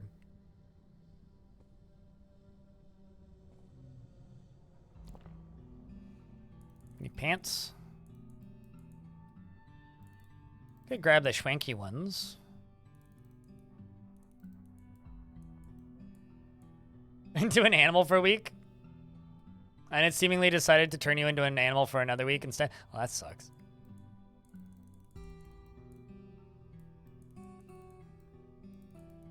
Yeah, you do have to be kind of careful with dice. It is quite literally gambling with your life. You gotta remember that, right?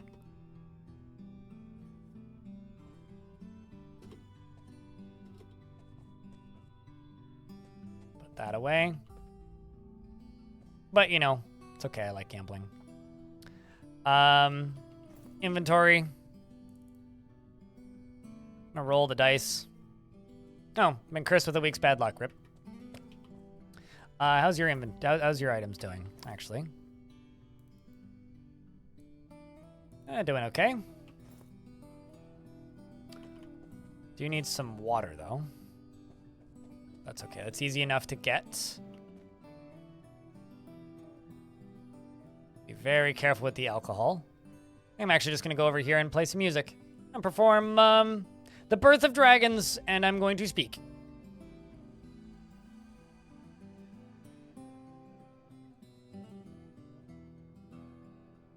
No, totally. I mean, the thing is, the reason I grow certain types of food is because I buy food that it's, one, hard to get affordable varieties of things. Like, it's easy to get affordable tomatoes. It's hard to get more interesting varieties of tomatoes affordably. So that's why I grow tomatoes.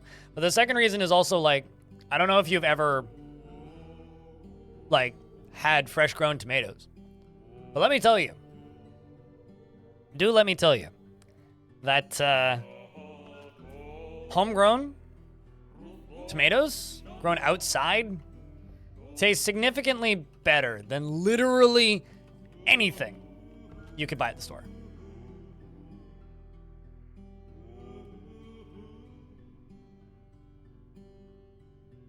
We're dancing real quick.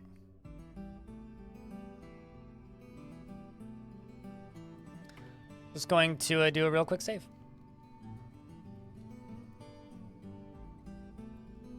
Exactly what Nib said.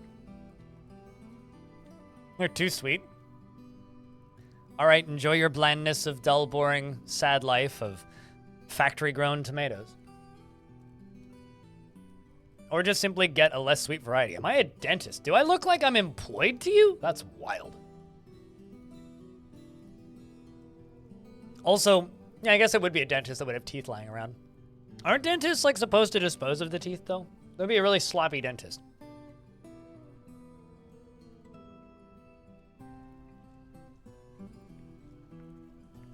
And how come you're saying they're too sweet? You're, like, directly contradicting the things that you're saying.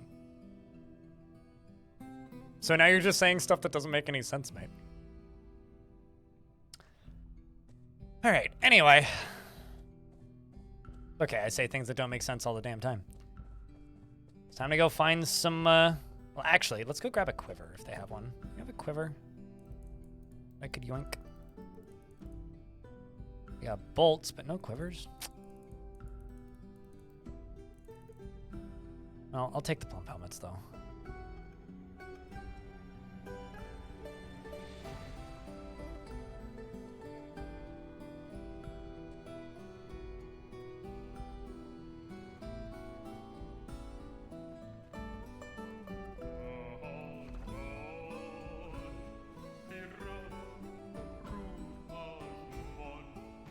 It's just the dentist version of that place. I hate places like that, Taco Sunday. It's just like unsanitary, the theme for a restaurant. It's like, why would I willingly go to a restaurant that has a theme based on being very unsanitary? Like, I like places that are sanitary. Happy to help, Loot Goblin. Loot Goblin. I stumbled over Loot Goblin.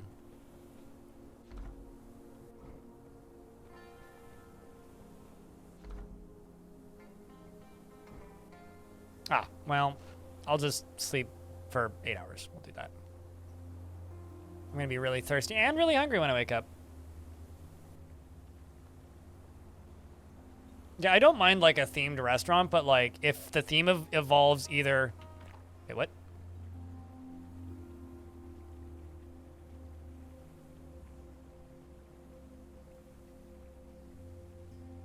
Trying to figure out... Let us stop this point. So 2 of my companions are fighting, by the way. Okay, so... I don't have any water on me. One of you idiots... Drop your water skin.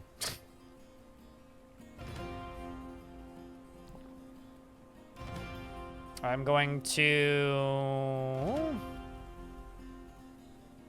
make a campfire. And just quickly get some water.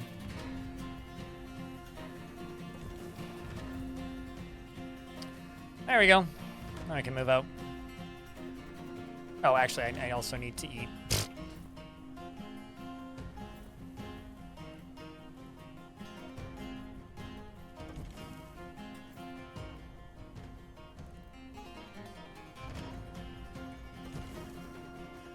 How fragile we are. Begone fear. I think all of my friends are terrified. When did I last save? Not 90 seconds ago. All right, chat, we are heading south. Let the journey begin. You guys like watching Kenshi? Well, I mean, that's just a lot of walking in a straight line across maps. So we're going to be walking in a diagonal across maps, just to keep it interesting. That's a haunted forest. Do not sleep in there.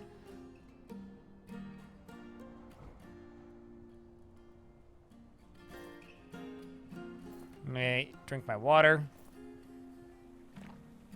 Eat that.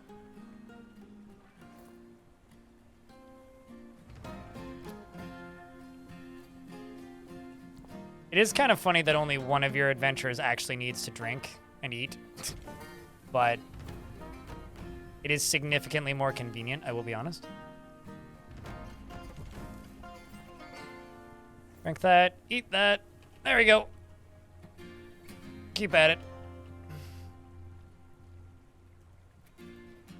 Haunted for several haunted glaciers, partially haunted ocean. Dingoes! Unrelated. There. Okay, well, oh, I see. I've got too much food in my hands. Put that in my backpack. Put that in my... sure, I put it on the elephant friend. Good timing on the music, though. Let's bash you. I think I can just bump attack these, probably. Yes, I can.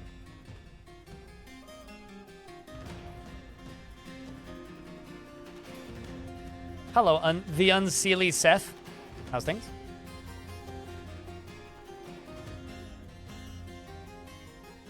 You know, I have a feeling I'm just going to stop answering when people ask me if butchering has been added because, like, if it's not in the patch notes yet, it hasn't been added. Also, they just punched that dingo so hard it's flying.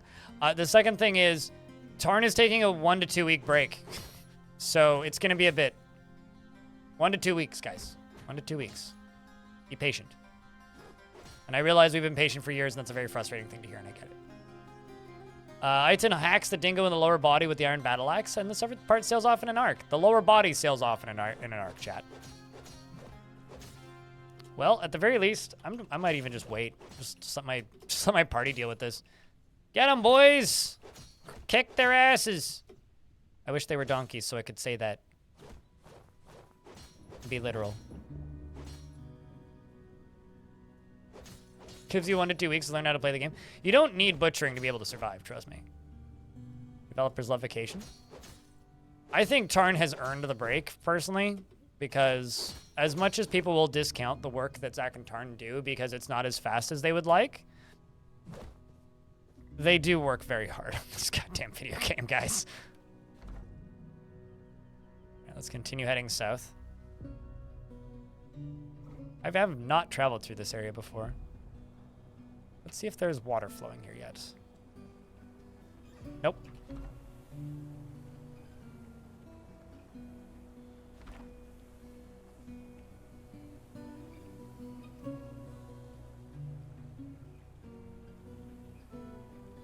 It's a goblin fort.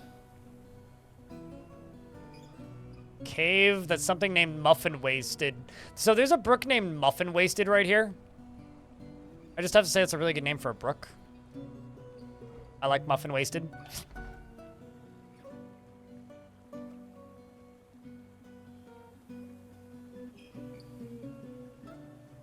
Yeah, it's one of those annoying things that I feel like I need to say from time to time.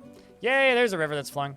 It's one of those annoying things that I feel that I need to say from time to time because I look at a lot of YouTube comments and I see a lot of forum posts. Probably more than I should. Probably more than's healthy, honestly. And there's a very loud vocal minority about, how dare you take breaks and not hire 15 people? So, I don't know. It's like hammered into my brain that I have to throw out caveats. But yes, people need breaks, lads. You might win fame by putting down a wild beast. Oh, it's that thing again. Where is it? I love it when they're just like, you might win fame by killing this thing. I don't know where it is. So it's something that you get pretty frequently. I'm going to fill my backpack with water. How much water did that give me? 21 water. There we go. Drink the water from my backpack. Nice. Keep going.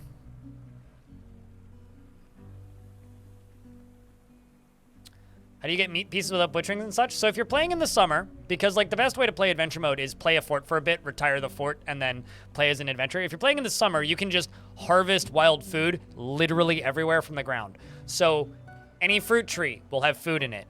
Lettuce is edible, spinach is edible, tomatoes are edible, strawberries are edible, various random fruits and veggies on the ground are edible. If you want meat specifically or cheese, go to a human town, not a hamlet, a town.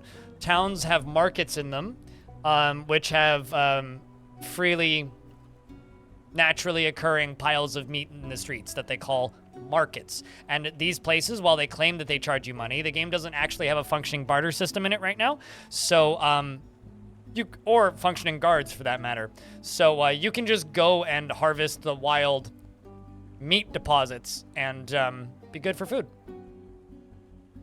Like this guava tree, right? If it was summer, this guava tree would just have food in it. In fact, I think there are sunberries here. I don't know if these are edible. Ignite sunberries, clearly not. So, you know, like there will be edible plants like quite literally everywhere. At certain times of the year. But for right now, I'm just going to set a campfire for aesthetics and I'm going to sleep for 8 hours because my character's tired.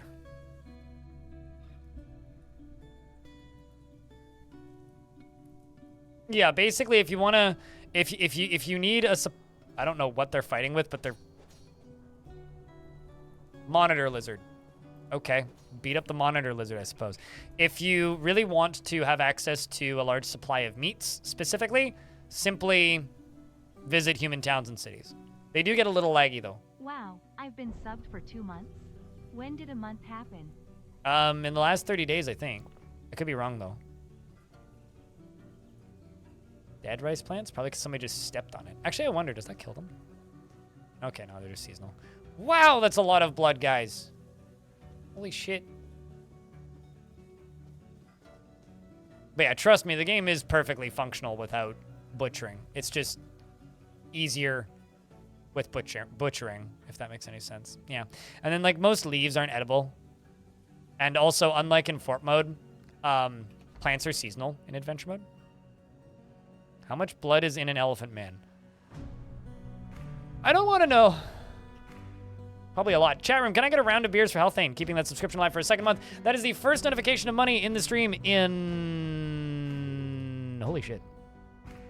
2.5 hours. And 2.5 hours ago, we got 50 bits. And then an hour before that, we got a resub. So thank you very much for, I don't know, being a pretty significant portion of my revenue for the day. Thank you. Where are we? I'm lost. Not that lost, but lost enough. Okay. I don't know this area, so.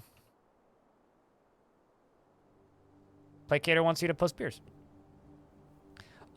So we've been beating the shit out of goblins all day, and I'm heading down to my fortress now that I built. So we're winding down the adventure portion. We're getting ready to reclaim a fort. Start a pipe minecart? Takes a lot more than two of you then. But we just need 2 more people. So if you can con 2 more people into throwing money at my face, maybe. But no, I mean, this is just going to be the cycle for the next weeks. Probably forever now. Dr. Y is day or 2 of fort mode, day or 2 of venture mode.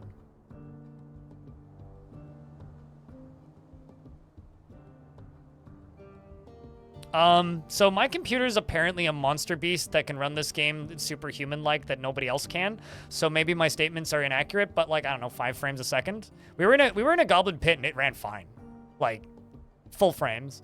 Goblin forts, 10 to 15 frames. Massive dwarven forts, 10 to 15 frames. I found 1 human city in pre-release and it ran at, 10 to 15 frames.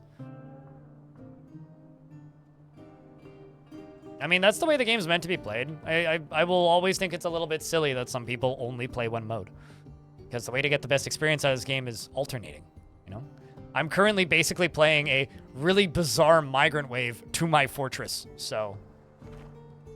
Which is down here somewhere. Down here somewhere.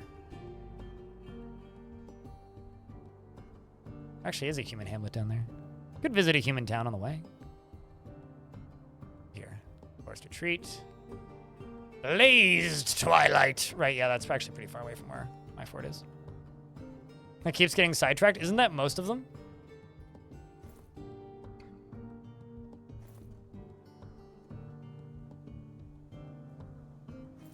I need 2 plump helmets.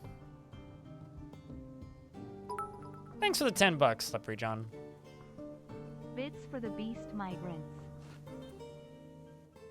Means a lot, mate. Seriously. You're almost getting your wish, Kashmir. Pro tip, Kashmir. If you gift a sub anonymously, Twitch counts that as a different person. A ferocious, unnatural beast, blah, blah, blah, blah, blah, blah, blah, blah. Right, still just the Yeti. Then you don't know where it is, though, so what's the point of telling me? Again and again. Drink the water. Thanks, Devil Dawn, for the $1. Appreciate you greatly. And all of the money you throw at me. Thanks for keeping this channel funded. I might actually need to stop at that human town because I'm running low on food. I actually don't mind having specifically to go to towns a lot of the time because it adds a bit more risk to traveling long distances across open emptiness than it would normally. But if I check the other characters' inventories, I think I've got more food. Okay, you don't have anything. You do. You don't. You definitely do.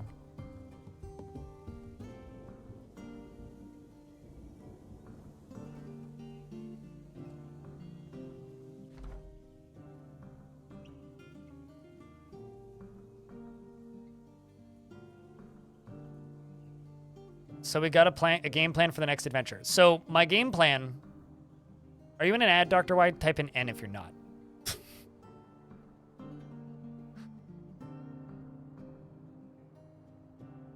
Okay, so my game plan right now is to take these adventurers to my fortress because I played it for 4 hours last night, and then I've been playing this one since about 10:15 in the morning, and it's 2:30 now. So I've played these adventures for quite a bit, right? I'm taking them to my fortress, and I'm going to retire them. You're asking me what my game plan is for my next adventure? My plan right now is to play the fort for a bit. And then... Thanks for the 20 bucks, Kashmir. I think that these bits just doubled my revenue for the day. DFHack. It's been really slow for money today and yesterday, so thank you so much, dude. Just not a lot of resubs, really, which is where my passive revenue comes from. Anyway, what's the word?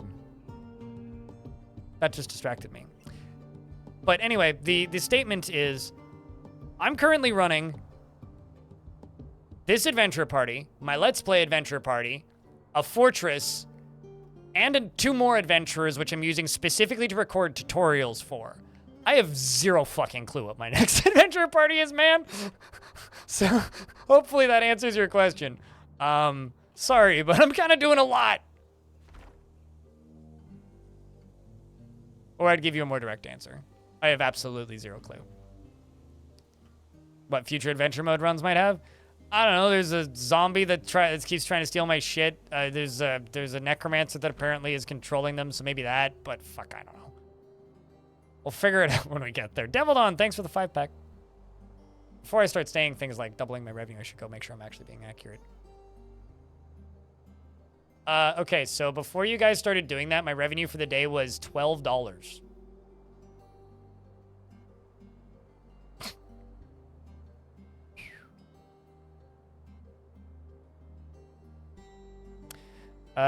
Too many irons in the lava forge. Yes, sure. That's an analogy. I understand what you're suggesting.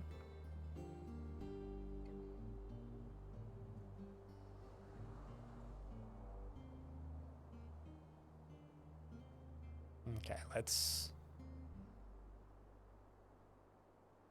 continue heading down. I actually have no idea, Slippery. You'd have to ask somebody who plays a lot of beast creatures. I've traditionally never played many of them. I kind of am pretty vanilla in the characters I enjoy playing. So a lot of, like, dwarves and goblins and chat. Can I get a round of beers? Just for the hype train? It means a lot, man. And chat in general.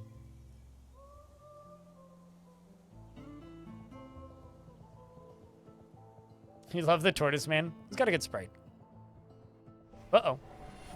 Dingo, man. Dingo dandy's nuts. I'm apparently thirsty, so I'm going to chug some water before we start fighting. And then I'm going to shout to everybody and brag about my past violent acts, and they smacked me a bunch of times. The fat dingo woman punches you. Oh, great. But it was deflected by my greaves. Well, that's good. You're attacking me. Can I get any attacks of opportunity? Otherwise, I'm just going to dodge. I'm going to bash you in the arm. Do a quick bash. Punch me while you're getting bashed.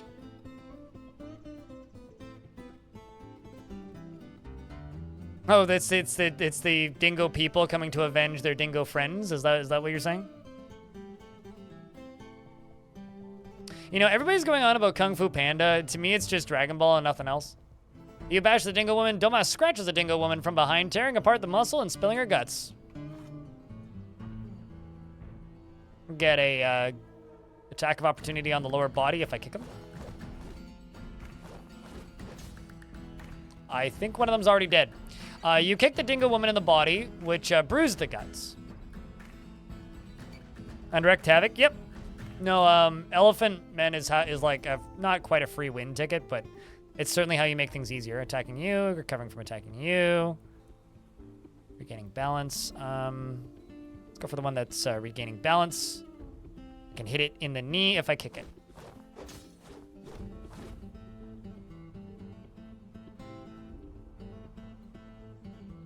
I mean, you probably could just straight up make the cast from Kung Fu Panda in this. Also, for whatever it's worth, I've only seen the first Kung Fu Panda and none of the other ones, so I also haven't seen Kung Fu Panda in a minute. I'm pretty sure I've seen Dragon Ball shits more recently than Kung Fu Panda. Let's strike it with my shield. Strike the dingo in the upper body with the shield. Everybody jumps out of the way. I've never tried to do that ever. Mikhail, pun off.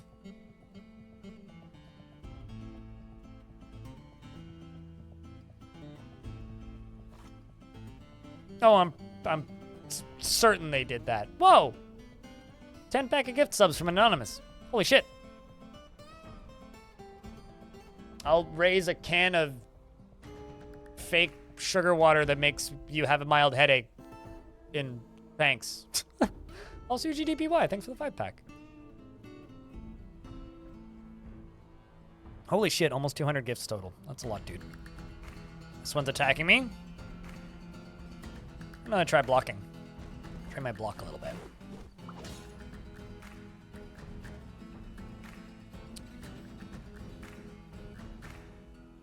Must have been real messed up if they're. I mean, they're not really coming at me. They don't know a fight that they can't win when they see it. This one's trying to kick me.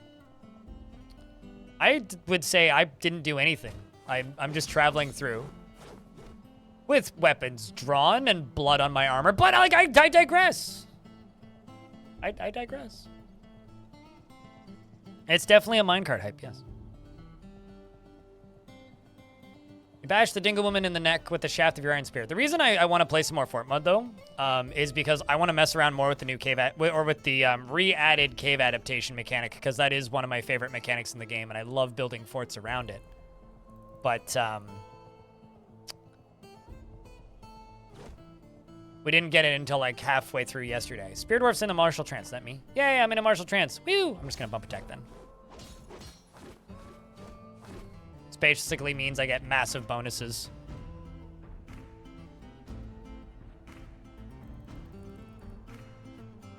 I can get so if I strike it with my shield in the finger, I get an attack of opportunity. I'm gonna do that and then pull my spear out. Devilon, thanks for $2. Appreciate you guys. You guys have done enough. Like, we're good for, like, the day now. Anything else you guys do is, like, paying me for my overtime at this point. Because yesterday I was actively working from about 8:30 in the morning until about 11 o'clock at night with like an hour break somewhere in there for dinner. And then the day before it was roughly the same. Actually, what was the day before? Yeah, the day before was Monday. Yeah, that was about the same. So, it's been a lot of hours. What does Martial Trance do? It gives you, I think, a big accuracy. Correct me if I'm wrong. I think it's an accuracy bonus, plus you don't get tired. And also, like, a bonus to dodge. Chubby Dingo Woman scratches Dolmas in the right foot from behind, tearing the fat and tearing the muscle through the large eagle leather hood, which is the elephant person. However, it's an elephant person, so it doesn't matter so much. Mebzith embedded an axe and then pulled it out.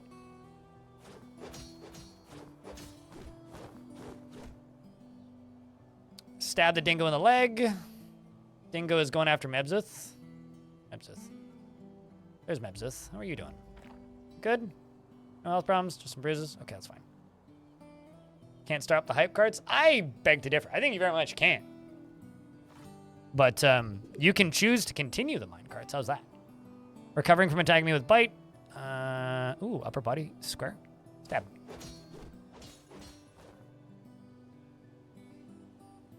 I missed, I think. Imminent attacking me, imminent attacking me. Let's dodge. Let's dodge southeast. You can't stop the hype cards. There you go, you caught up. Accuracy and parry increased in Martial Trance? I thought it was also dodge. Okay, well, accuracy and parry increased.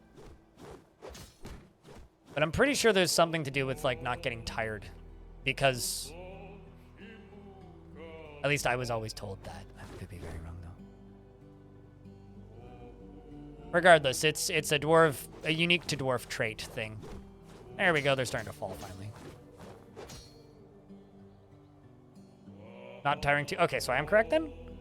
More information from consult the wiki? Probably, yes. Although chat is generally a pretty good, like, relayer of wiki information, so... because I always have to, like, stare at the wiki for a couple minutes before I do any tutorial recording. Otherwise, I'm always just terrified that I'm going to screw it up. Dolmas bashes the Dingo Man in the right paw, which explodes. Oh. Anonymous, once again, another 5-pack. Shoutouts to Anonymous. Whomever Anonymous may be. Difficult strike, but square.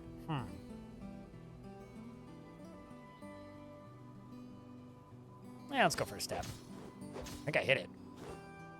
Yep. Stab the muscular Dingo Man in the neck with your spear, tearing the muscle, lodging the spear in the wound, which means I have to pull it back out. Which I did by just bumping into her. And Kashmir, thanks for the additional 10 bucks. Pro tip, don't wait to snipe, because you're almost guaranteed to miss it. But thank you for the extra 10 bucks at the end there.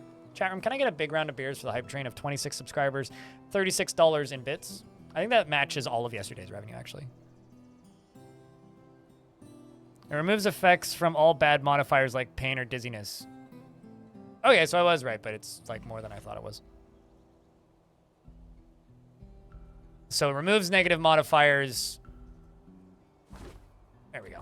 Got my thing out there. Save the game. Okay. You learned the other day that elves were not a real thing to worry about when deforesting a good biome. If you are even remotely competent at playing Dwarf Fortress, elves are a valuable trade partner and like a non-real concern when it comes to fighting them. Unless you're like intentionally being underprepared. The only thing with tiring to catch up right away when exiting martial trance can lead to... oh yeah, no, usually like if you're in a martial trance and then you leave it, that's when you die, if you are surrounded or whatever. The unicorns were the real threat. Oh yeah, naturally, it's the normal wildlife. Especially if it's joyous wild. How do you make your horse jump? You don't. You just jump off your horse. I think your horse can jump, but it's something the horse... the thing is, you're not really controlling the horse when you're riding a mount in Dwarf Fortress. You're giving the mount, like, rough suggestions.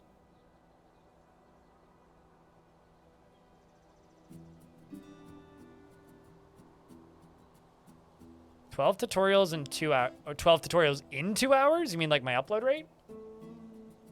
I didn't do that today, but a couple days ago. Just like real life? Sure, yeah.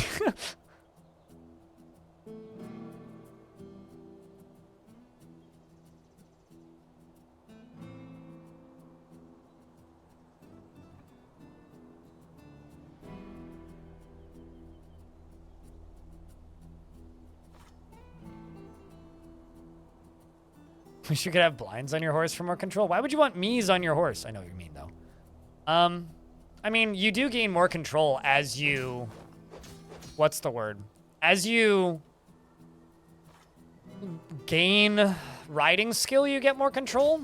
And the horse... I'm pretty sure that riding skill makes it so that you're less likely to lose control of the horse if they get startled. Pretty slow fight. What is that? Nose? Ear?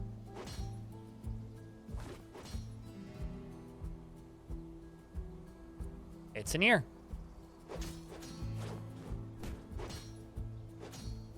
As well as being able to mount quicker? Yeah, okay, that makes sense. Could whisper tips to the horse? Why don't we just give the horse carrots?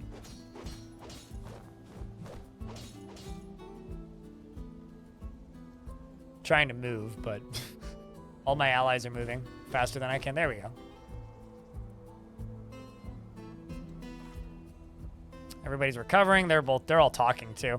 I love the fact that it's just like, what are they doing? Talking to each other about what? Some meal they had last week? A performance they saw, and they're just like stabbing people to death? No, they're actually saying, I have a part in this. There's no need to feel vengeful. Dingle woman looks sick. Dingle woman is propelled away by the force of the billow. Hey, nice shoes. It really makes the outfit, yeah. The dingo leather shoes really make the outfit. Spare me the compliments! Bomrek punches the fat dingo woman from behind. The force bends the thing, and this one's flying backwards. Tearing the muscle, and a major artery has been opened.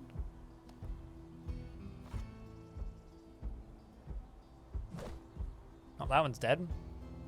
I will go for you, no quarter. Bash you. Bruise the gut. They all say this is my fight too. There's no need to feel vengeful. Is that them saying that they don't feel vengeful about kill stealing? Just one left. Dingo's been struck down. I think I'm just going to do the logical normal person thing, which is I'm going to start dancing. Oh, no, there isn't enough room to perform here. That's a shame. Instead, I will perform music. I will sing the Birth of Line.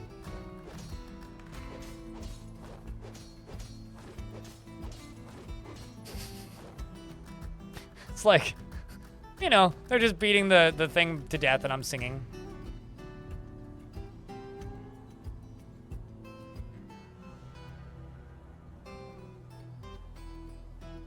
Begone fear, they're all saying. I conclude my performance. Bomrek says, you might win fame by killing something. And then Mebza says, death, this is truly horrifying. Bomrek says, I've improved my fighting. That was satisfying. So easily broken. Begone fear. How fleeting life is. Loot time? There's no loot. They're dingo people. They're naked. They literally don't even have clothing.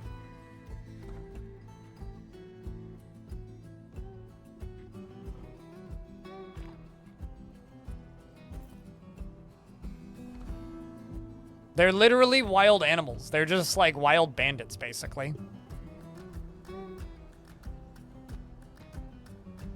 So no, unfortunately, there is no loot going on there. Artemis 134, what are we up to today? Thank you very much for the raid.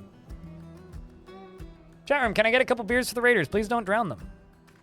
Hope your stream was good. Dingle people. Definitely.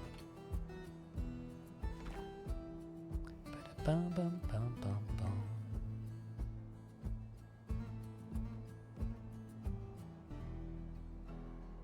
So Fortress should be down here somewhere.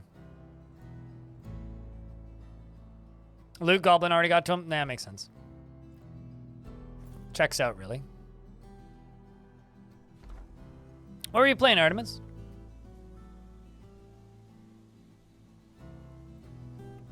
Learning game dev by making roguelike?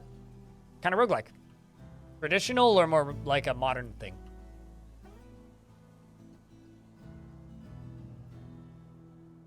Blink, dropping down.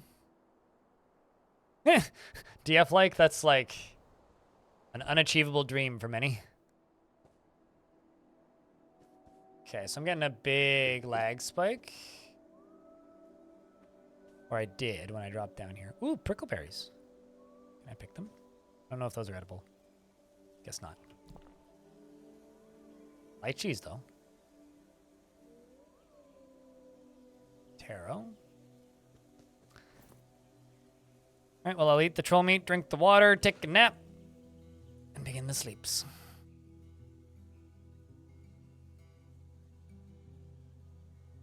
I mean, chat room, how many of you guys read the patch notes from yesterday?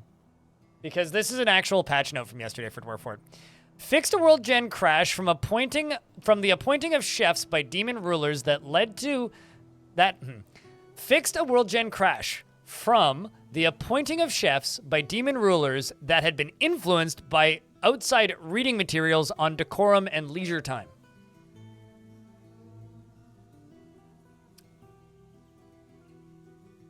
How in the world would you not be playing Dwarf Fortress during class tomorrow? You should not play Dwarf Fortress during class tomorrow. You should take a break is what you should do. You should definitely do that on your lunch break. I am not going to encourage you to play hooky on schoolwork.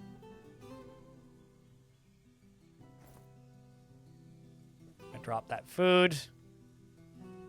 Let our hungry dwarf leader go pick this up.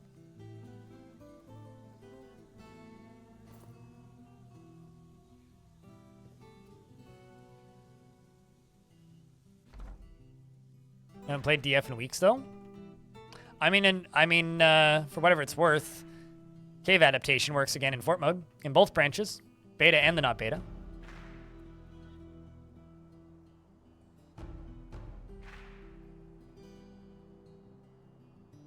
Well, I'm saying, like, are you making a traditional roguelike or something that calls itself a roguelike?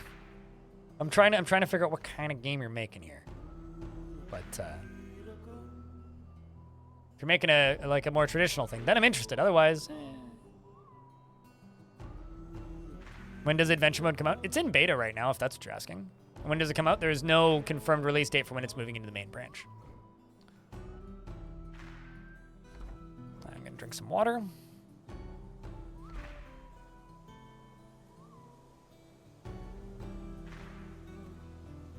I mean, it won't be in the main branch until we have all of the logs and everything. Heading down to this human hamlet to yoink some food.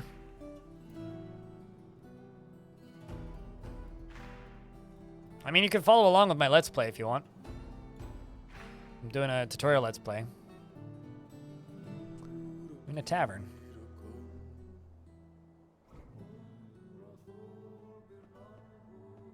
Ooh, statue. What's a statue of? This is a mudstone statue of Osum Doomyels. The image is on the item is an image of Osum Doomyels, the human, and goblins in mudstone. Doomyels is surrounded by the goblins. The artwork relates to the election of the human Osum to the position of holy consideration of the dignified dominion in the late summer of 215. Such alfalfa.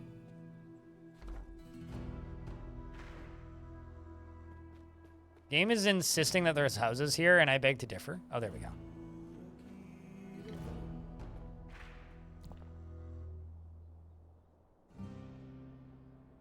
Plenty of fancy human clothes. Unfortunately, I'm not human. Less in bags. Hey, there we go. Oh, what? Cotton plants? That's a knockoff. But there is things I can eat. I can't eat taro. Can't eat rope reeds, but I can eat those fisher berries.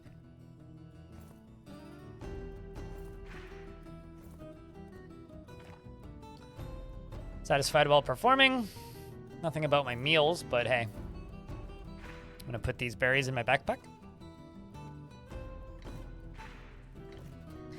These humans come back to their home and just find their home full of blood and go, what in the fuck? Very empty town. What happened to everyone? By the way, yes, you will drown if you jump into wells. I've tried. Unless you have some swimming skill. Oh wow, it is partially destroyed. Some abandoned houses down here.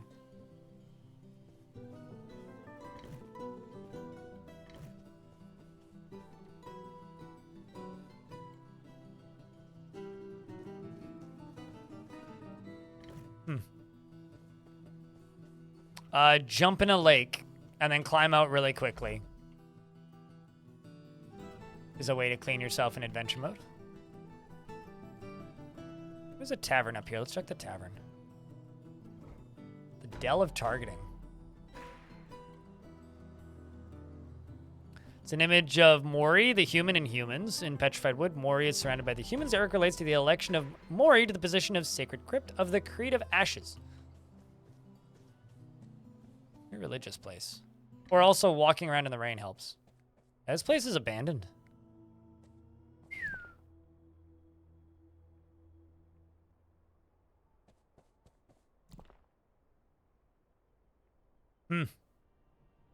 I wonder if human clothes is small enough for... No. Human clothes are considered small versus the elephant. How about you? Yeah, same with the tortoise. So the tortoise man and the elephant are too big to wear human clothes. I'm not surprised, but... Yeah, something horrible definitely happened to this place. I mean, what's in the vicinity?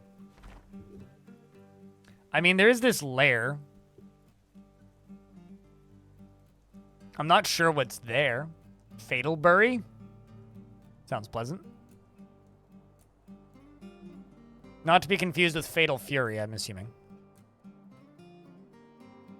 You have to send them manually. This game's kind of old school like that. Hey, at least we have them now. No, they are in your game folders. It's just called crash logs. You have to grab that.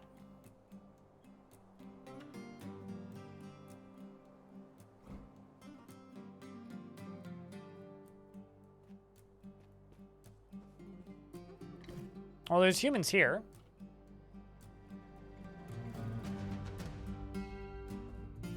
What was the name of that other town?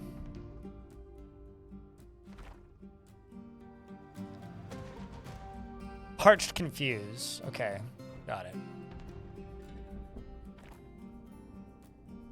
Start a conversation. Greet the listener. They say, hello, I'm Kato. What's up, Kato?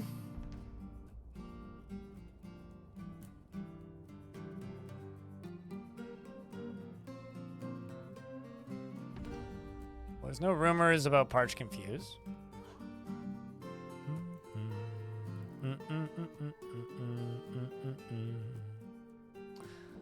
The forces of darkness descended upon us. Alley-brush is in the Hill of Tone. Seek this place if you hunt Rallin, Prairie Skunk, the Sly Troll. This vile fiend has killed 4 in his lust for murder.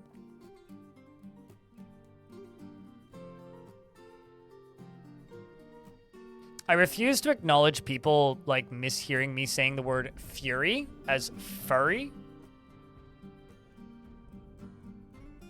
Because you're intentionally putting words into my mouth for your own humor, and I will not stand for this. Instead, I will sit and comment on it.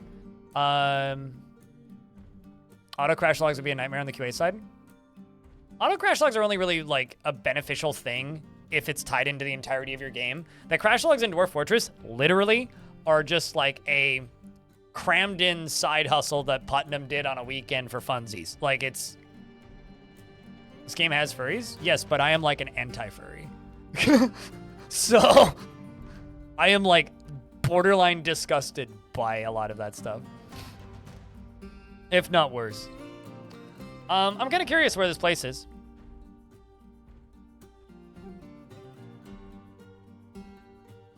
It's really interesting. They're just like, seek this place. Wait, what? Why'd you just like completely swap to a different one? Excuse me, what? Oh, because I'm talking to the turtle man, right?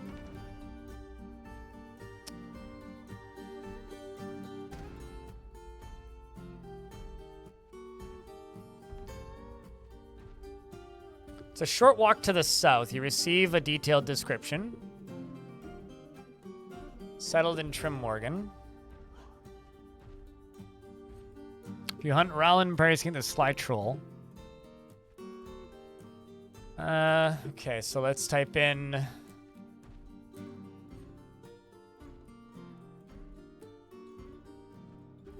Alley Brush is in the Hill of Tome. Let's ask for directions to Alley Brush.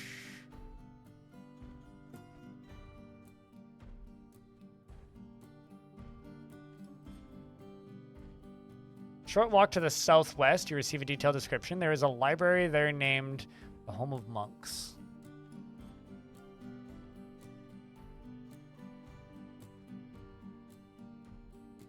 During a BronyCon one year, and you got enough exposure to both furries and bronies to last a lifetime. I have no problem with people being furries in general. Like, go like what you like and enjoy your fandoms. The issue that I take is that furries want you to know that they're a furry, or are furries that want you to know that you're a furry and constantly reference furry shit. It's the most, like, cool. You're ruining my childhood with your fetishes. Thanks. That's literally how I feel about furries. So I don't mind animal people being in video games. But when you make it all about furries, it's fucking weird to me, genuinely. And that's how I lost 10 followers in 10 seconds, right?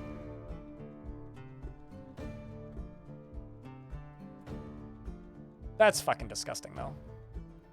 My turn. On both ends. I mean, I have the same problem with bronies. Also weebs. Like, I'm totally fine with fandoms existing, but when you force them upon me and constantly remind me about it, shut up. Leave me alone. Like, I have fetishes and things I like. I don't sit here and force it upon other people. I said fandom. F-E-N-D-O-M. F-A-N-D-O-M. I can spell. But I'm reading what you're saying and spelling it. And no, I'm not referring to the crappy, like, you know, Wikipedia shit. I'm just going to do a real quick save, because the game, I'm in an ad break anyway. Yeah, absolutely. Which is why, like, constant references to furries in my chat gets tiresome really quick.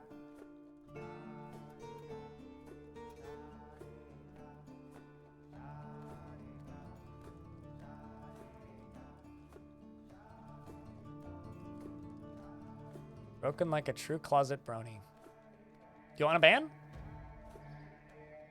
I can do that. I couldn't even name a single character with the exception of maybe Rainbow Dash. I think that's a pony. Fucking weirdos. Yeah, no. Like, I have absolutely no issue if somebody wants to walk around in a fursuit in public. But if you come into my chat room and just talk at me about furries all day, it's fucking annoying. Like, keep that shit away from me. I realize I'm playing a game that is full of characters that people associate that stuff with, but I don't need it. I don't need it around here. I don't need it. I don't want it. I want to stay as far away from it as possible. And the constant reminder of it makes me push away more. If you want people to have tolerance for your hobbies, be courteous. That is the sum total of your knowledge on things? Yep. I could probably name one or two more if I actually tried, but... Actually, she's a Pegasus. Actually, you're a... I don't know where I'm going with this.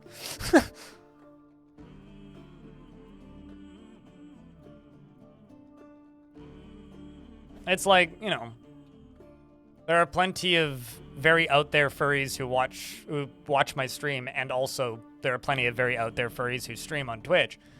That's great. I will never watch your stream, and probably will never raid you if you are an extremely out there furry on your stream, because it's not my vibe. For the same reason I don't watch titty streamers, because I don't care. It's like,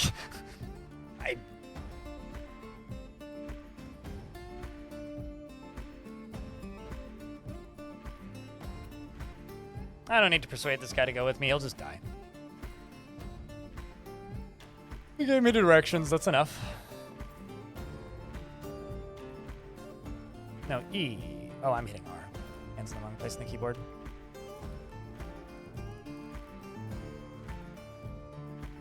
What?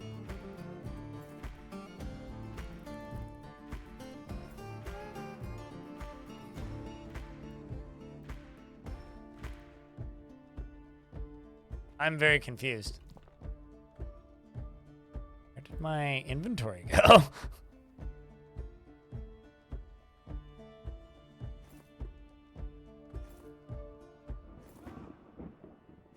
Did I accidentally drop a water skin somewhere? Well, whatever.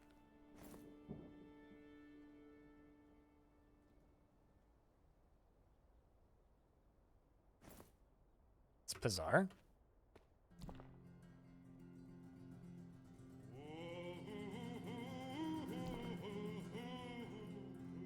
Weird. Oh, there it is. How? What? Sorry, like, just all of my inventory just, like, ended up on the ground while I was sleeping. How the hell did that happen? And also, all of the water that was in my backpack is no longer on... What?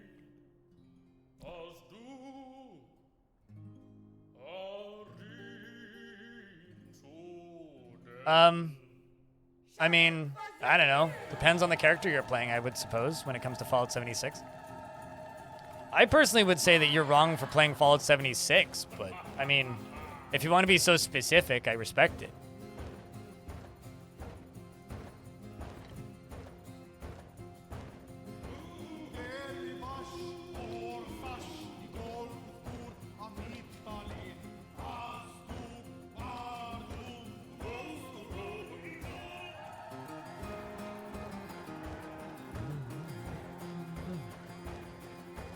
You know, I don't actually own any underwear that would be the right color or a solid enough color to be able to chroma key it. Like, it would just blend in with the background too effectively. No, I'm more the type of streamer who would just state bluntly, I'm not wearing anything from the waist down right now. And then just never do anything else with it. Okay, so let's see. Ah, there we go. There's a troll in here somewhere.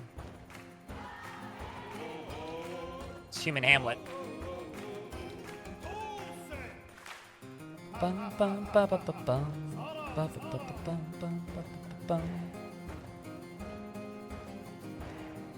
I mean, you kind of need one to not die, so sounds like a pretty constant meta to me.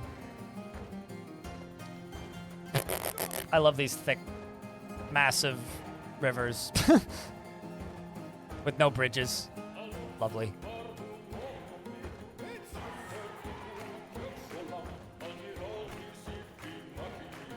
You know what, Ultra Blue Hat, you think you're hysterical? Let's just move on.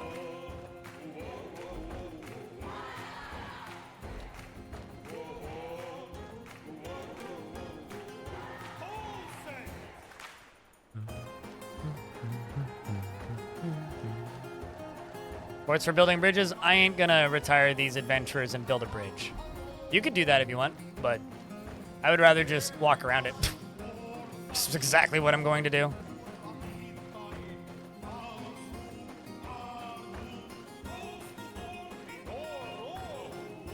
Let's drop these berries. Interact with my backpack. Fill with water. And then somebody else can come pick up these berries. Yes. Yes, please pick up berries. You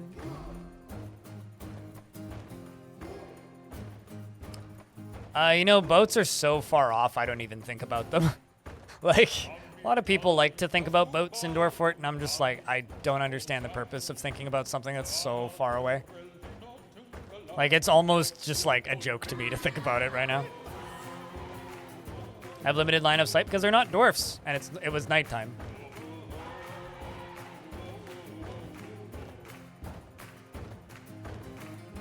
See, now they don't.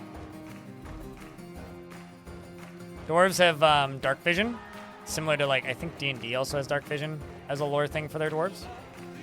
Oh, there's a bridge. Yay! I've absolutely been here before with other adventurers.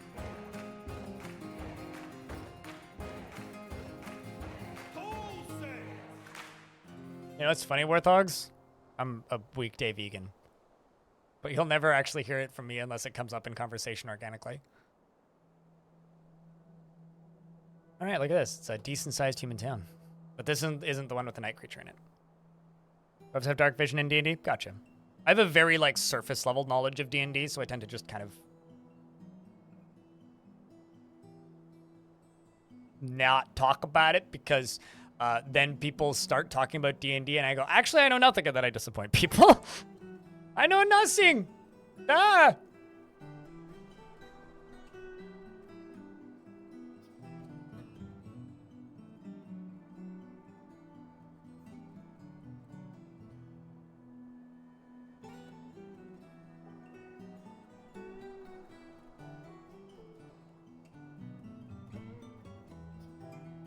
What? It's not like I'm using Arch Linux. Stingray. See, I'd rather hear about someone who's a vegan about being a vegan than the other stuff we were talking about, because at the very least, it's not a fetish. Well, I'm sure for somebody it is, actually.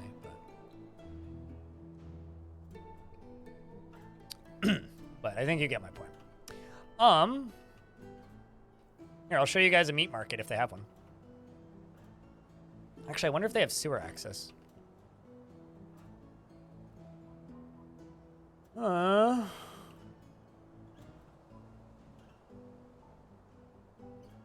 If they have one.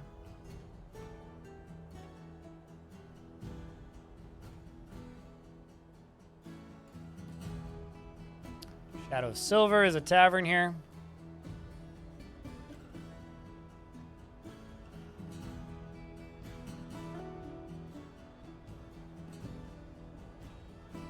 Is there loot in the sewers? There's colonies of ratmen who have stuff sometimes, yes. Ooh. Gray Langerbone scepters. Flax flower, fancy. I don't actually know if I can just eat flax flower. Now I'm something kind of curious. Never tried. Okay, I know there is sewer access here. You guys want to know how I know there's sewers here? Check this out. Oh, never mind. I literally can't see through it. Come on, dude. Look down. Okay, maybe there isn't sewers underneath that. Generally, if there's drains, there's sewers. It's a very empty sewer. Or a very empty market. It's an imported goods market. A fruit... Oh, there is a fruit and vegetable market, so there's some food in here.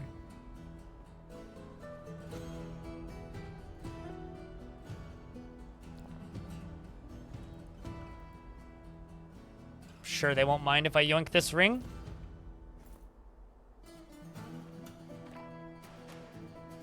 Content after putting on a finely crafted item. Would you look at that? Who's the annoyed one? What are you? Grab something. Go grab yourself a gift there, Dwarf. Grab yourself some earrings. You too. Go grab yourself something. Grab a ring. You can do the same thing, elephant. Grab an amulet. I don't know how you fit it on you. Maybe you dangle it around your tusk. You are going to eat some water and eat some of this.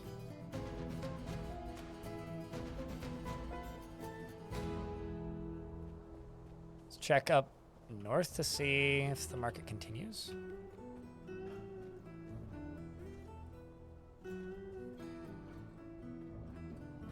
Interesting. Oop. Excuse me. Pretty quiet city, all things considered. Not quite a ghost town, but it's pretty close. You're traveling with someone else's goods. I know, but like, not like they care. How am I today? I'm all right. Doing okay. Yourself?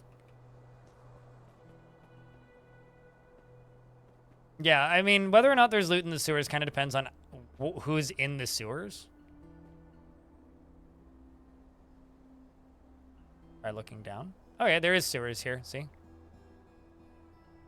So part of the reason cities like this, human towns and cities and bigger, used to be completely unplayable is because all of the cities have populations that are not small underneath them.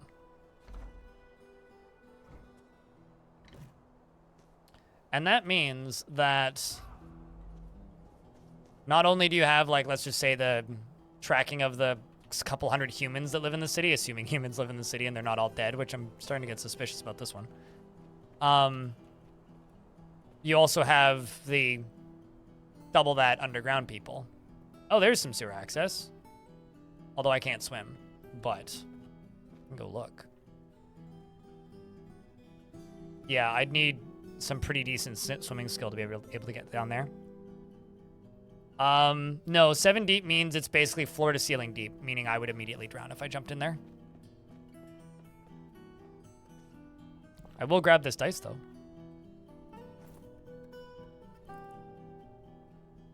I'll roll it.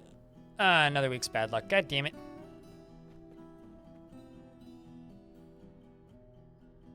So, yeah, there's another one down there.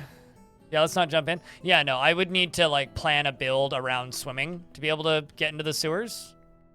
Something I'd like to make a tutorial out of, though. Because, like, the sewers are pretty cool. You'll find some really neat stuff down there. But I think that this city's probably had something horrible happen here. While it's not destroyed, there's very few people here. By that, I mean, there's literally nobody here. An elephant man, 3 dwarves, and a turtle man walk into a bar and fall into a well. House of Monks. Sounds like the... Oh. Wow. I can't read. Holy shit.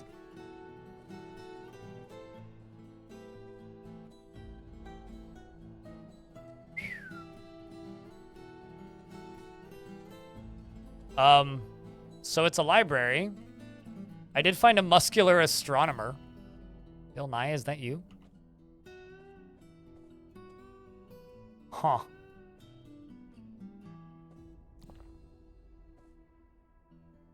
Secret of Beliefs.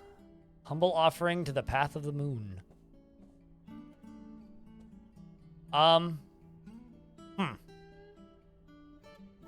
There was an elf in there, yeah? So, you know, there is a troll that I could go kill and all, but how about we just, like, take, like, 10 books each and just go to my fort?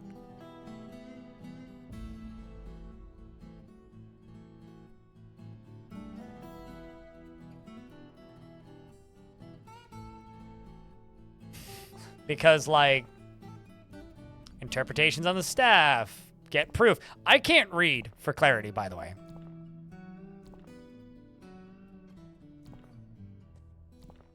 So,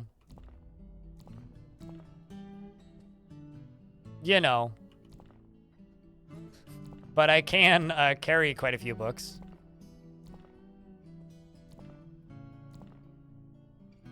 Free knowledge? I mean, allegedly.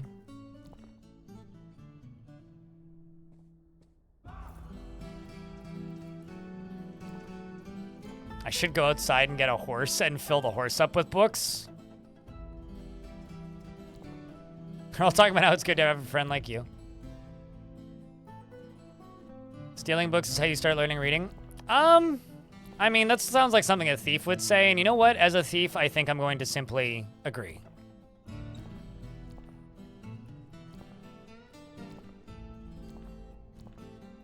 It's like, you know those locations where it's just like, there's just a pile of books in this place? That's literally this.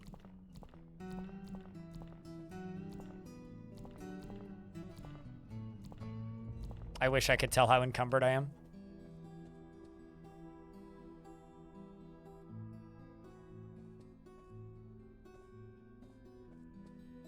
Okay, elf, hello. So this is the head counselor elf. They're currently hauling pathways to the wind. They're content after putting on a well-crafted item. They've got a knife on them. An elf hair amulet and an elf hair bracelet. Okay, so whose hair is that elf hair from? Because you don't have much hair. So either you're cutting your hair and making bracelets, or you're getting that hair from elsewhere.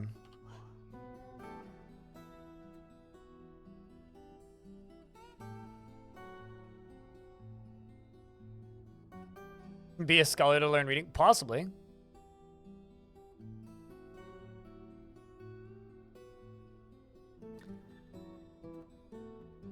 Greetings, my name is Asab Charcoal Nose. Oh, that's interesting. You're actually...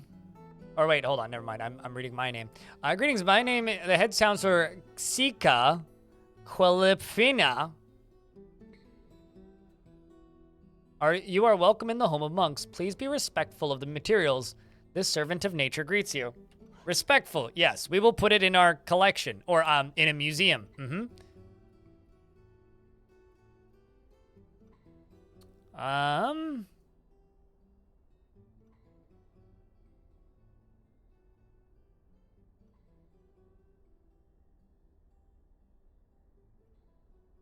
Ask about any troubles, actually, is what I'm going to do. Instead of skimming through all this. Troubles. The curse of channeling is at war with us. Trouble started because of a dispute over the treatment of plants. Well, it's like the most elf thing you could say. Ask about the local ruler. Sunken Coalition runs Alley-Brush. My only daughter, Liyi, is Baroness. Huh. We are in the right in all matters.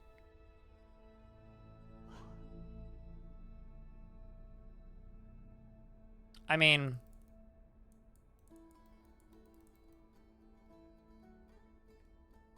What is this madness? Calm yourself. All right, then. I will.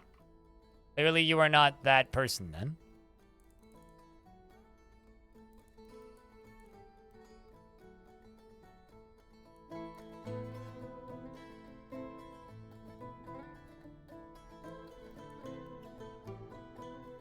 Holy shit. Will this say? I'm just seeing Bumruck talking about how apparently there's a human vampire who's killed 653. Whoa. Sorry, I'm scrolling back up through the chat logs from like my adventurers talking, looking for the name of that creature. And it's just like, plane control the watchful prairies. Seek this place if you hunt Asto Notch Senses, the human vampire. This blood-sucking fiend has killed 653. Why would I kill him? It just hasn't done anything to me. Absolutely nothing to me. That would be senseless slaughter.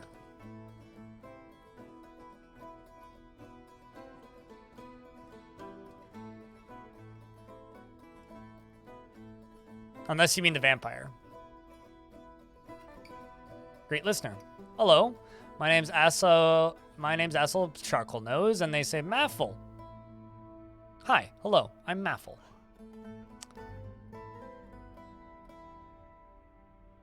Well, let's see.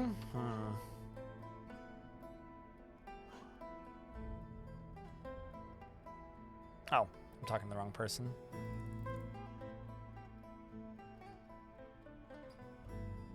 Stop talking to me about the goddamn Yeti.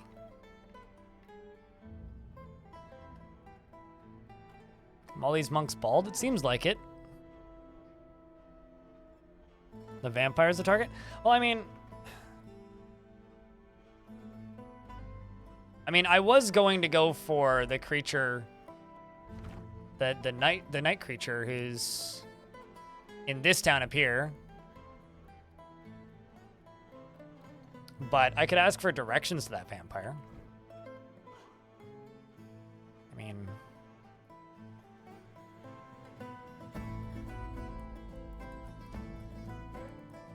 also now I need to find it again. I could actually do this. Because I have this problem with adventure mode where I find that, like, names go in one ear and immediately out the other if I don't read the name of it.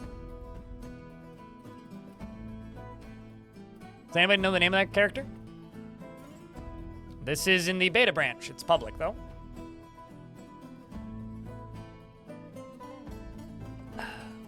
Very beta, though. Yes.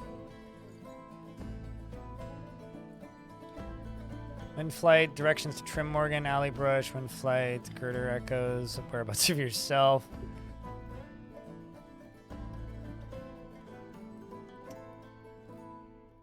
Thanks for the $5, Neil, okay? Appreciate you, mate. Wait. Troll is a regular troll. Is it? I mean, then it would be easy to kill.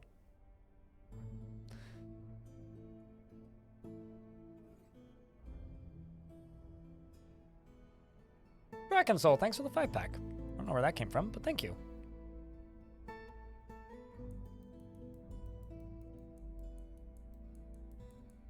Okay, hold on. Let me just go back up in the logs and let's find this vampire that's killed 600.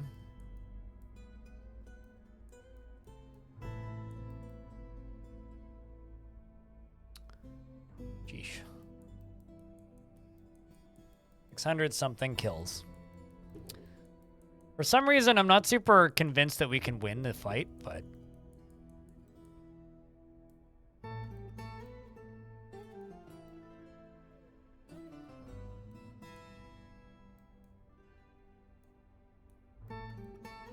There you go. So in the Watchful Prairies, take this place if you hunt ASTO notch senses. Notch senses. Notch senses. Human vents. Okay. Then the Watchful Prairies. Direction. Watchful Prairies. I can type. E-R-A-I-R-I-E-S.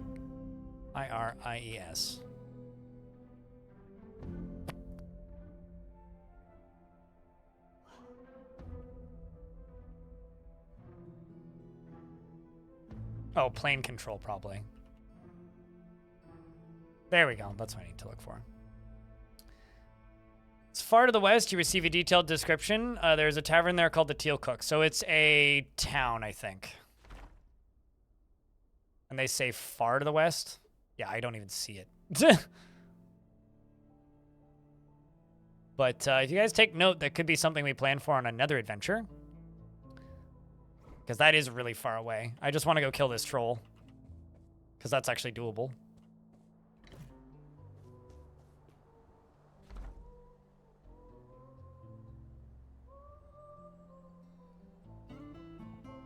Okay, where is this town? It's this one. It's not this next one right here. It's the one after it. You just use Notepad? I usually just screenshot things. But, oops, wait, was that it? Oh, crap. Is it actually that one on the other side of the river? Oh, no, okay. It is this one just south of me. Yes, there are multiple ways to find the circus for adventurers. Multiple ways.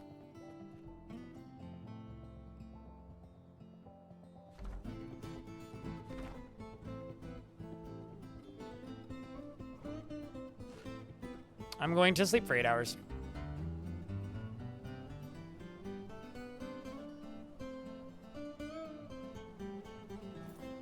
Snipping tool is adventurer's best friend. It's certainly a friend.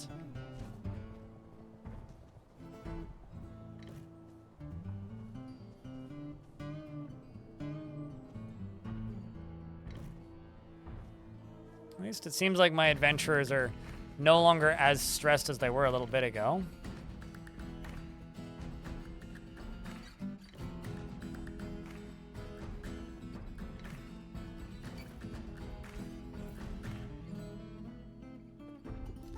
Now, why don't I check my backpack? How much food do I actually have right now?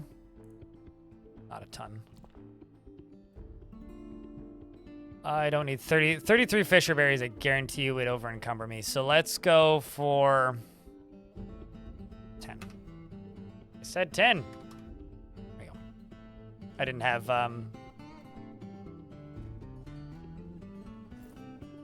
the right button set.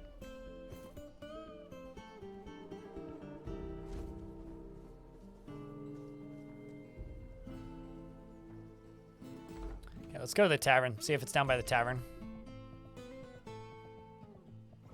Satiny Smile. Looks like a lovely place.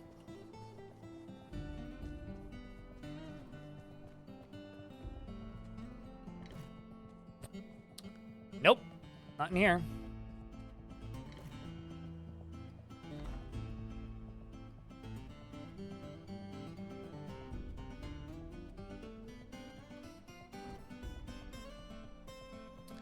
All right, well, why don't we wait for 3 hours, see if we get ambushed.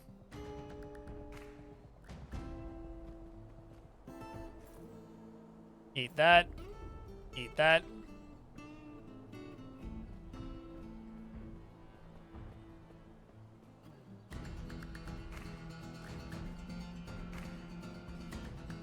Oh, I literally just use like print screen on Windows to get screenshots.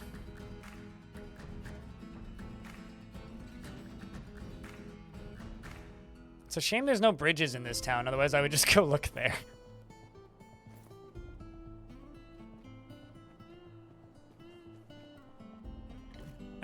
This seems kind of like a waste of time. It's just a troll after all. But yeah, that vampire seems like an interesting target. It's just so far away is the problem. I'll be honest with you, I'm not actually sure how far away from my fortress I am right now. I'm gonna do this real quick. Chit chat, great listener. Yep, it's great to have a friend like you too. I agree, dude. Ask for directions. Dragon Spike.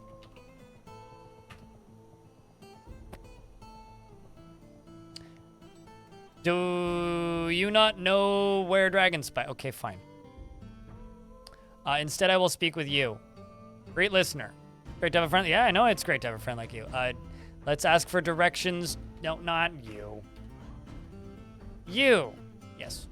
Ask for directions to Dragon Spike.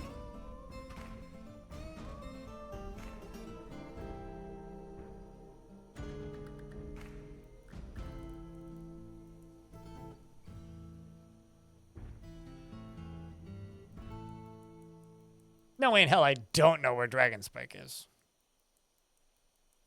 I mean, I generally have the approximate direction that I need to be heading, but like, I just kind of want it on my map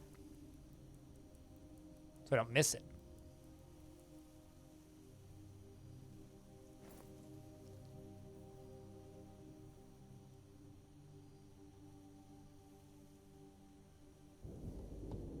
You don't need to hit control print screen. You literally just hit, if you're on Windows 11, you literally just hit print screen. But, yeah, I don't know.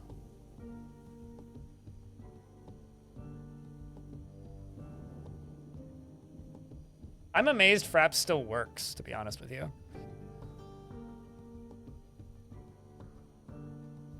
I guarantee that every streamer who's been streaming since the year 2012 uses OBS.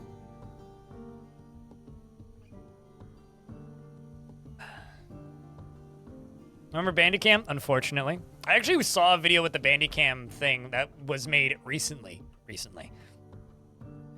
Like, somebody's still using Bandicam. Unregistered Bandicam, yeah.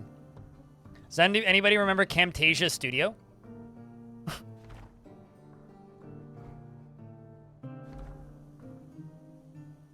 Sorry, I'm just throwing out the deep cuts for bad software. Camtasia Studio is sort of like, Handycam Fraps, but also Windows Movie Maker in one.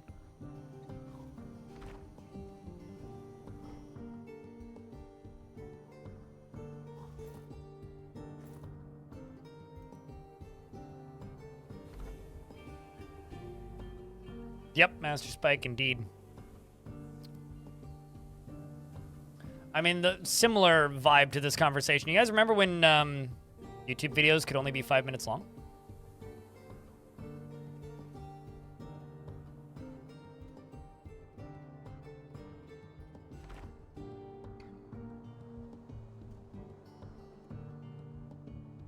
And then 10 minutes. Everybody freaked out because YouTube videos could be 10 minutes long. And then they removed the length. And then some asshole figured out that you could upload 24-hour-long videos. And the first 24-hour-long videos started popping up. Although it was 10 hours for a bit, and then it became 24 hours. But it was 10 hours first. Like 2007? Videos became 10 minutes, I want to say in 2009. What?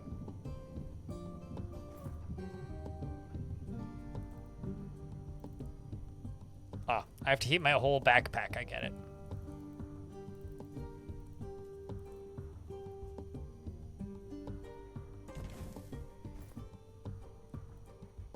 is. Got a lot of water in my backpack. Okay, we're gonna sleep for 8 hours.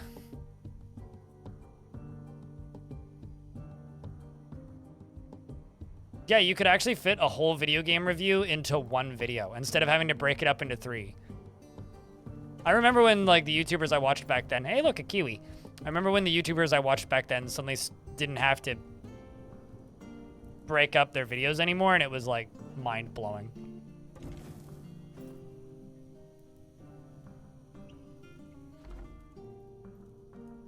All right, well, we're just at sunup, so we're also in the clouds. So that's why old Let's Plays are 10 minutes long. Chat, you just made me feel incredibly old. Just with that statement. So that's why old Let's Plays are 10 minutes long. Yep. Like, if you find videos that are 9 minutes and 59 seconds that were uploaded like 14 years ago, it's because it's old YouTube. You're breaching 40 soon? I mean, I'm almost 30, but I still feel old. I think I was just on YouTube earlier than some people. Oh shit, I know where I am. I have to go around this.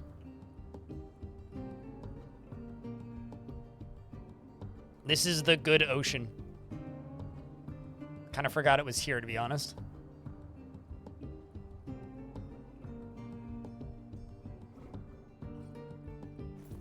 You know, this kind of reminds me of a conversation I had with a friend of mine years ago, where he said, you know, when technology first came out, when technology first started getting going in like the 50s and 60s, we invented television, right? And as we began to invent television, televisions got bigger and the quality got better.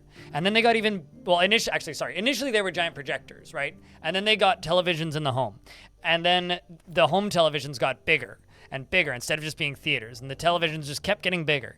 And then technology got better and the televisions got bigger. And then they got even bigger. And then the iPhone came out and iPods came out and the televisions were this big. It's kind of like the videos got longer and longer and longer and longer and longer and longer and longer and longer. Now shorts! I'm puking because I ate too much food. It's fine.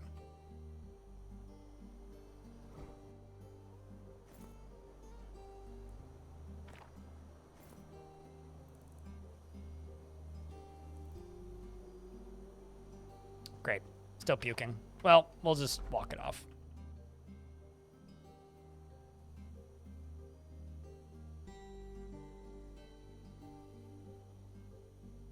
TikTok doesn't horrify me. TikTok is just like any other social media platform.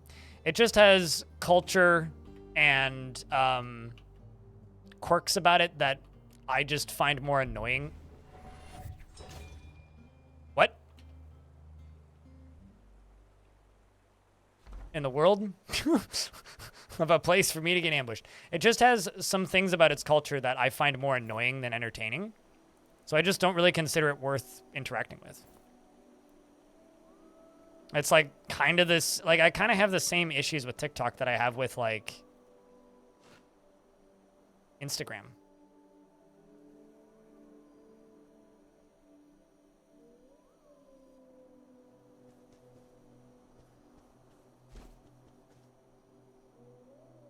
No, not without copying your install of the game, Magic Pineapple. But there's no vanilla way to do that. I really wish my character would stop vomiting. I have an infection in my neck. Oh, that's not good. Uh-oh. Must have been the bloody dingoes. God damn it. Okay, there's finally a break to the end of the river.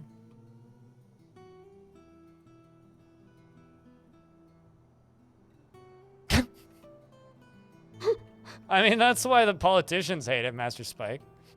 There's so many levels to that statement. That's hilarious.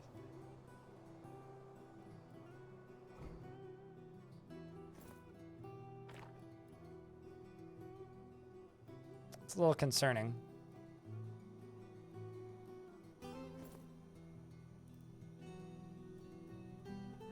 God damn. The fact that I just can't eat anything is a problem. So what happened here is I overate and overdrank because I was too thirsty. And now I'm basically like starving because whenever I eat, like, I just start puking. Which is, I think I'm just gonna rest for like a day and a half now that I'm no longer in the Untamed Wilds.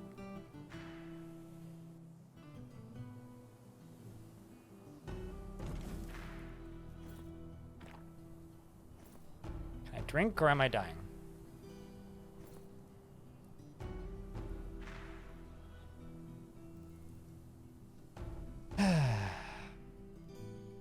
Raiden should learn how to make funny jokes.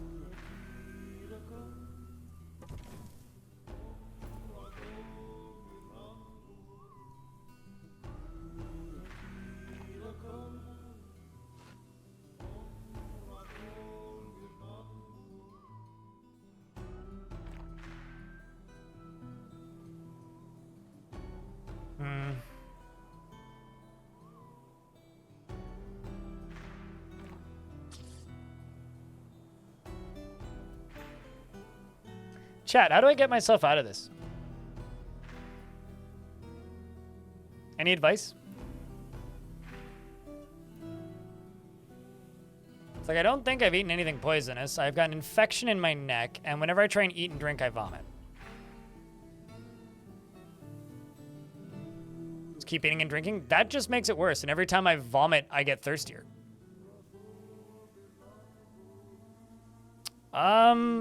I'm pretty sure they'll just die if I take control of another character, but we can try that. I'm not actually entirely certain what happens.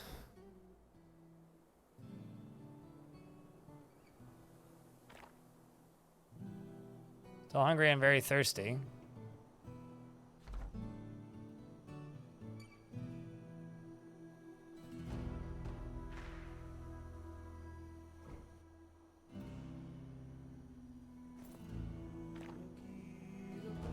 Yep, still puking. Might just walk them manually until they stop puking. Oh, look at that. Birds.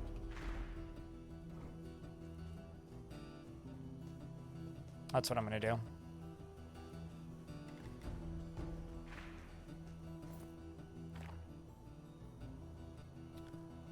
No, but there's overeating and food poisoning. Well, overeating can kind of cause food poisoning. Was that a crab? Yep, that was a horseshoe crab.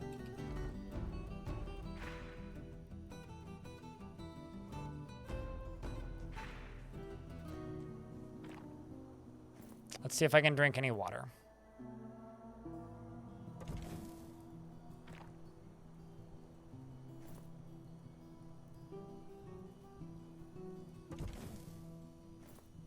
Taps X furiously, right? Drink the water. Okay.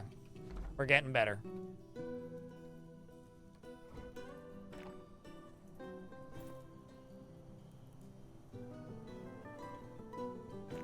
Okay. Thirst is starting to go down. Can I drink water again? Nope. Okay, that's just ice. We'll wait. I saw a porcupine for a second there.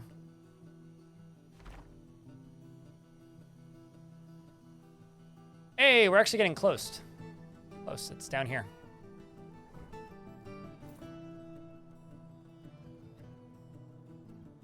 Lettuce leaves? Hey, food.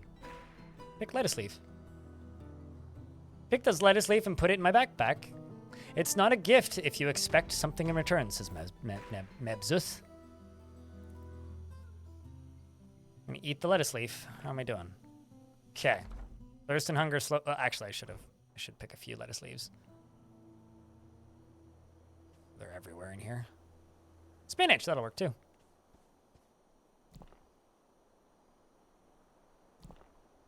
I don't know how heavy spinach is, and I expect, like, obnoxiously heavy.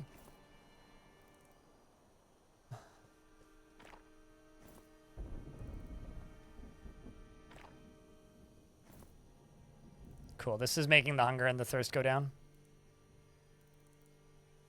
Although, okay, there's my ice. I was like, although now I can't find my water, but just heat up the backpack.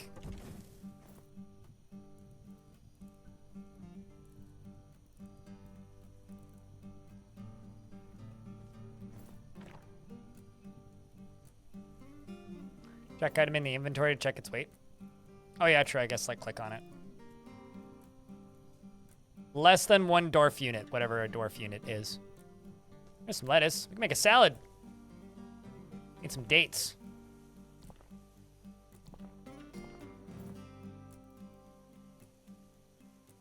Feel really full. Okay, that's as much as I'm gonna eat.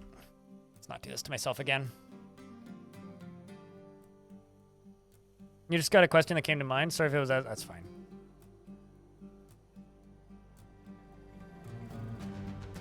If the only time they need a reward is if they've agreed to join you for a particular task or purpose. Mighty Shove. Yeah, that's something that I claimed with my previous adventure. That was a Minotaur's lair. So yeah, no, they don't really need payment or anything. They're just there for glory and death. Quite literally. Or they're there to lead you to a location. And if they're leading you to a location, then they just need to follow you to said location.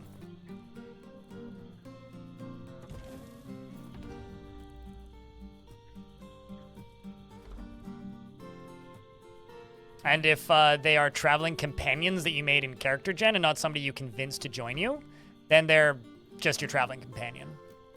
So you don't need to worry about it. They're basically like your best friend who's agreed to go with you. I also guarantee you I'm over encumbered right now.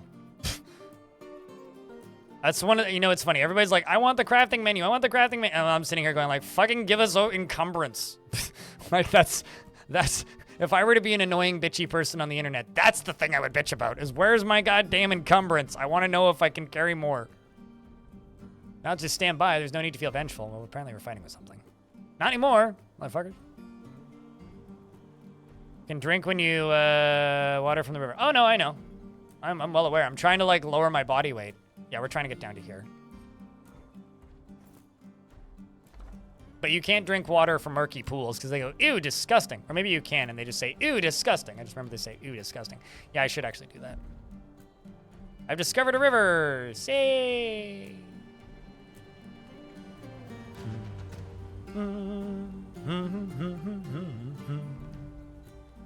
No, that's disgusting. Okay, well, there you go.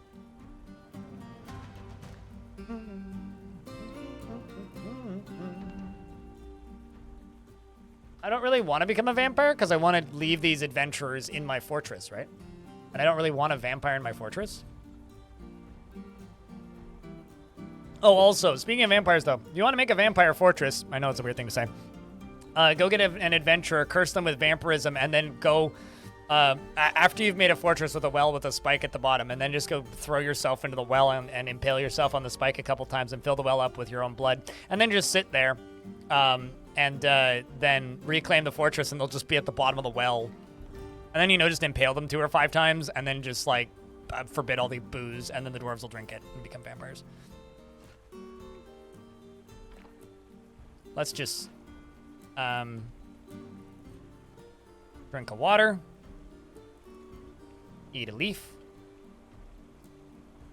Apparently they're fighting with something, or they're fighting with each other. And the Baron immediately punched your teeth out of a fish dissector, and they both calmed down and seemed to be in a good mood. Hey, you know, sometimes you just gotta fight it out with your besties, you know what I'm saying? Come on. You can't tell me you've never just really had to fight it out with your besties before.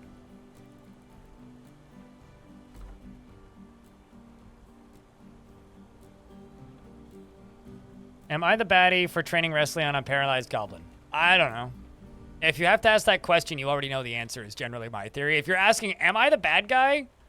Ironically or unironically, you probably in your heart already know the answer and don't want to know the answer.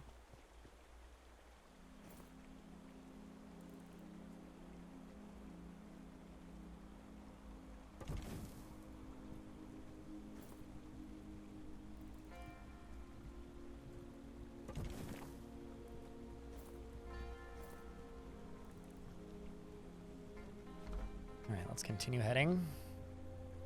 Why did I decide to settle in the middle of bumfuck nowhere? All the way down here. God damn.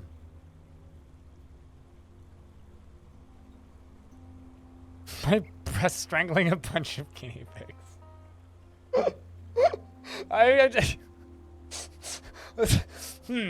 Okay, I'll say this.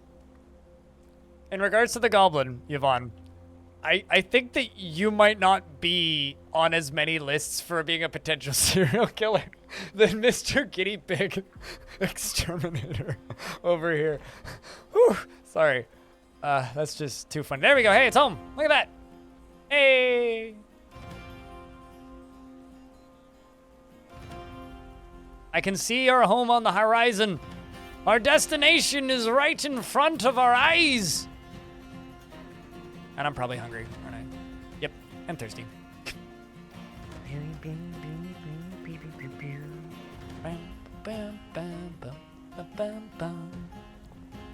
Song's a bop, chat.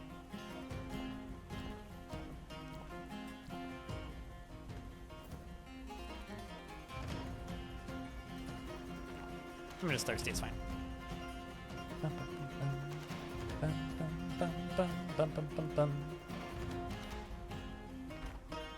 There it is. That's where we're headed.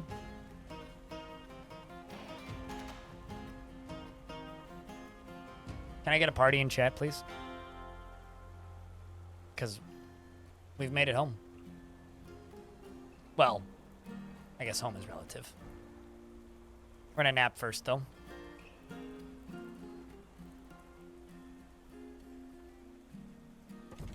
I think these dwarves are going to sing. It took 2 adventures and a re-embark with these adventures to actually get this elephant person here.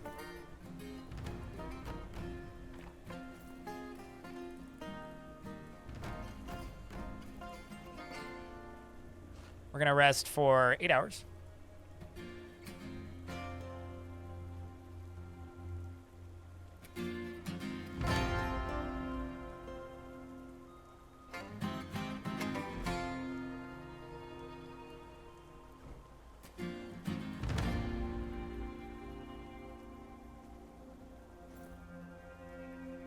Should probably save, shouldn't I? I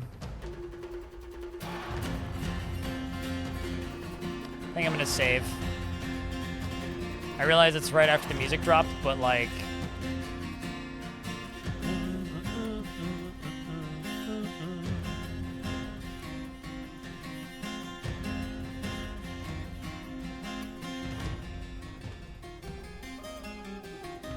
Damn right, Master Spike. I'm glad you found your meaning in life.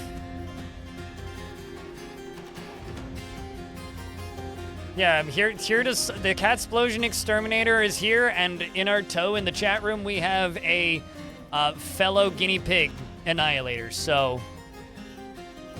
We are in a good place.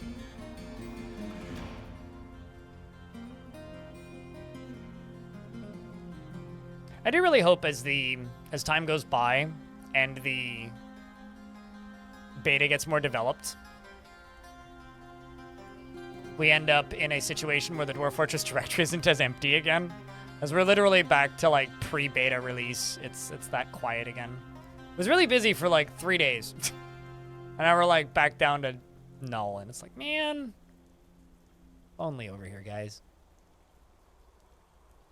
Oh, hey, my news video from this morning got 500 likes. Cool. All right, let's head towards my fort.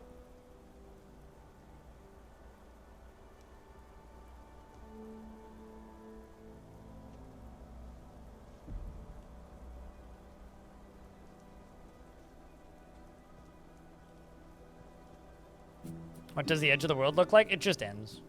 Pretty simple.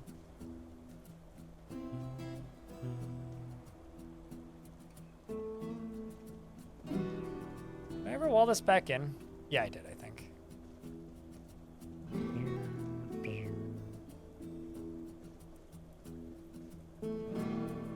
Pretty sure the front door is like right here. Along this somewhere. I don't remember snow coming down this far. Huh. Now I have to set up an annual job to make clothes for an elephant man.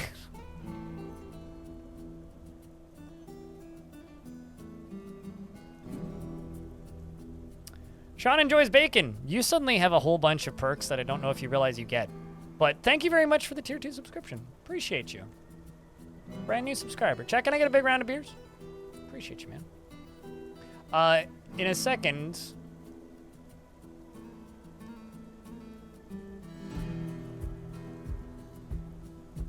you now, as of stating that, have access to... You now have access to sound commands in my chat, which means you can type in the command !annoy me. And you can now basically get a mini soundboard in my chat.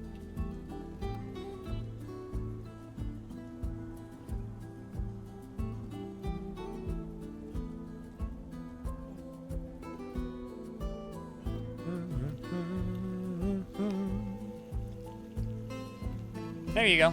You like the first one? Excellent.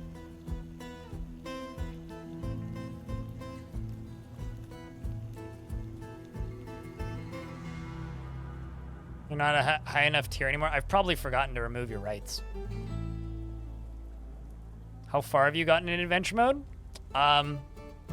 Dozens of kilometers. Probably even miles.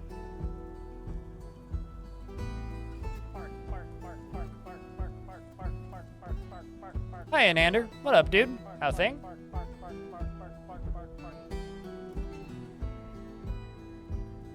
Let's move up the stairs. Ah. It's good to be home. So this goblin, I'm very curious about. Start a conversation with you. Great listener. Hello, dwarf. I'm Axiom Align Muddle. Praise be Camlock.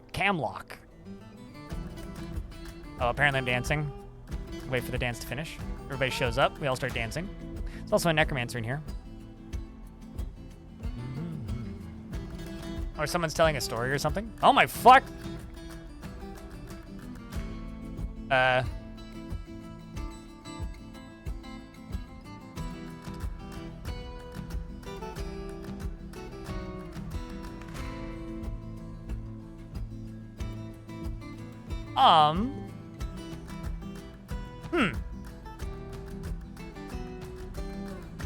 So do I retire the fort and reclaim it here?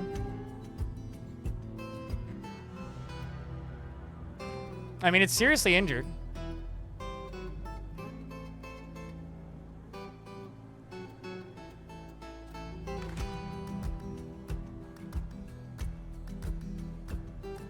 Because I'm going to do stop action. Which I don't actually know if I can.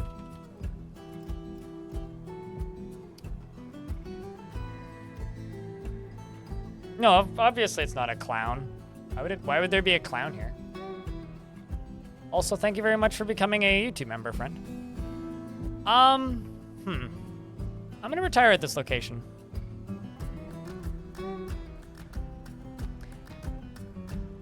Okay, so actually I have two options. I can quit without saving, walk in the front door, and then reclaim the fort and try and save this, or I lose all of these adventurers.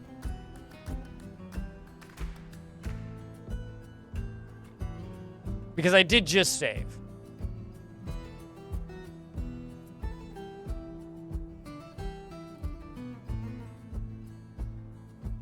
But it is kind of hysterical, though. We see the creature's bio or not. I know exactly what it is. I thought it was stuck in the caverns, but clearly not.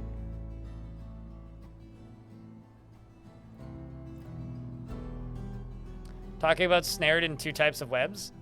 2 types? Wait, spider forgotten beasts can shoot 2 types of webs? Today I learned. 2 seconds, chat.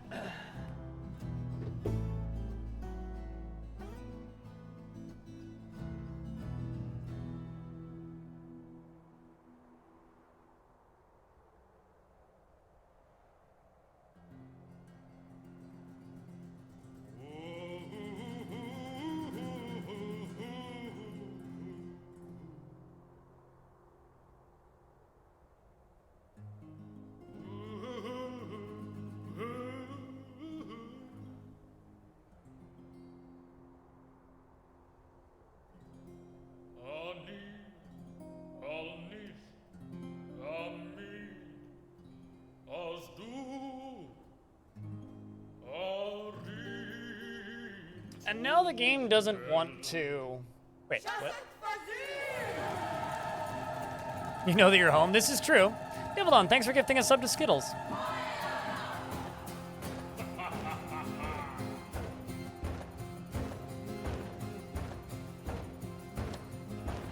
mean, the thing is, we do in fact need to, I hard crashed it. We do need to kill it in adventure mode, probably, because I don't have a military in this fort.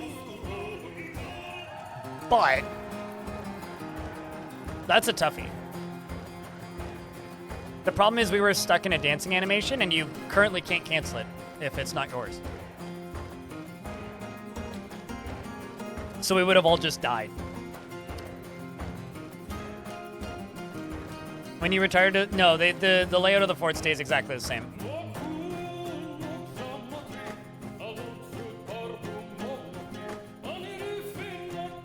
Vakruk. The only problem with that is the elephant person has by far the worst line of sight in dwarven forts, so I don't think that's actually all that wise. I think the wise thing here is to just keep them all in a group.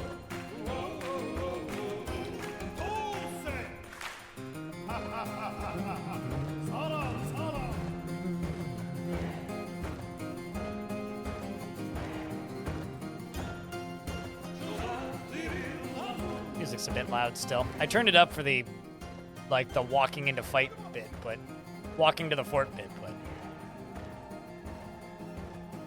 Whew, that fort's still loading in. It's taking a while.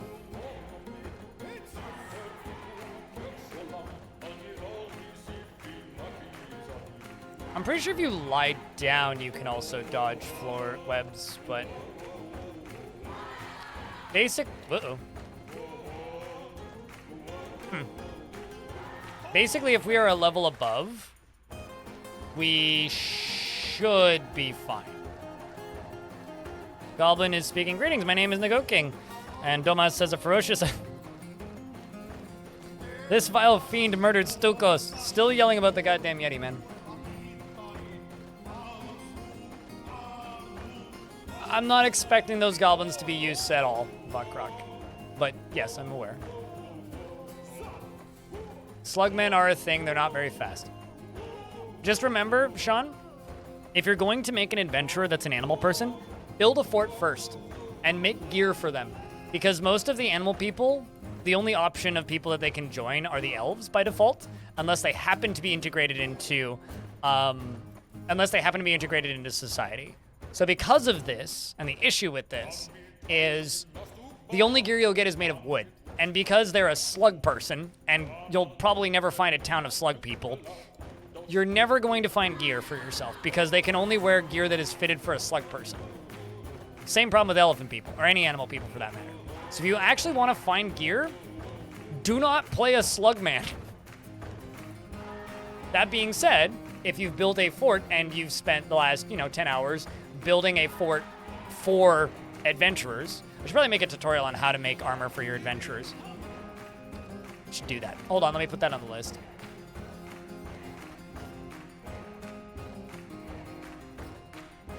Making armor for adventurers. I can spell that.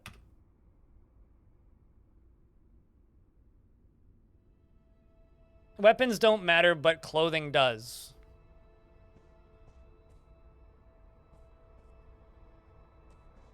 Doesn't matter, Oreb. You're still probably never gonna find it, right?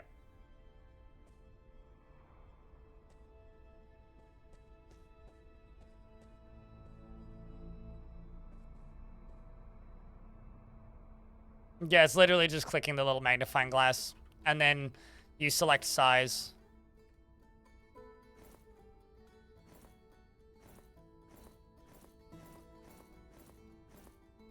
So now there's two options right now.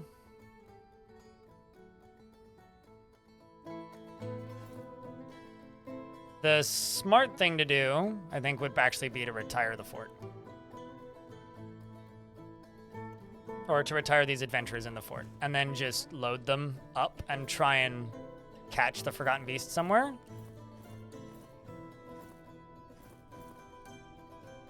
We'll see. Surprise final boss that I wasn't expecting.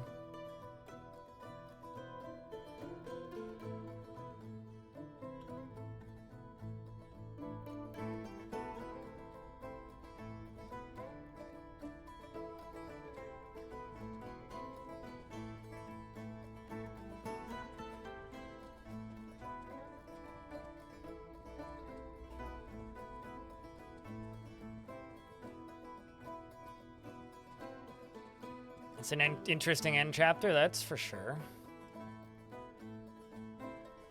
Especially considering there's also 2 dragons in this map.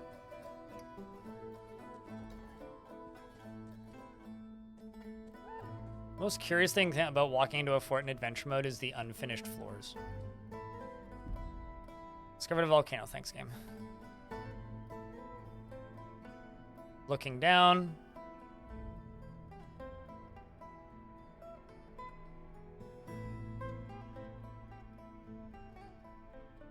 Still looking down. Still looking down. So the question is it up or down?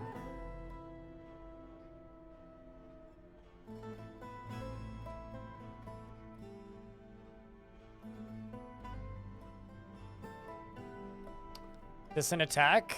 Necromancer gestures. Okay, here it begins.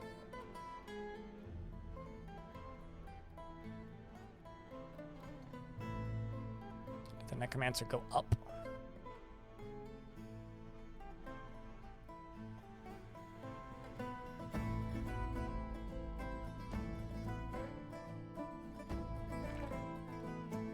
Ah. Chat room, I got bad news.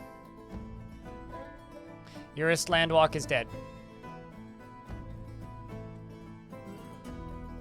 My last adventure is dead. Rest in peace, Eurus Landwalk.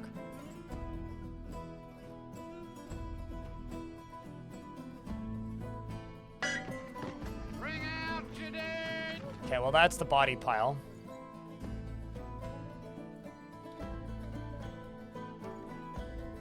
Well, there it is.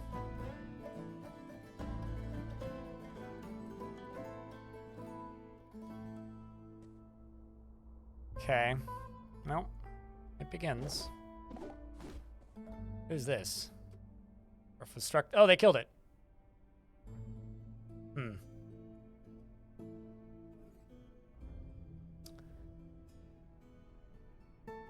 But now there's zombies, which I'm not sure if they're friendly or not. Is Eurus Deathwalk now? I don't think so. Oh.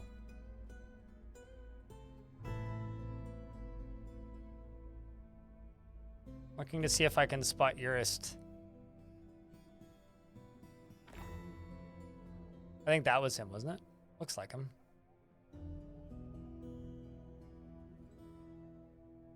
I mean, there's his spear.